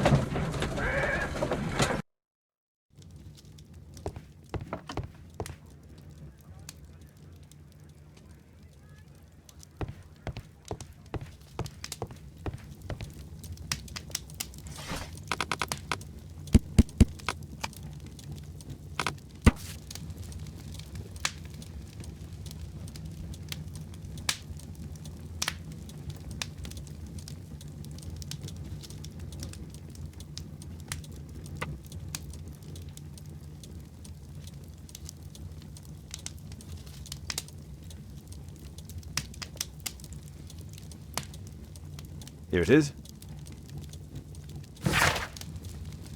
You know my methods, Watson.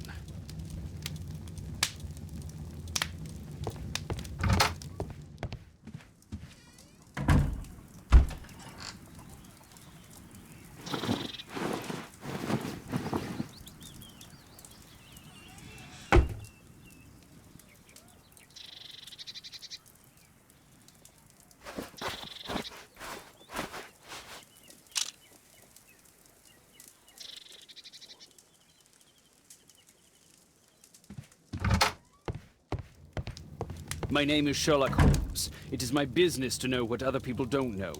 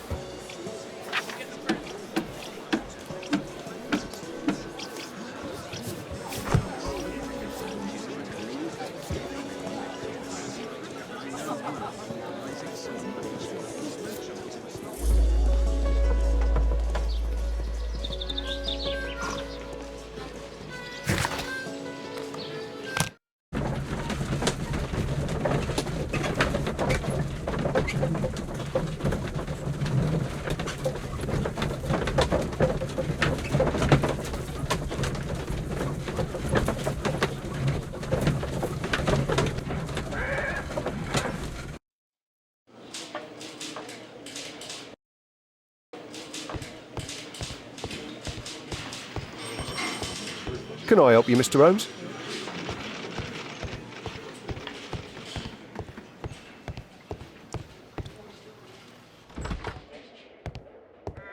Mr. Holmes, you're still alive. I can tell that that displeases you. Oh, a faulty deduction for once. Lestrade, I have two suspects in our case, Jack Cole and Percy Fleming. Can you apprehend them? All right, Mr. Holmes, I'll give the order to the constables. Inspector, we have both suspects apprehended. There you are. They're all yours. No need to thank me.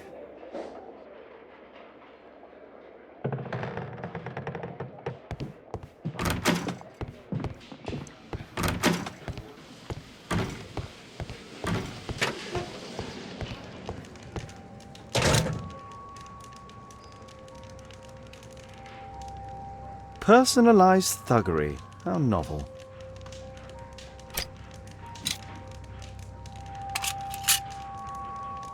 Expensive cigarettes.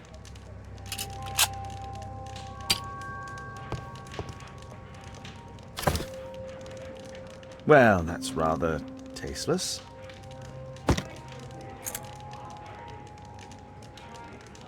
A spintria, used in the brothels of ancient Rome.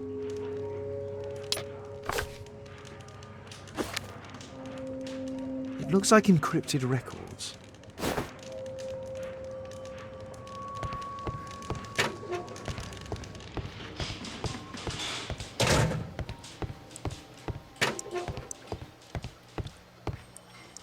Please, escort this suspect for interrogation.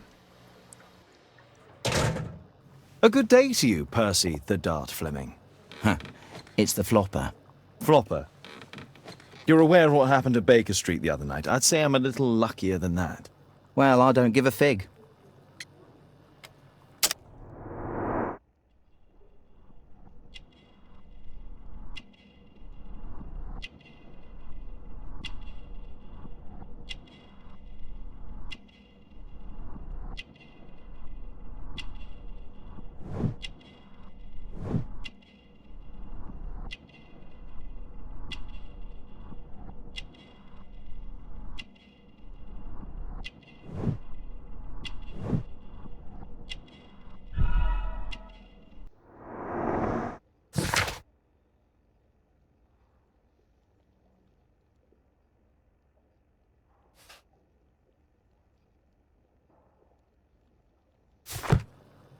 What were you doing 2 nights ago around 1 a.m.?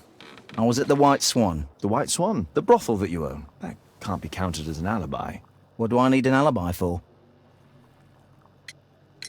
Does the name Jeremiah ring any bells with you? It's the first time I've heard it.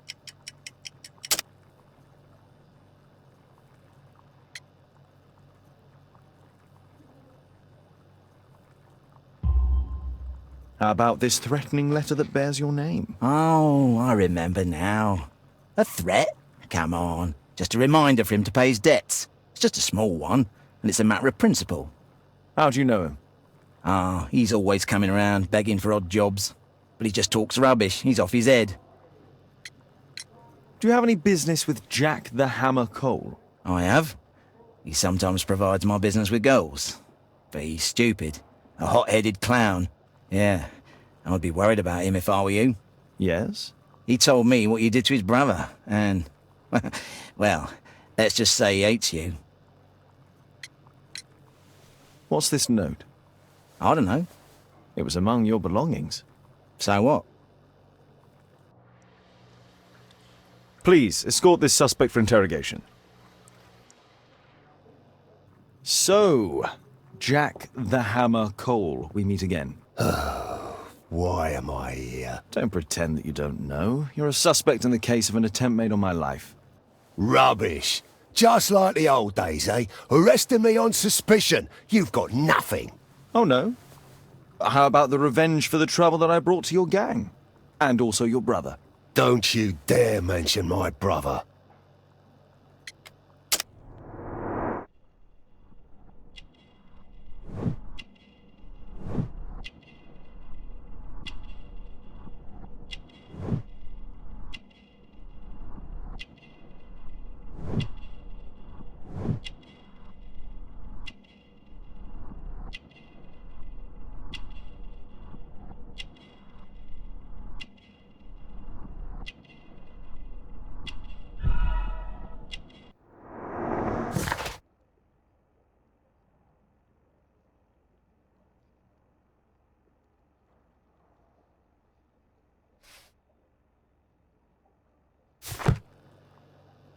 Your brother was hurt. It was a regrettable accident.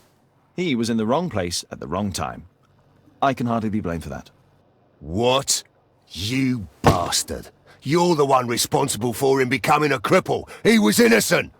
An accident, you say? Oh, I can't wait for the moment that you get whacked proper. Quod erat demonstrandum. That's your proof. If I wanted to kill you, you'd be dead already. Do you know what happened at Baker Street that night? I do know, but I had nothing to do with it. And where were you at the time? I was at my tavern all night long. I see. I went to your place and I saw a man with a hare lip arriving to meet with you. What business do you have with him? Business? He's a regular customer, that's all. And what about the suitcase that your regular customer brought to you? What? What are you talking about?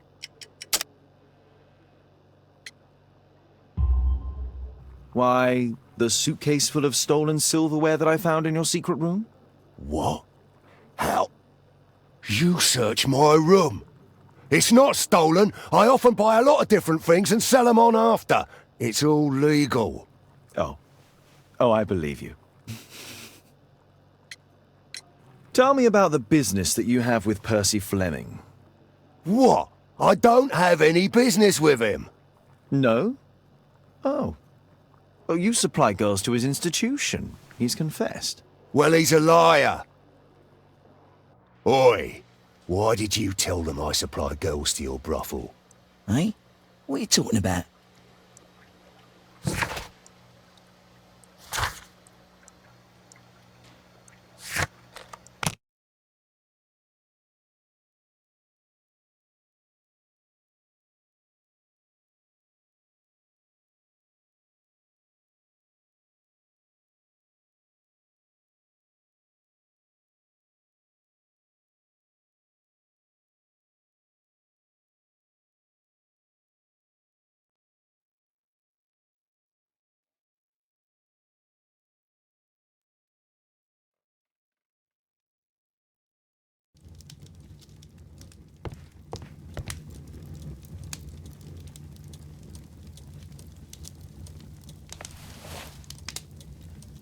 The text is encrypted.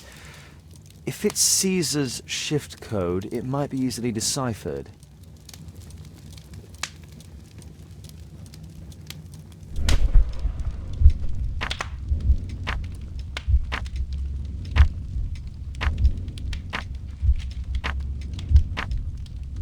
Elementary.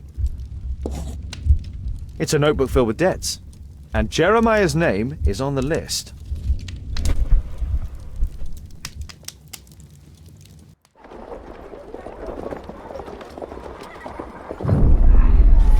Get into the cab, quickly!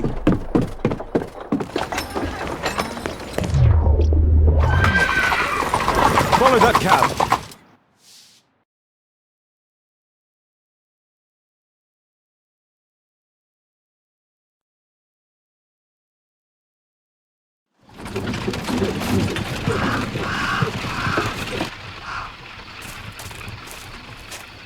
I should find a way to get inside.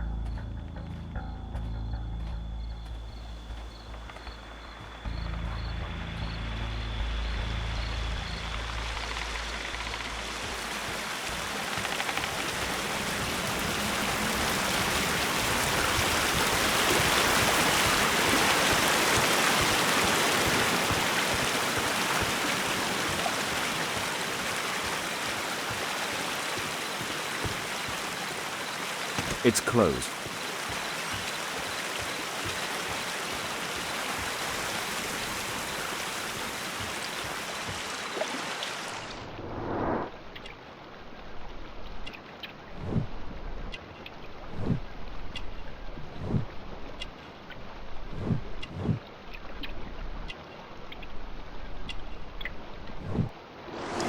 There was a fight here.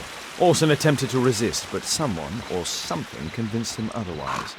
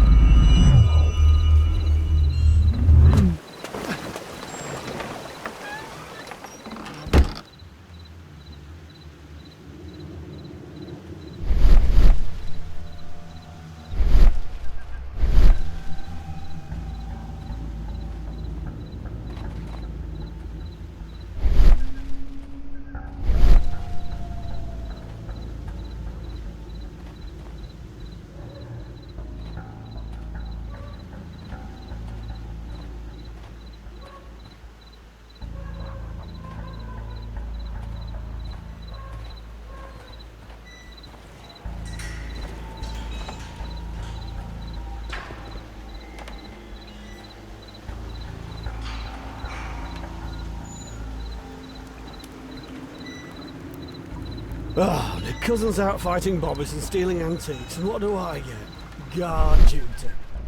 Relax, Mike. You got to earn it first. How long will that take?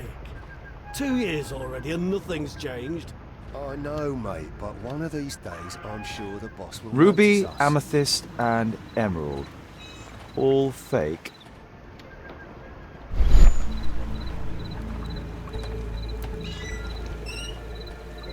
I heard something.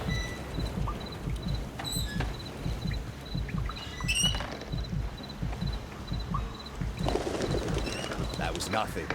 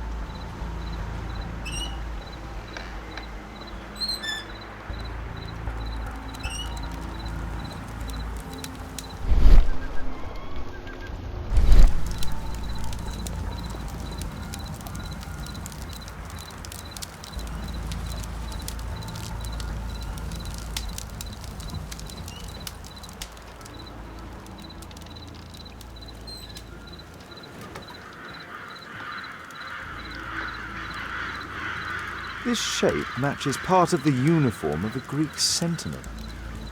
I highly doubt that it's authentic.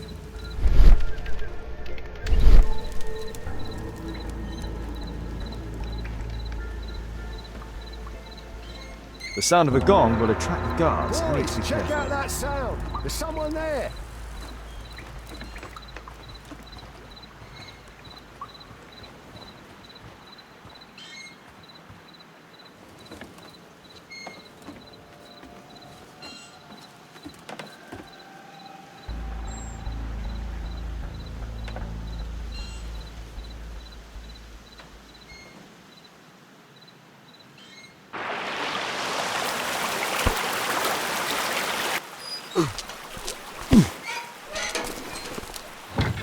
Hey!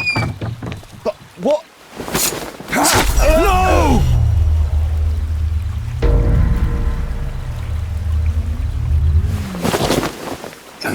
We need to get out of here.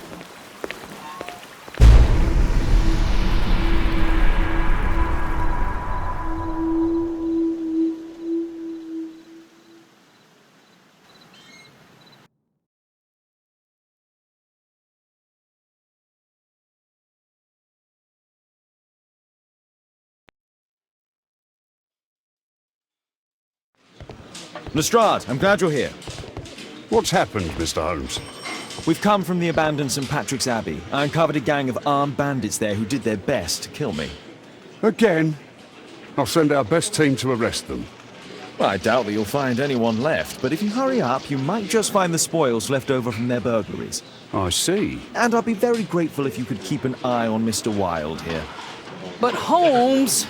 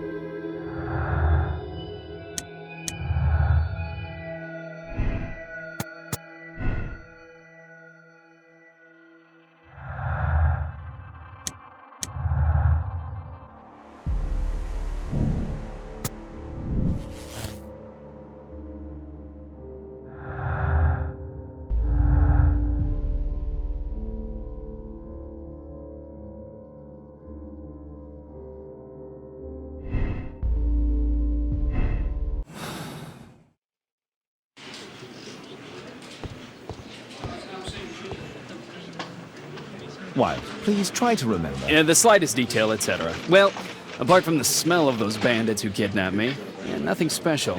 And this Jeremiah was spending his time complaining about working for the fart. I think you mean the Dart. Yeah, whatever. Jeremiah said that they should all wait till the fart was released. Makes no sense, right?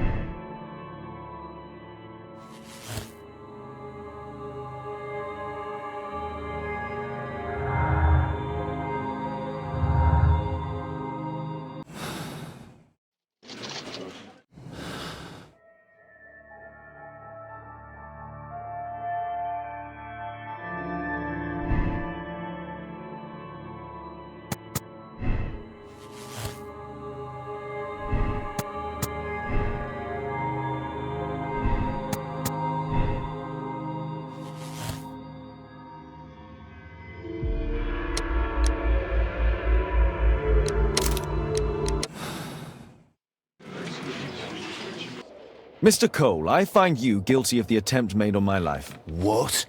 I didn't have anything to do with it. It's all clear to me. You wish to avenge your brother, who was left crippled by a stray bullet. That's just your sick imagination.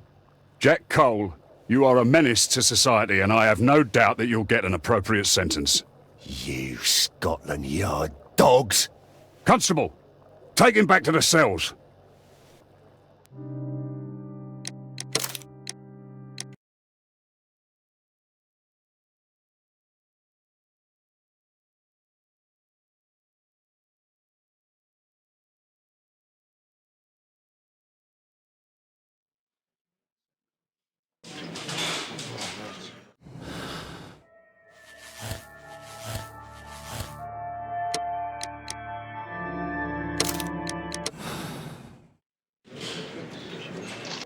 Mr. Cole, I find you guilty of the attempt made on my life. What?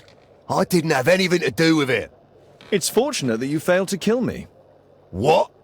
Life was difficult for your brother and his family after he became a crippled man. You vowed to avenge him. That's just your sick imagination. I couldn't have prevented it from happening, but I understand your anger. I have decided to release you. But, really? I hope our paths never cross again. Same here.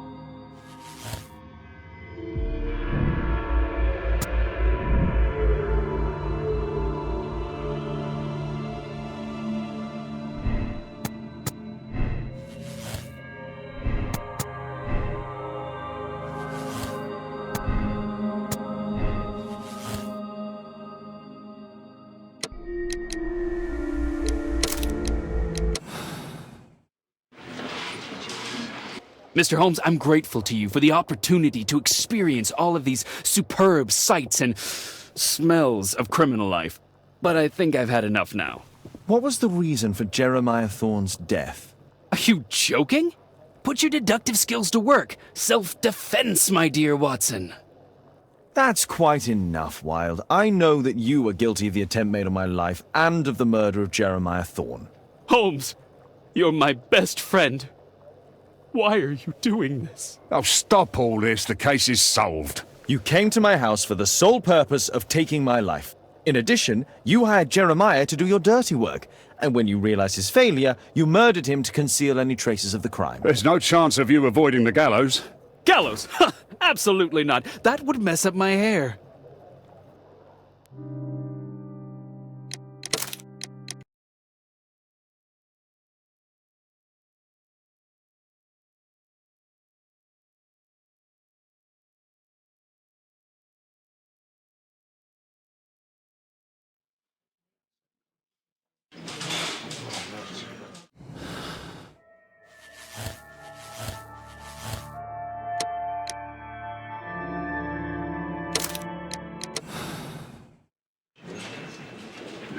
Mr. Holmes, I'm grateful to you for the opportunity to experience all of these superb sights and smells of criminal life. But I think I've had enough now. What was the reason for Jeremiah Thorne's death? Are you joking? Put your deductive skills to work. Self-defense, my dear Watson. Holmes, my dear friend, have you finished with your tyranny against me? Can we go home now? No. Wilde, I know that you're obsessed with this idea of being me. Most regrettably, it ended with your goal of taking my life, which I find rather excessive. You hired Jeremiah to do the most awkward part, my murder, and after that, you made sure to dispose of him. What? Are you a lunatic?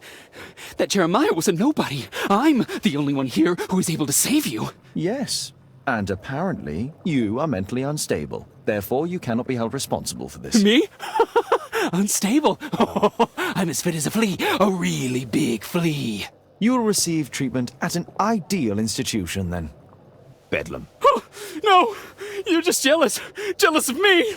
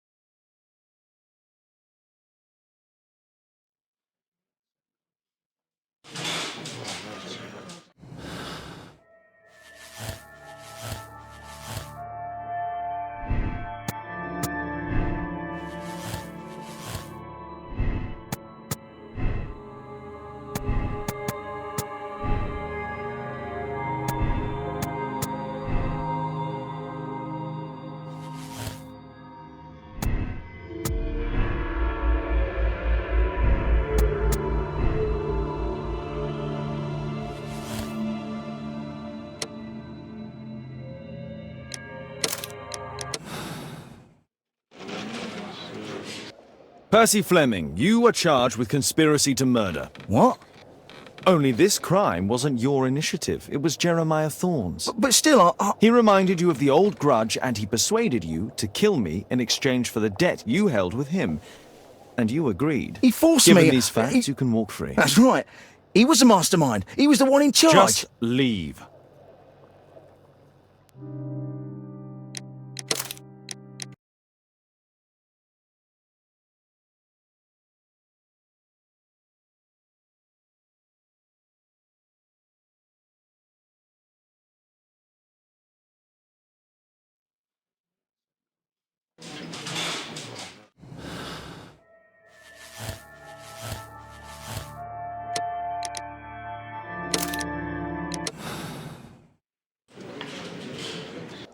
Percy Fleming, you are charged with conspiracy to murder. What?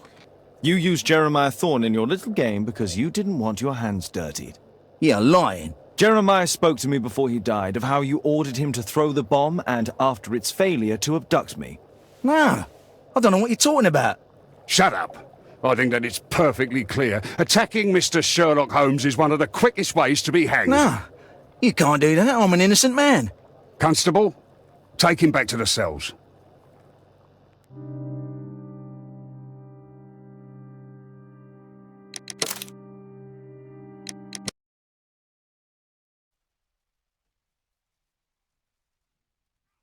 Holmes, you simply have to face up to it.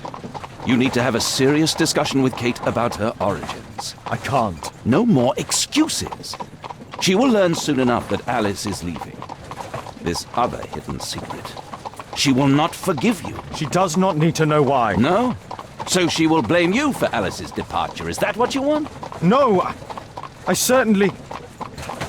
It's as Kate said, I always do the wrong thing where she's concerned. Now look here. I'll take care of your case once we're back at Baker Street. Cabby, why have we stopped? The road to the square is blocked, sir. Why?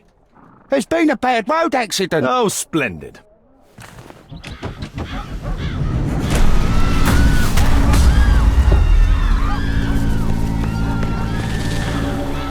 We'd better hurry. There may be injured who need help.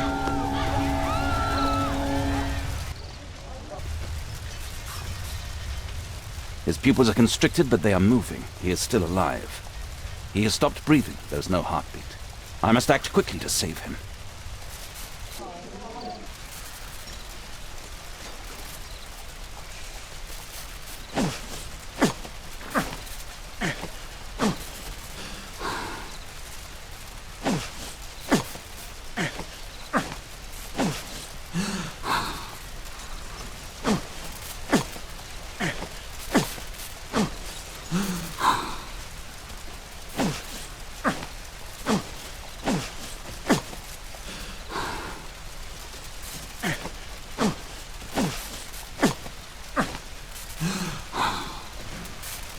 Thank goodness. This man will live. Holmes, don't just stand there. Do something.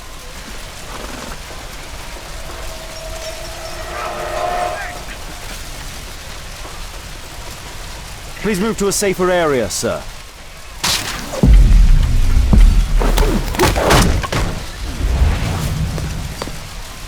I would have died if not for Please! you. Help! Somebody!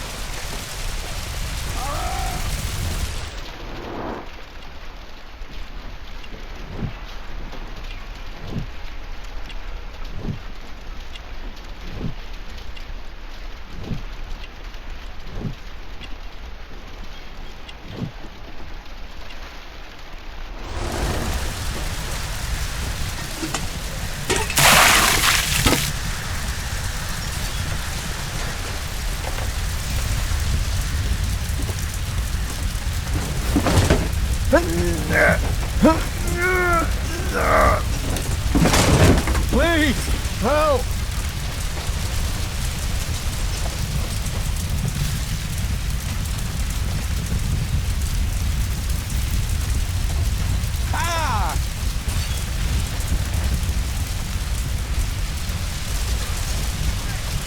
Please! Help!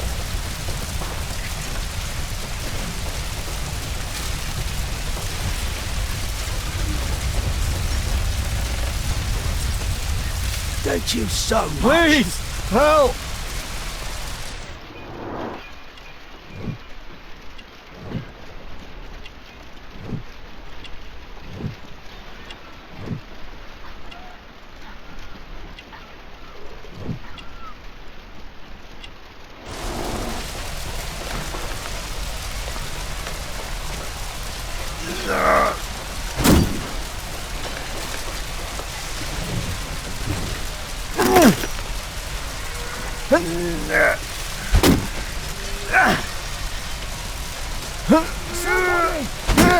Over here!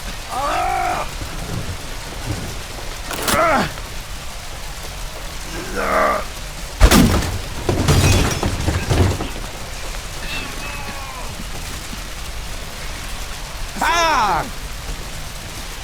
Please, help!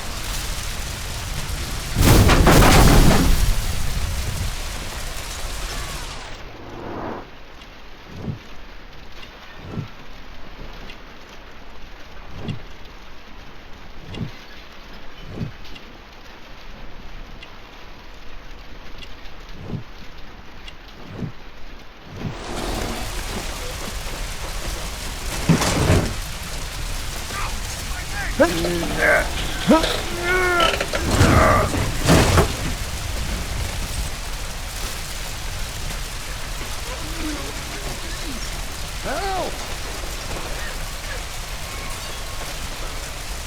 Oh, thank you for saving me. Don't worry, I'm okay. Ah! I need help!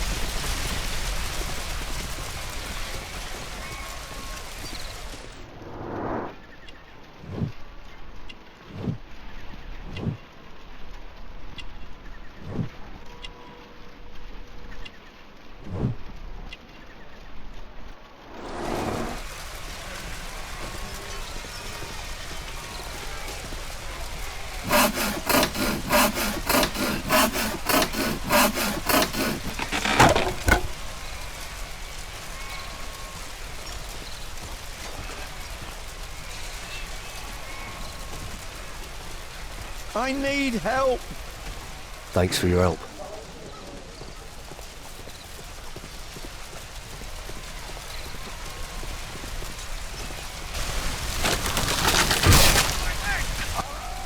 Please help me. My leg. My name is Dr. Watson. Let me examine you.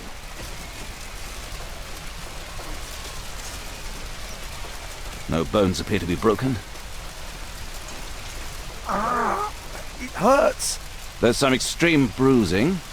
I think that an improvised bandage will do for now. One moment, and I'll fetch what I need. Now, let me apply the bandage.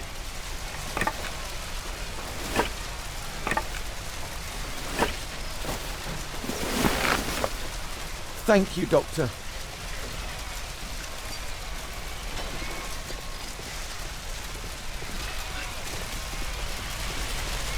Thank you, Doctor.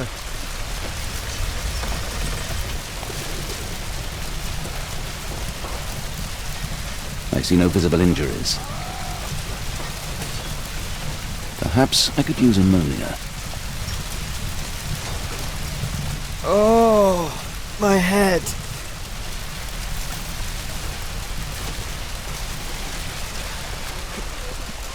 Oh, my shoulder. I'm a doctor. Will you allow me to look at your shoulder?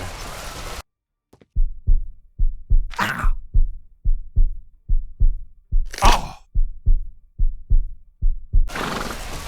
Thank you for your help.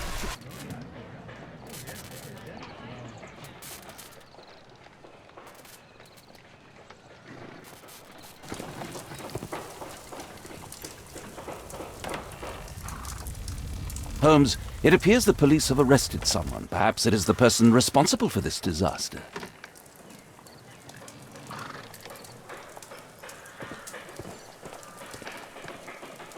Let me go. You're talking nonsense. Insulting a police constable, eh? That's quite enough. What's happening here, Constable? Mr. Holmes, this gentleman here is the fellow who built the scaffolding which collapsed and caused this accident. That ain't true. How were you hurt? This hammer hit me on the leg. How? It flew out from the scaffolding I put up. When the damn thing collapsed, the hammer flew out and cost me You were leg. standing over there at the time.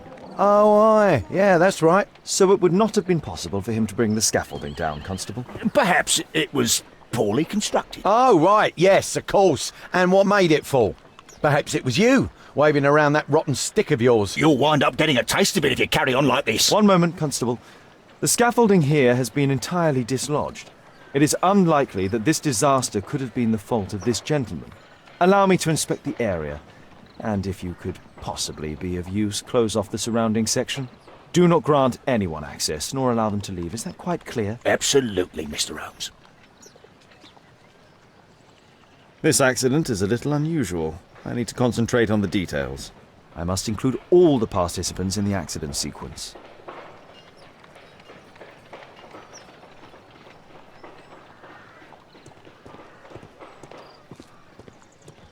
The rope holding the bunting was torn apart. A large section of it is now missing.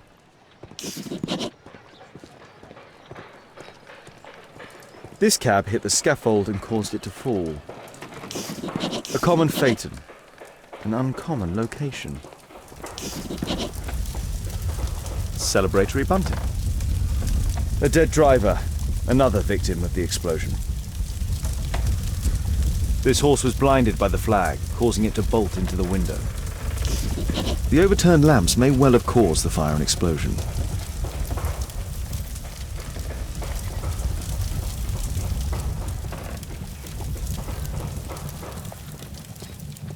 Might I ask you some questions regarding the accident? No, you can't. Go away. This jaunting car would be capable of travelling at great speed. Might I ask you some questions regarding the accident? It all happened so quickly. There was an explosion and my horse startled and threw me back against those wardrobes. Those wardrobes fell like dominoes.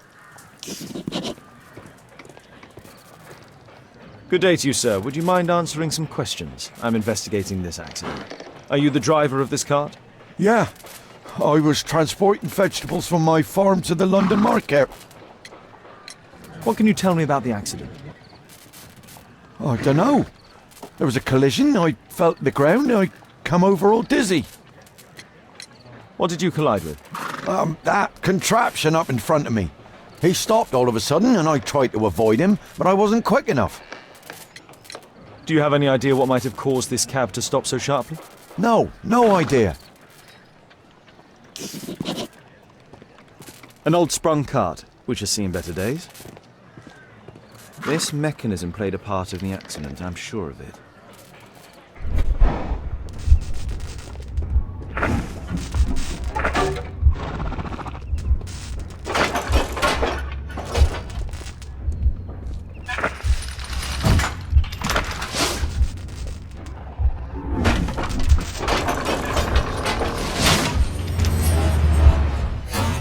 That's it. This carriage was struck by the scaffold when it fell.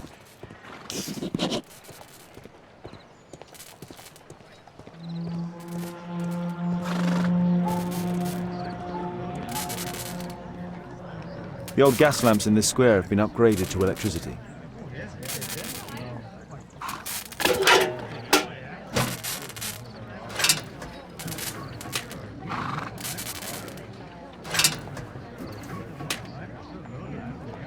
That's it.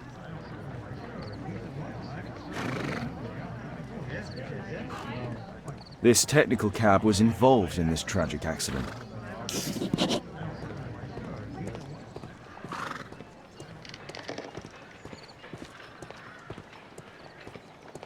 Might I ask you some questions regarding the accident? Please. Not now. I'm in shock.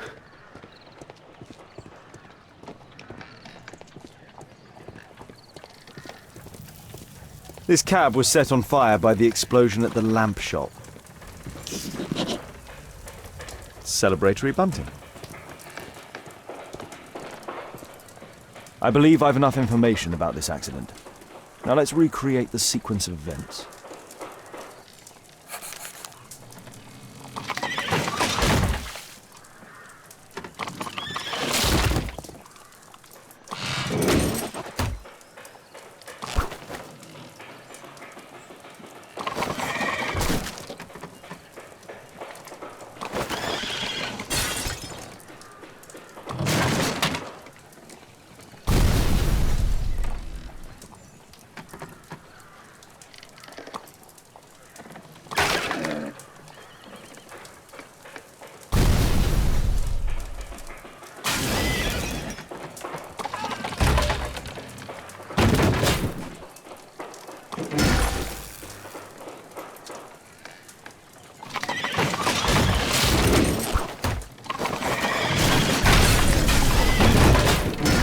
That's it.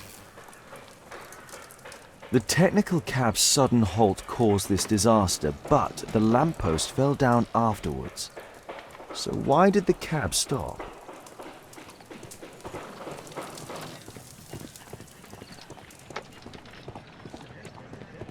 There's a metal strapping.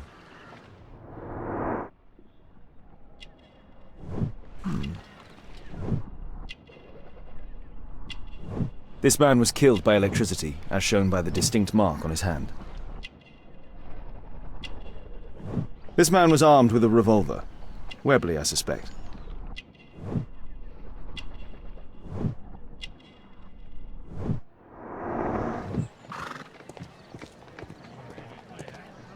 This cab was painted recently. There is some text underneath the paint here. Could be important. I'll need to find a way to remove this fresh paint.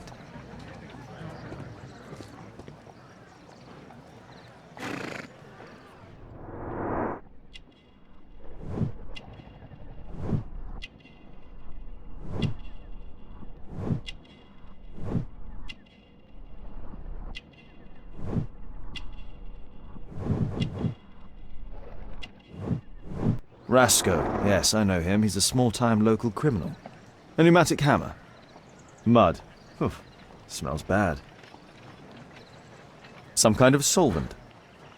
A piece of fabric drenched in solvent.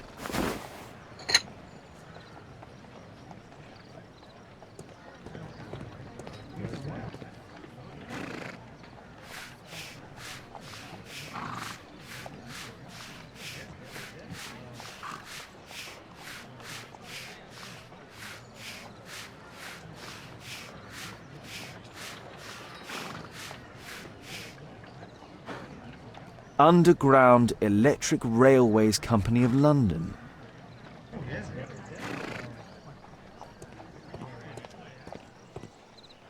This crank has been turned.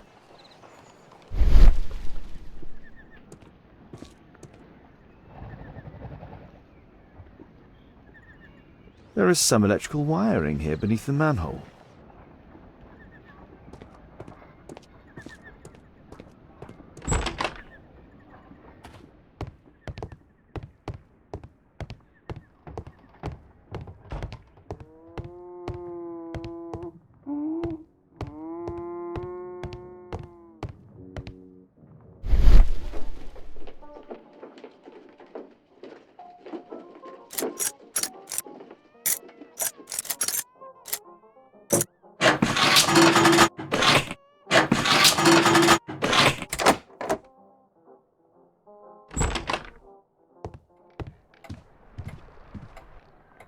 An open bottle of cheap wine. A single glass containing traces of alcohol.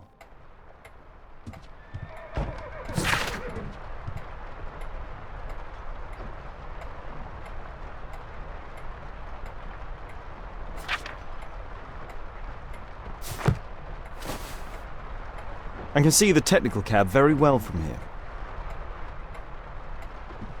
I've not seen such a device before.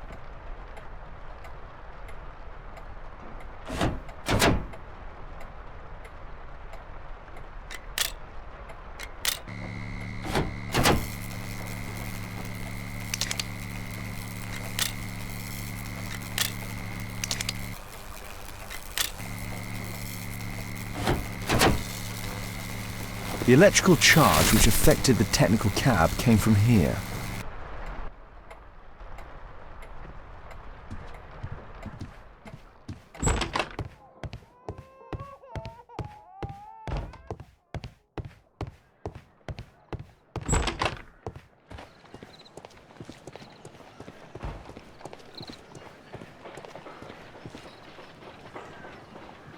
Holmes, I was looking for you. I have an idea about the accident. Never mind. This one is murder. What? What? You? You're the murderer, You're eh? off your head. Are you sure, Holmes? Oh yes. A murder and an accident, because the killer, by electrocuting the cab, created this chaos. And so this multiple crash is now our great chance. Our great chance? Of what, Holmes? The culprit could not have planned for this to happen, don't you see? And it is possible that he is still here due to the prompt arrival of the police. Now I see 5 men who could be our murderer. Let us take a look at the map.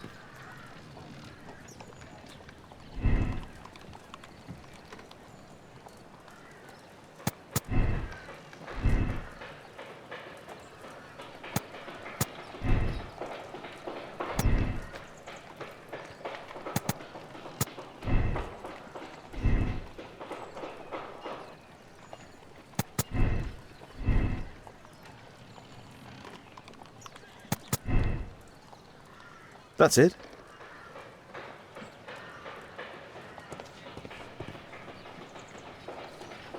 Constable, I suspect 3 people here. Take them to Scotland Yard for questioning. As long as I don't leave empty-handed, all's good and well. I know that look, Holmes. Have you found something new? That's right. In order to trap the cab, the killer must have known the precise route it would take. Or even, that could suggest the cab must have set out not far from here, in this very street, perhaps. Remarkable. Holmes, I'm terribly sorry, but I must go to the hospital now to help tend to the wounded. I understand, Watson. But don't forget our earlier discussion. About Kate.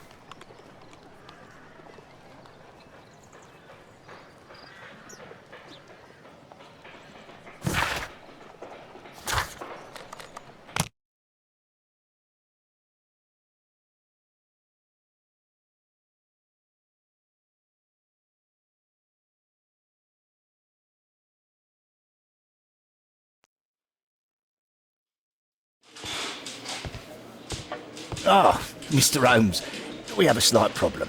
What happened? One of the suspects, Mr. Reginald Butcher, has escaped. It was after we asked him to put his belongings in the evidence room. I'm sorry. How did he escape? He hit me in the face. Took me by surprise, you know, otherwise I... Of course. That's all? Just before he left the yard, he shouted, "Sorry, I'll come back later." Sorry, I'll come back later. He could have said that without punching me. Is Inspector Lestrade here? No, he will be absent for a couple of days. Can we keep this incident between us?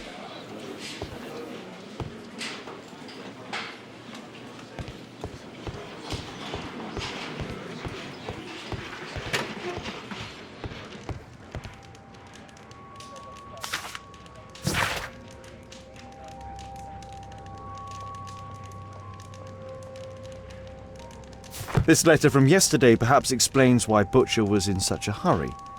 At any rate, I now have an exact address. The initials MB.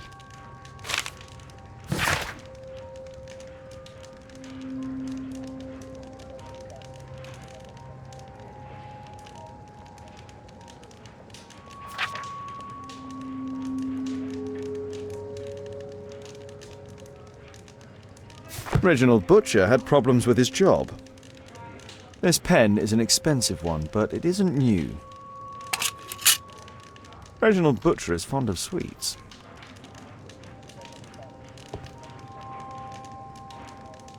Thick leather gloves. They're probably insulating. Murad. Quite a popular brand of cigarette. Whiskey. Of poor quality. My life has changed thanks to Pastor Gordon and my faith.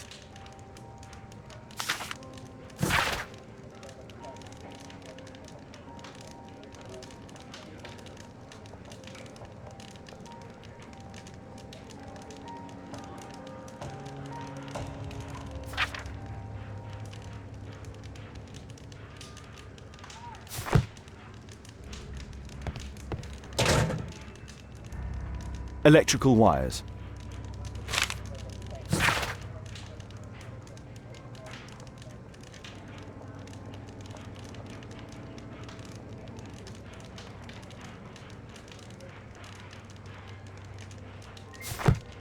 A book. Karl Heinzen's 1848 Der Mord, with a bookmark.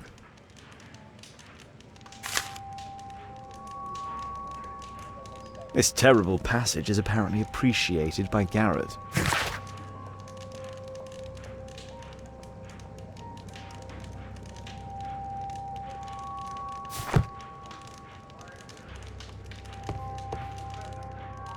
The belongings of the victims, Rasco and his acolyte. A standard deck of playing cards. A normal pocket knife. A Webley revolver. Rasco is fond of licorice. Huh. A police report about Rasco. He's only a minor criminal.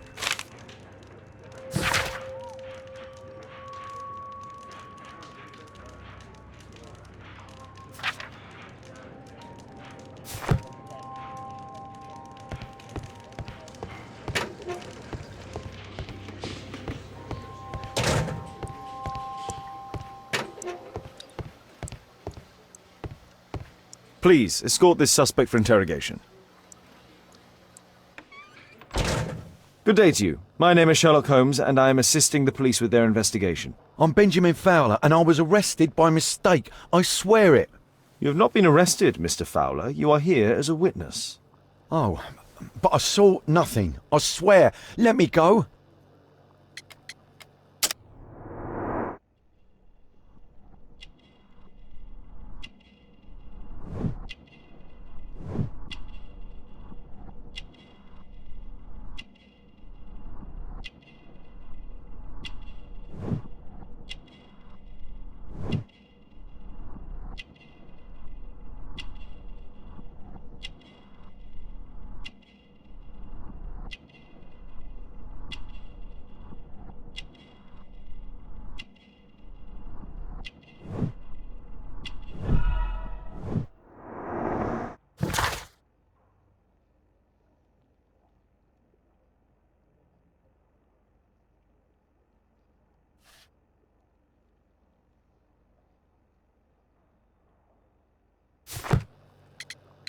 Could you tell me what you were doing at the scene of the accident?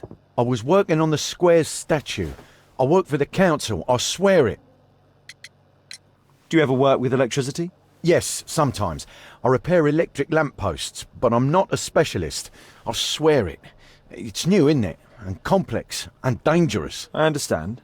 Mr. Holmes, I know you're a great detective and you understand me, so please let me go.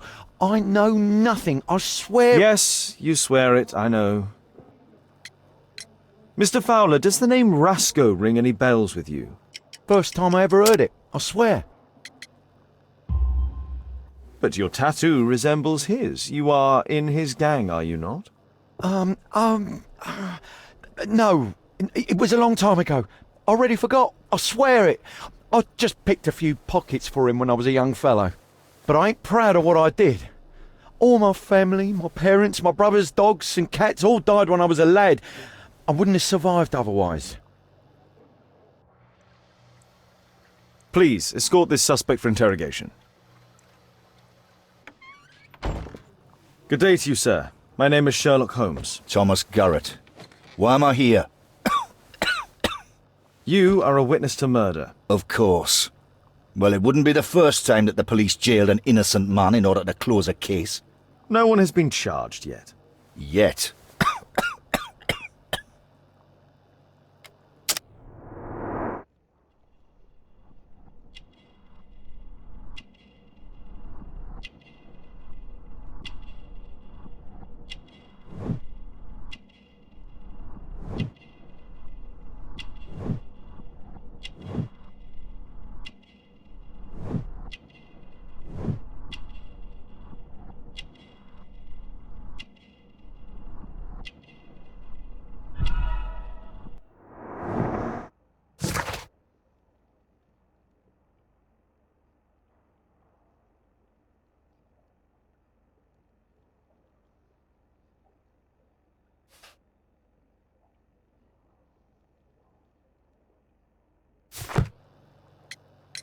Did you perhaps see anything in particular during or after this disaster? Yes. I saw part of your bourgeoisie burn up and explode. It was spectacular. Why did you remain in the square? Why not seek shelter?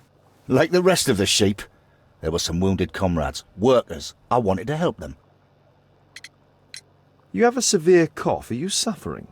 It's only a cold. Why not be honest with me? You are spitting up black fluid. Ah, well observed. Yes, I have enough coal dust in my lungs to fuel an entire London district. You were a miner then? Since the age of 13, yes. At the Newcastle mines. 15 years of hell. Those were bloody times. But now it's over. I don't want to die in those holes like my father and my brothers did, in order to line the pockets of the rich. Do you have any electrical knowledge? How do you know about that? You a mind reader? There are electrical wires amongst your belongings. Clever. Yes. I teach electrics to my comrades, since I'm currently without paid work. I'm self-taught, so we're not as dumb as you might think. And I don't want to work for bosses anyway.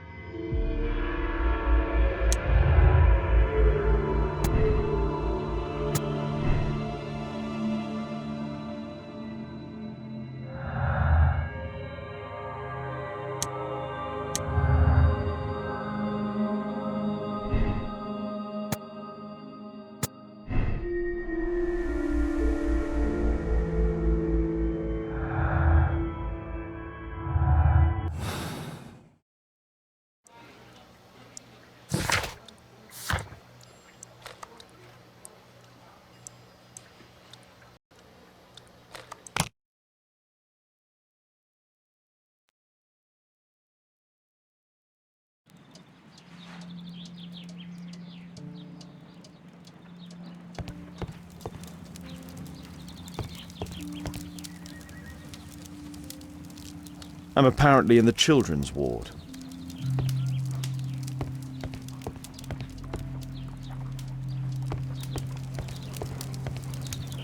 I'm apparently in the children's ward.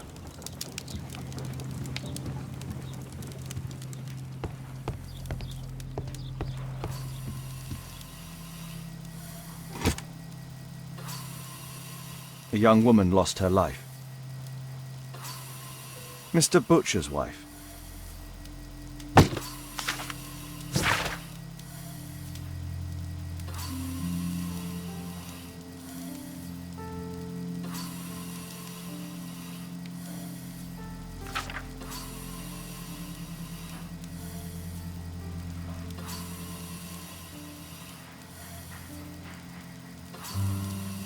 Admission file at Karolinska University Hospital in Stockholm. Merrill Butcher.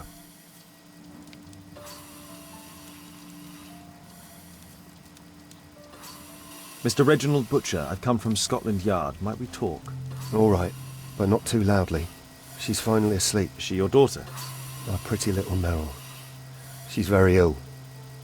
Now look, I'm sorry I ran, but I had to see Dr. Blowberry today and the policeman wouldn't listen. Don't worry, I understand now.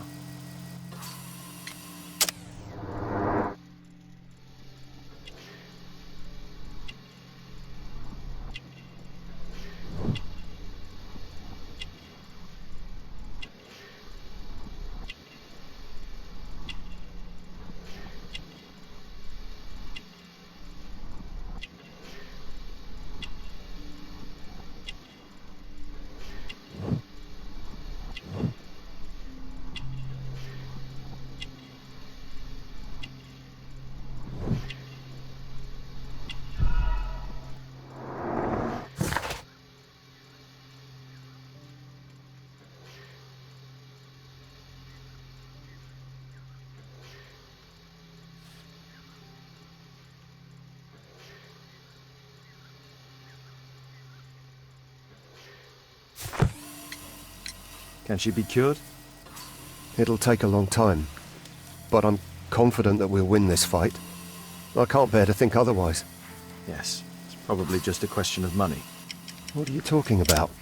It's a question of willpower, and my daughter will win. I do hope so. Although the treatment at the Karolinska University Hospital is very expensive.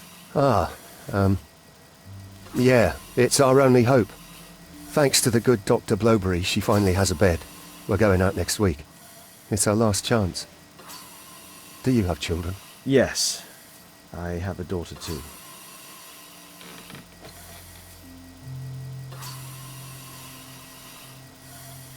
We'd sacrifice our lives for our children, would we not? Yes. Of course, yes. What do you do for a living, Mr. Butcher? I work at the office of the Underground Electric Railways Company. Then you must be familiar with electrical devices. I am indeed. Why do you ask? It is of no consequence, but tell me, what are the reasons behind the problems you are experiencing at work? Problems? What do you mean?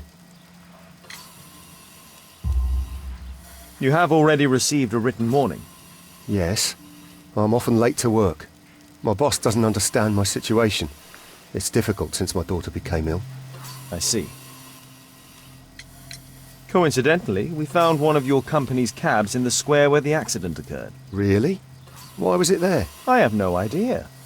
Do you? No. But a week ago we had a technical cab stolen, along with its tools. Do you think that could be the one? It's possible.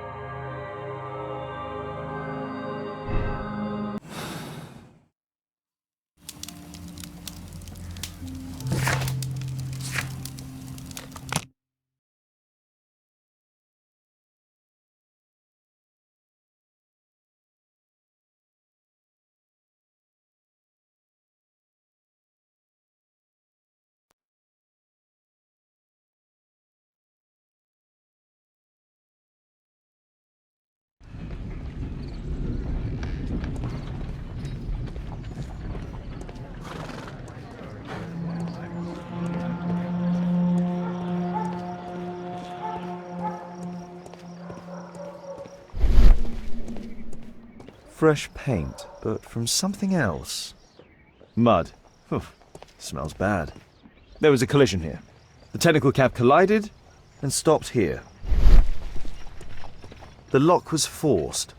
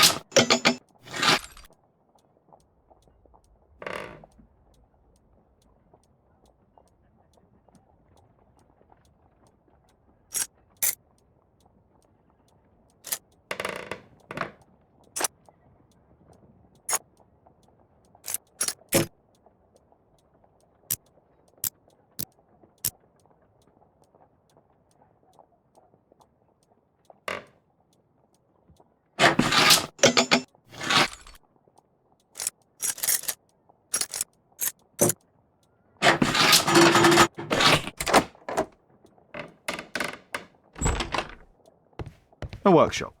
Saleable items are produced here. Mud. Smells bad. It looks as though the carpet was placed here intentionally. An old access point to the sewers.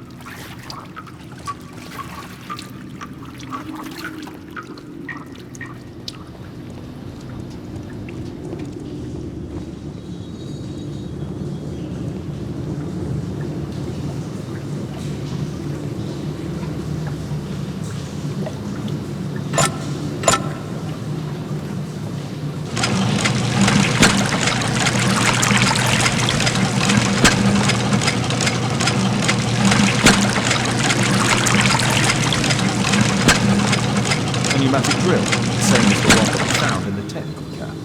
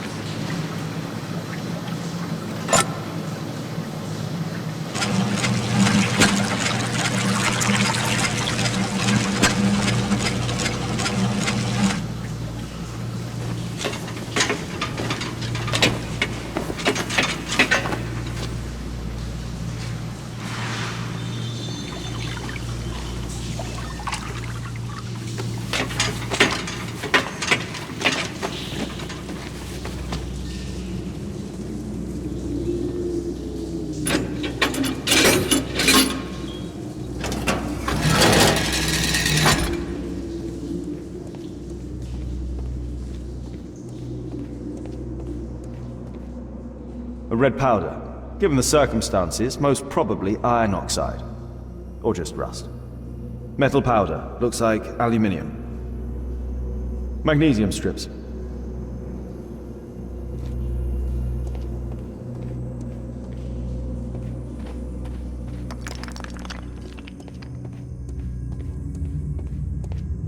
The iron wall of the vault has been melted through. Still warm. So, it was the goal of Rasco's gang to rob the bank.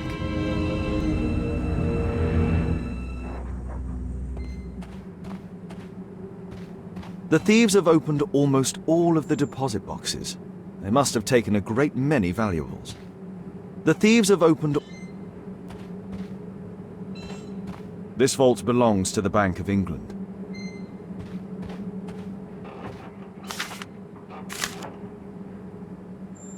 An old map of the sewers with a red cross.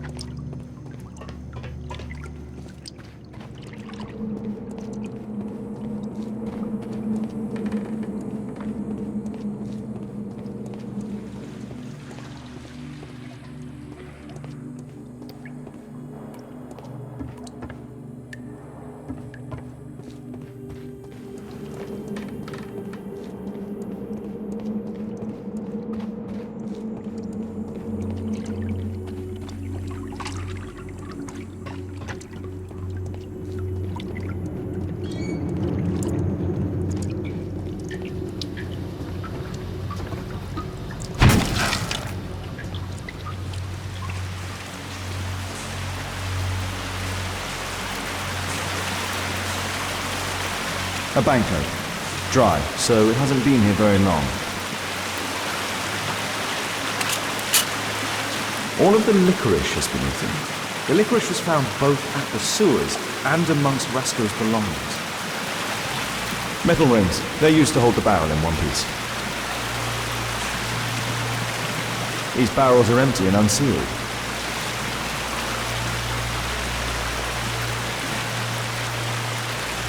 Murad.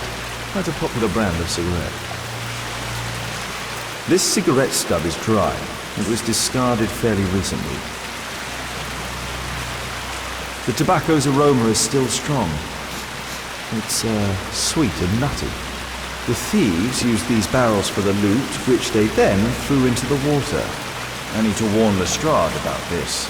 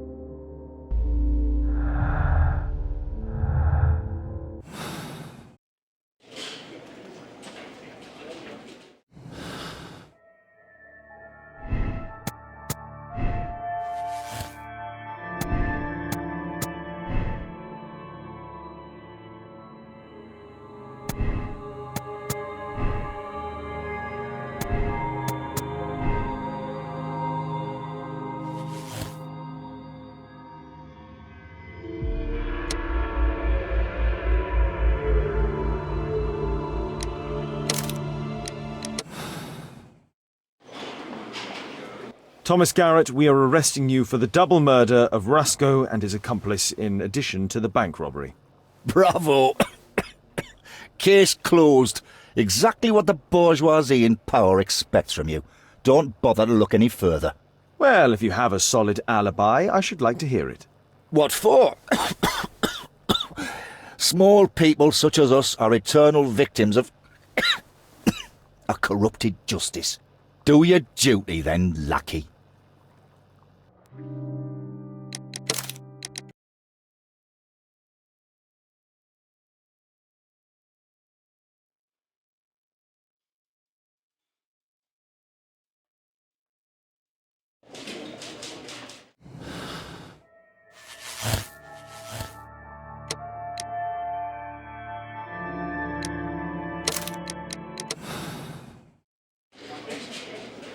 Thomas Garrett, I know that you killed Rasco and his accomplice after you robbed the bank together. I was expecting as much. However, due to your illness, and as the money was recovered, I will spare you. I don't need your mercy. You are free. Out of the question! Do your foul duty. I'm ready to die as a proletariat martyr. Leave at once. Constable, throw him out. You don't have the right. I'll show the whole world how you're ready to condemn an innocent man to Protect the bosses. I demand to remain in prison.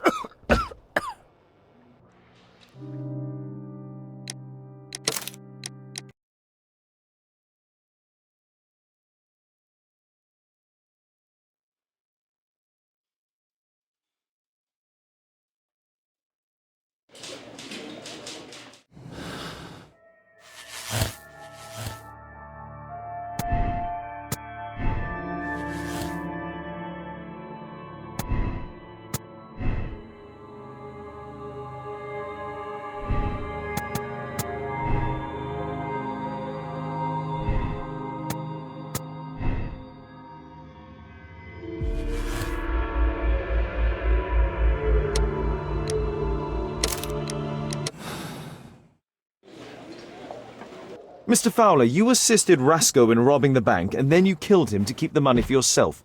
You are under arrest. What? But it's not true. I never killed anyone. I swear it.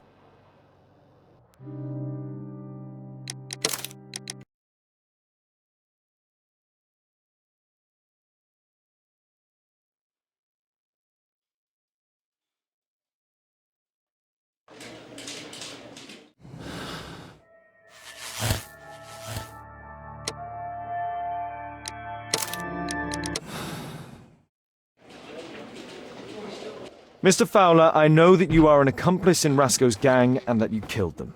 What? But it's not true. I never killed anyone. I swear it.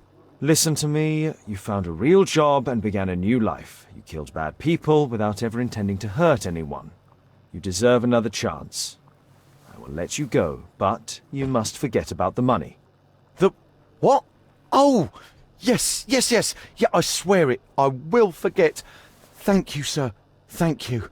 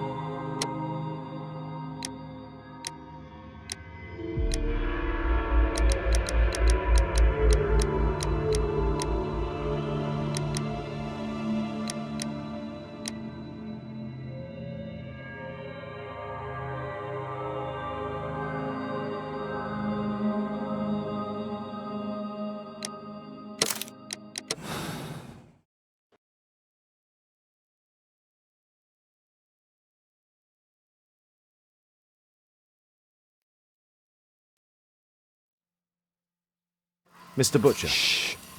She's finally asleep. I knew you'd return. You should go to Stockholm with your daughter. You will save her. I've made my decision. Leave now. You understand, I was forced to do all this. Perhaps you were. Thank you, Mr. Holmes.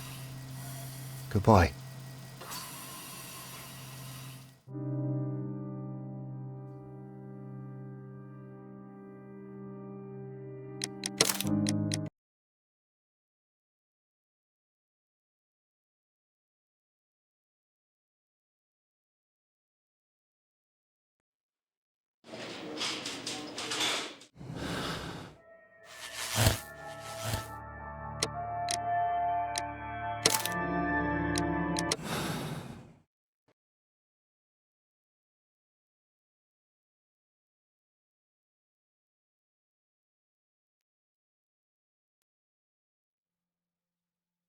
Mr. Holmes? Mr. Butcher, say goodbye to your daughter. We are arresting you for robbery and murder. What? You can't do that. What happened to my girl? You should have thought about that. You monster! Even if it were true, what would a bank's money be worth against the life of a child? I love you, Merrill. Murder is never proof of love. Now please, come with us.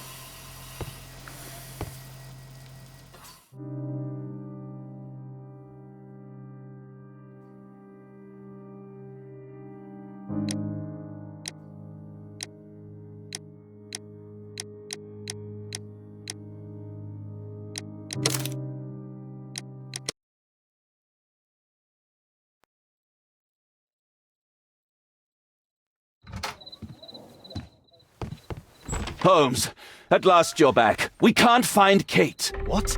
She went for her lesson, but the teacher says that Kate never arrived. Mrs. Hudson! She's gone out to ask around the neighborhood.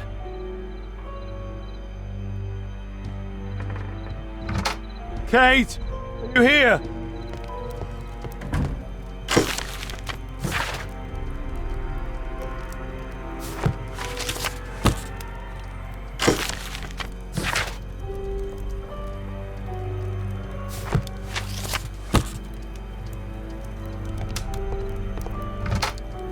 Kate!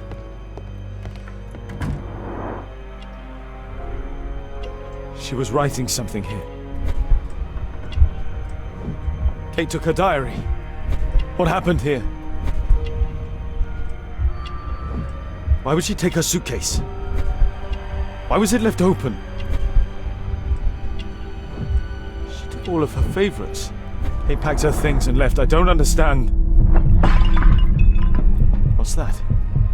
The sound came from Alice's room. Alice! Kate! Kate! Where are you?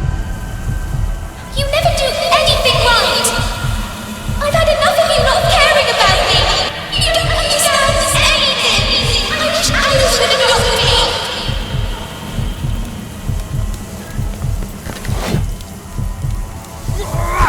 What are you doing, Holmes? Alice, that snake, she confused her! What?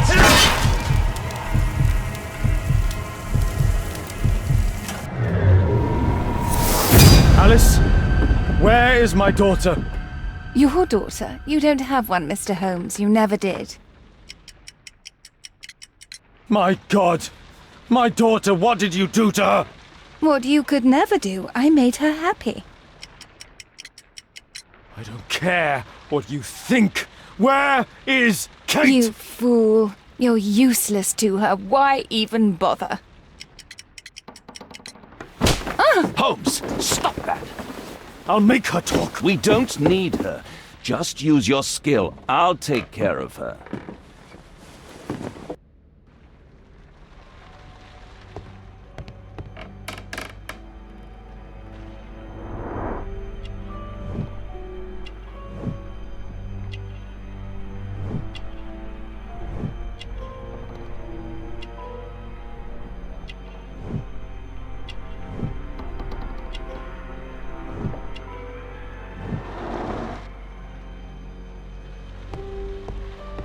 I remember this place from my last visit. It's different now. Something was taken from here.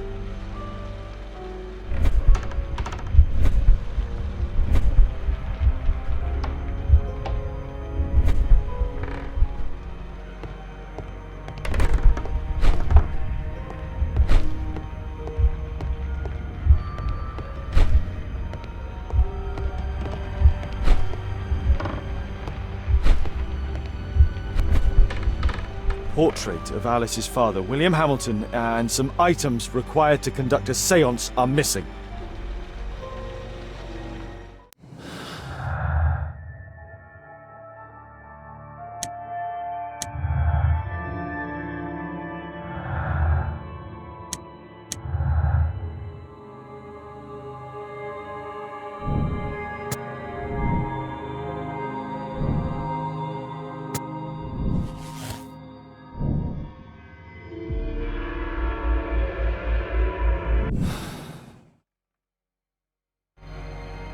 The lead goes to the cemetery. Watson, keep an eye on her.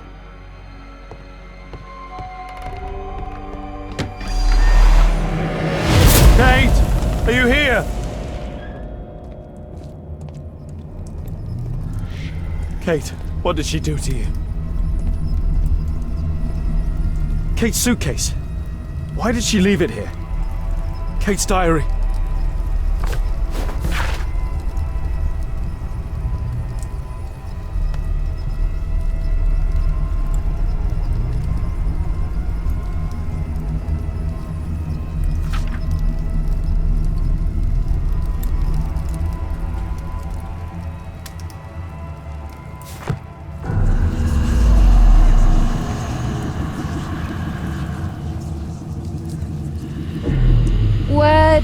find him, Father.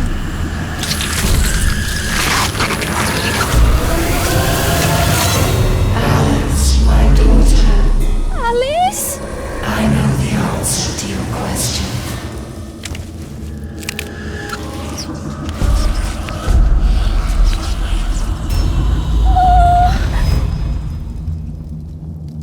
I can't believe that Alice made my little girl go through all this. Damned woman! Scholar of Rhodes. Earth-digging giant. Trampled by feet. Felled by bullet. On the crossing of 4 others. Find the crypt. Go to the old cemetery. These writings constitute a single message, a guide. That's where Alice's father was buried. Alice brought them to perform the ritual. Those candles have been alight for almost 3 hours.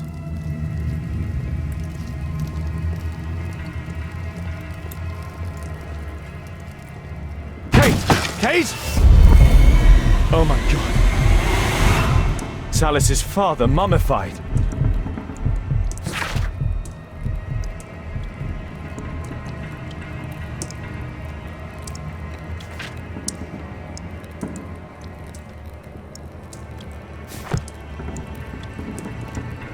Alice sleeps here.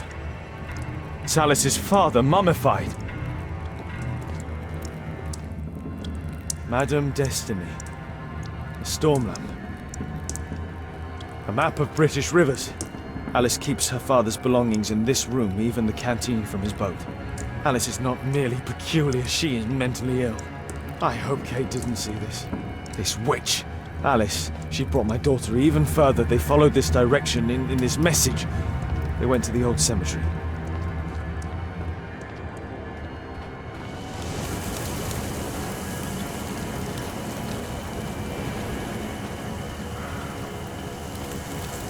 Hold on, Kate.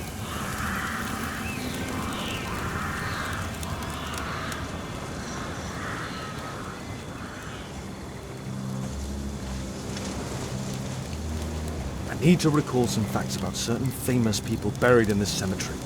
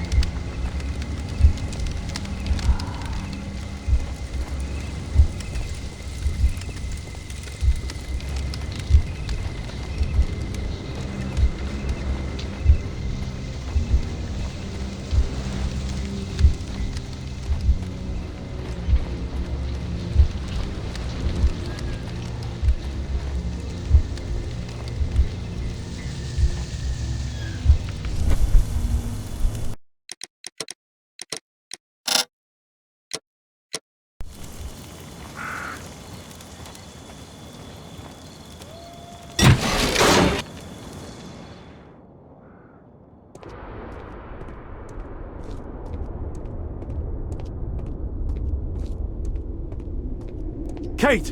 Kate! Kate, my dear child. I do not know when you will hear this message, but I do know that one day you will be here, Kate. My blood, my light. I rue the day I lost you in the living world. Death is nothing to me. except to leave you behind and with him. Holmes. Sherlock Holmes. Well, you have to understand, he is your worst enemy. But because he so loves to hide behind the mask of his dubious morality, he would never kill you. Holmes. Holmes. I'm certain that he never understood you, and I'm sorry for that. I hope you didn't cry too often having him as your father. I trust that you made him cry. Don't distress yourself, my child. I died by his hand. But your questions are over since you now know. You are my daughter. What matters is that you continue my work. Join our cause and you'll be the Empress of Evil. My Kate, my flesh, before Holmes's eyes and in front of the world. Kate Moriarty has arrived.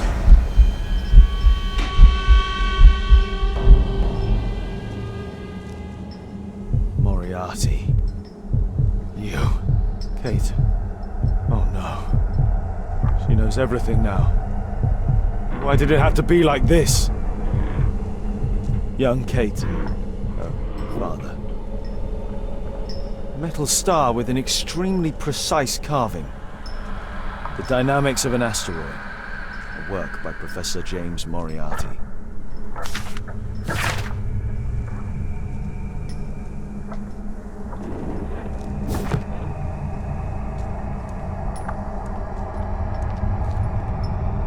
That's a ribbon from Kate's hair.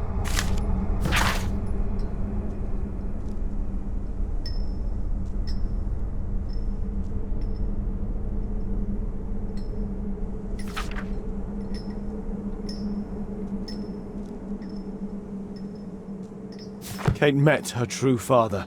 I need to find Alice. I'll make her speak this time. Professor James Moriarty. Because I could not stop for death. Kindly stop for me. The carriage held but just ourselves. And immortality.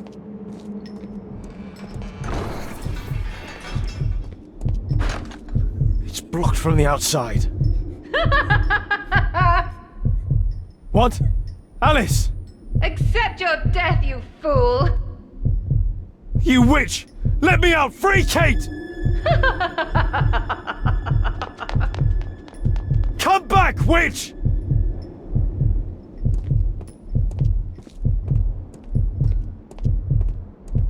Keep your head, Sherlock. This is the only way to get out of here. Moriarty must have set up an astronomer's riddle here.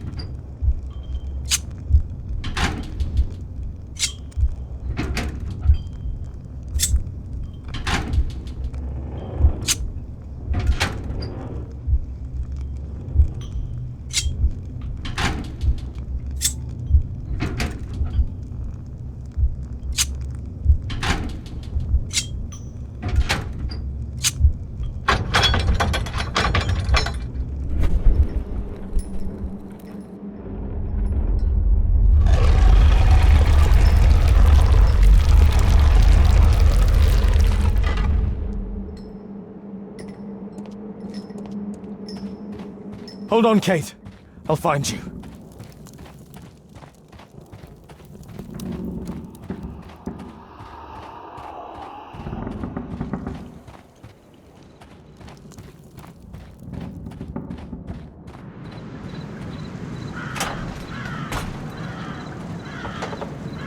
Watson! Holmes, she tricked me. Where's she gone? Watson, where? I don't know.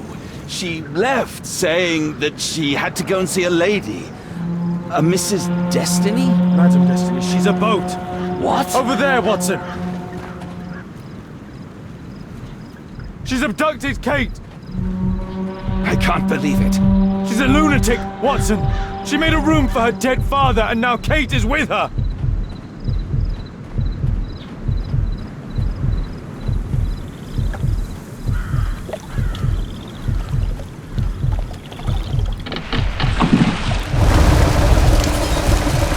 They're on the boat! Hurry, Watson!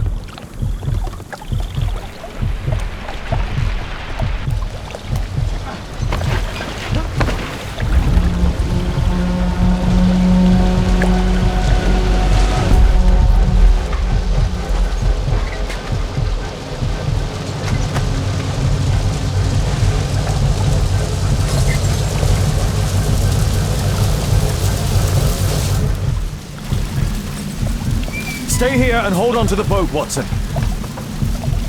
Kate! Kate! Where are you?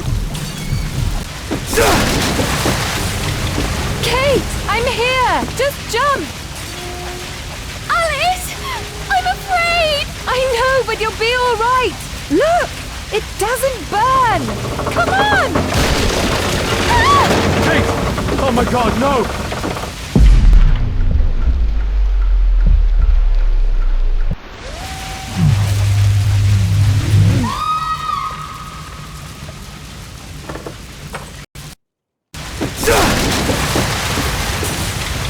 Kate! I'm here! Just jump! Alice! I'm afraid! I know, but you'll be all right! Look! It doesn't burn! Come on! Ah! Kate! Oh my God, no! Ah, go away! Kate! I'm a Moriarty! I'm the Devil's daughter! I'm cursed! I'm a monster! You're talking nonsense! You are your own person! You are not a devil! Yes! That's why you've always lied to me! I only lied to you because I was too afraid of losing you. My God, ask Watson! I was lied to all of my life! Do you have any idea how that feels? Shut up! That's how you feel! But Kate is not like you! I know my daughter!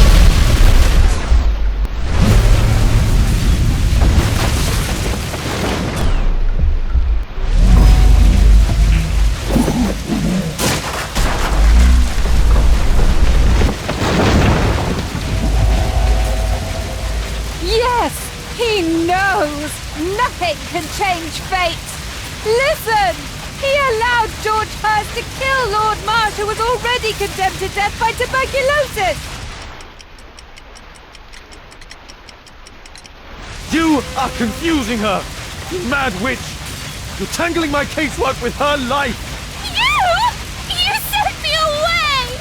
And when I'm home, we fight all the time! You're ashamed of me!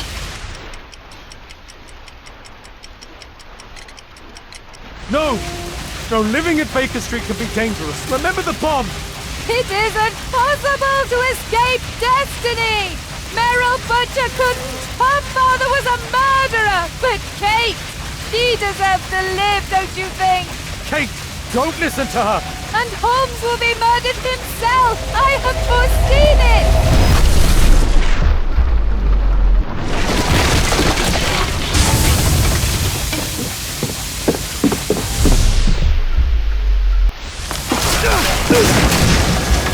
I may be killed one day. It's a risk that I take, but my work helps to save other lives. Really? And albeit, and Percy Fleming, you save lives! No! You enjoy taking lives! You can't save me either!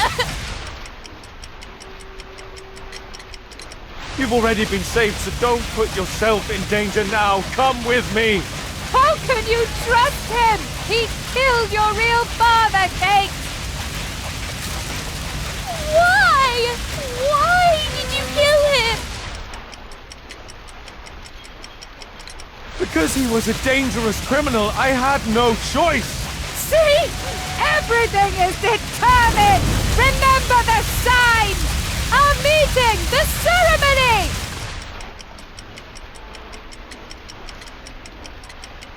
Kate, no. Alice is deranged. She can't communicate with the dead. See? It is time! The next life awaits us!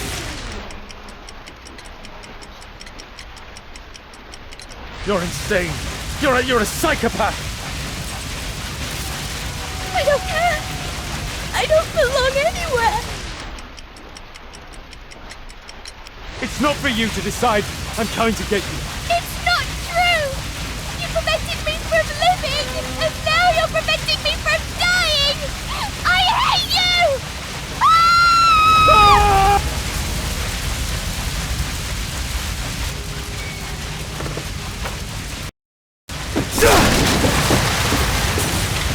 Kate! I'm here! Just jump! Alice! I'm afraid! I know, but you'll be all right! Look! It doesn't burn! Come on! Ah! Kate! Oh my god, no! Ah! Go away! Kate! I'm a Moriarty! I'm the devil's daughter! I'm cursed! I'm a monster! What? That does not make you a monster. Yes! That's why you've always lied to me! I only lied in order to protect you. You're still so young, my god! Ask Watson. I was lied to all of my life! Do you have any idea how that feels? No, because you're Kate Holmes. And a Holmes never gives up, I know it!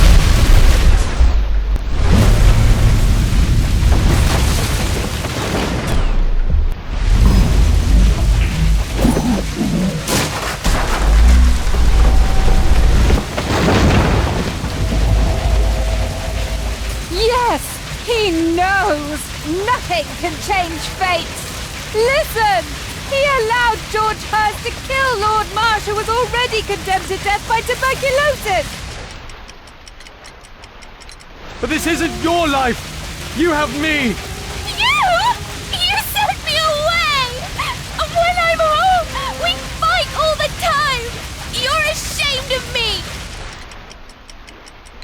No! No, it's me, Kate. I never learned patience. My own father was the same with me. It isn't possible to escape destiny! Merrill Butcher couldn't! Her father was a murderer! But Kate, she deserves to live, don't you think? Kate, don't listen to her! And Holmes will be murdered himself! I have foreseen it!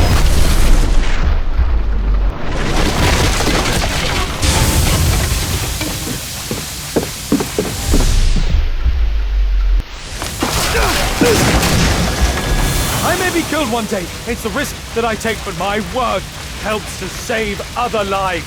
Really? And albeit, and Percy Fleming, you save lives? No! You enjoy taking lives! You can't save me either! Kate, you'll be safe with me. I'll protect you. I care about you. How can you trust him? He killed your real father, Kate! Why? Why did you kill him? It was his life or mine. I had no choice, Kate. See? Everything is determined! Remember the sign! Our meeting! The ceremony! Kate, no! How can this suddenly mean more to you than your childhood? See? It is time! The next life awaits us! Kate, what sane woman would keep her father's mummified remains? She's irrational! I don't care! I don't belong anywhere! You belong with me, Kate, with family. Daddy! I don't know what I'm doing! Help me!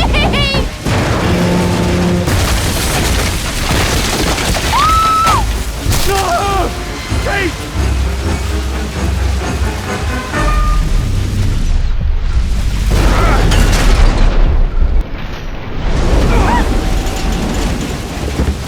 Kate! Oh, God. Are you all right? She really was the devil's daughter. Over here! Hurry, the boat's going down!